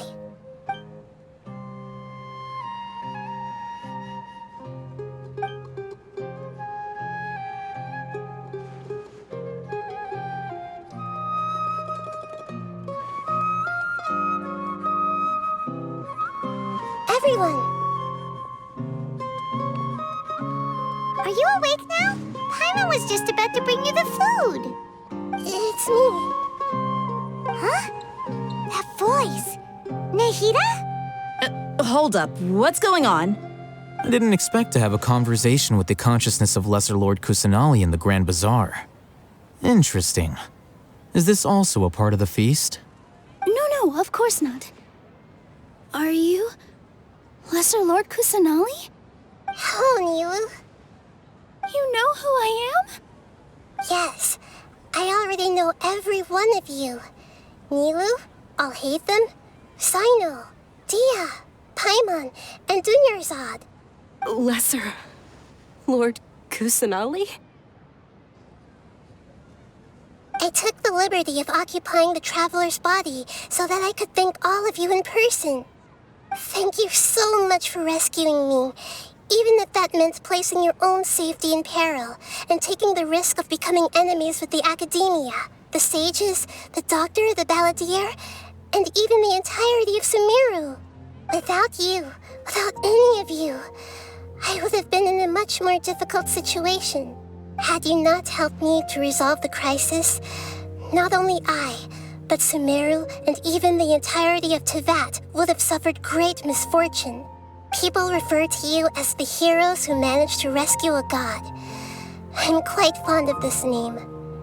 It not only explains your identities, but also bears witness to your relationship with me. Please, allow me to present to you my most sincere gratitude. Lesser Lord Kusanali, you have done so much for Sumeru, and I didn't even have a chance to do anything for you. You don't have to do this. Dunyarzad, the suffering you endured during your illness is also proof of you being with me and praying for me. Thank you. You don't need to be so ceremonious. It's always been my duty to protect you. This is how the relationship between the Akademiya and Dendro Archon should be. We just did what was necessary and set things back on the right path. You're an Archon, but you act so humble. You really don't need to be so polite with us. I'm honored to have been able to take part in this plan. I hoped you liked the dance I dedicated to you. Thank you, all of you. Thank you so much.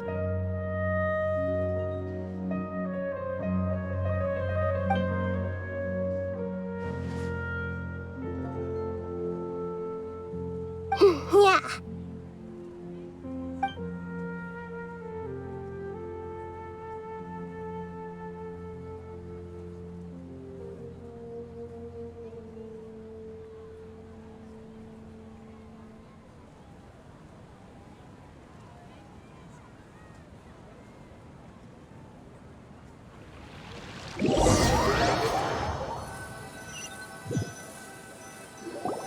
Are you awake?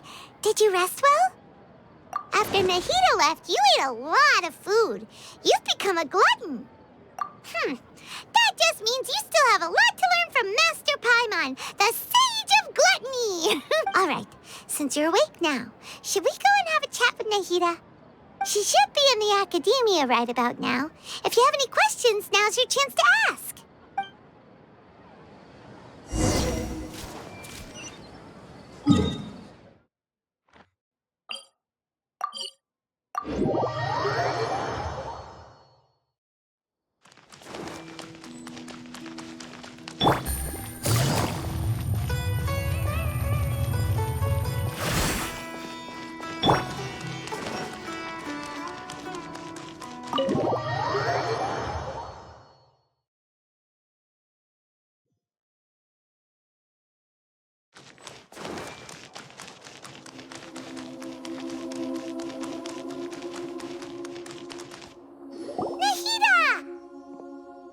Hello, Traveler and Paimon.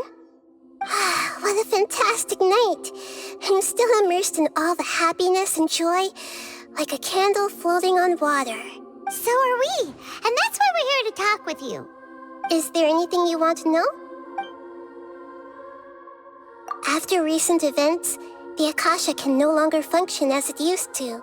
I've given it some thought, and have decided to shut it down permanently. But this is definitely not a bad thing.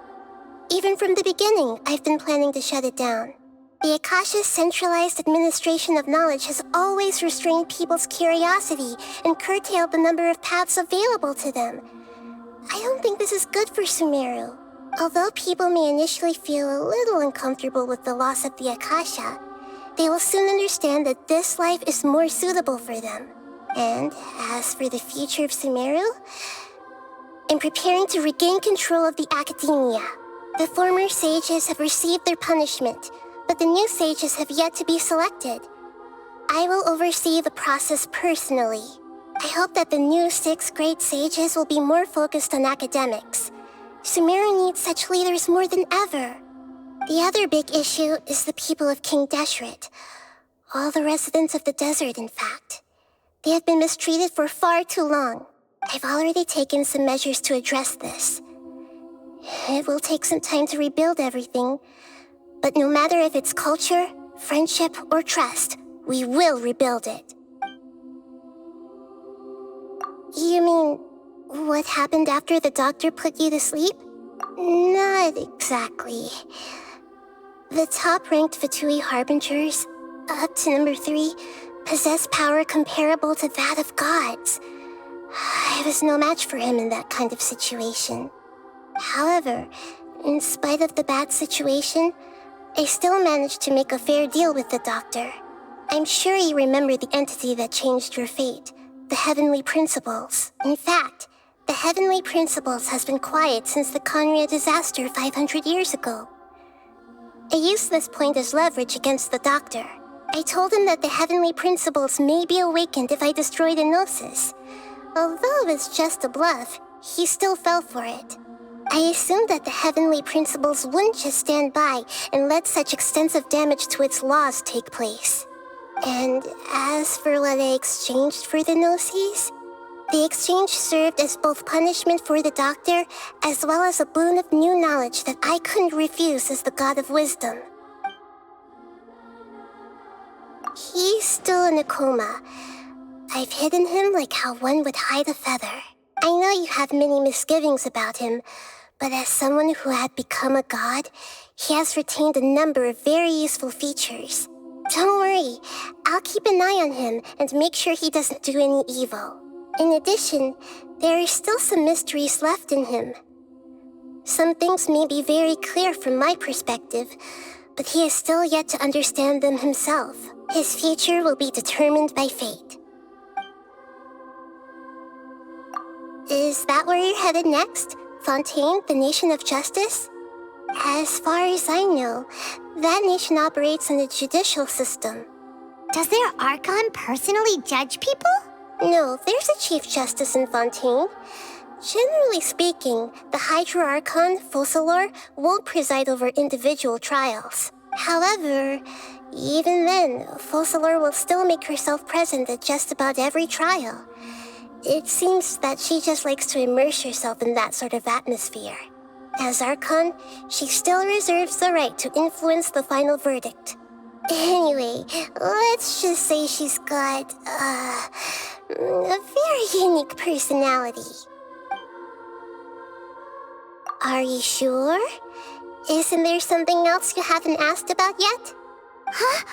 You mean... About your brother. While you were resting at Gandharvaville, I took some time to perform an Irminsul search for information on your brother. Yeah! Isn't Irminsul a repository for all the information and memories of Teyvat? So there shouldn't be anything on her or her brother. This is true in your case. Irminsul indeed does not have any information on you. However, there must be something different about your brother.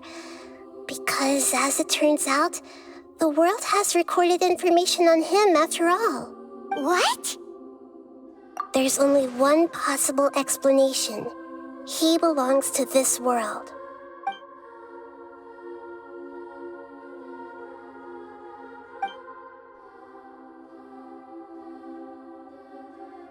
But nothing about this makes any sense! Wasn't this your first trip to Teyvat? According to the records I was able to access, your sibling suddenly appeared in Conria. After the Conria disaster, he began his journey through the 7 nations of Teyvat. But just as his journey was about to reach its conclusion, the Irminsul records on him suddenly become fuzzy. What do you mean, fuzzy? Did something happen to him? All I know for sure is that somebody, for reasons only they can know, is deliberately obfuscating his fate.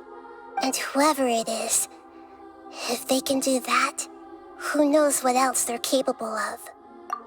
But even that wouldn't explain how he somehow comes from this world. Something else I noticed was that according to these records, the Fatui have not classified your sibling as one of the Descenders. What's a Descender? Paimon's never heard of it. Look, I'm sure you must be curious about the information I received from the Fatui in return for my Gnosis, right? A very important part of the intel was about this world's Descenders. External beings, ones that don't belong to this world. Traveler, you are Tevat's 4th Descender. Huh? So the Fatui count 3 other Descenders before the Traveler, and her brother isn't even one of them? That's right. My current hypothesis is that the first Descender was likely what we now call the Heavenly Principles. As for the other Descenders, I still need to verify their existence. It could take me some time. Paimon's head's about to burst from all this crazy new information. And yet, even knowing all this, I'm sure you must still have a lot of unanswered questions. I must say, I truly regret that I can't help you more as the God of Wisdom. There are many questions in my heart as well. I will need some time to go through each one of them. And soon, you'll also begin your journey anew and depart from Sumeru. I'm very interested in your future. It's a journey that can't be observed or recorded by this world. If fate is the ultimate knowledge, then your future will be the ultimate fate. Paimon's sure glad we got to meet you, Nahida. The pleasure is all mine. I can't thank you enough. Alright, that's enough talk for today. If you ever miss me, just close your eyes, and maybe I'll appear in your dreams.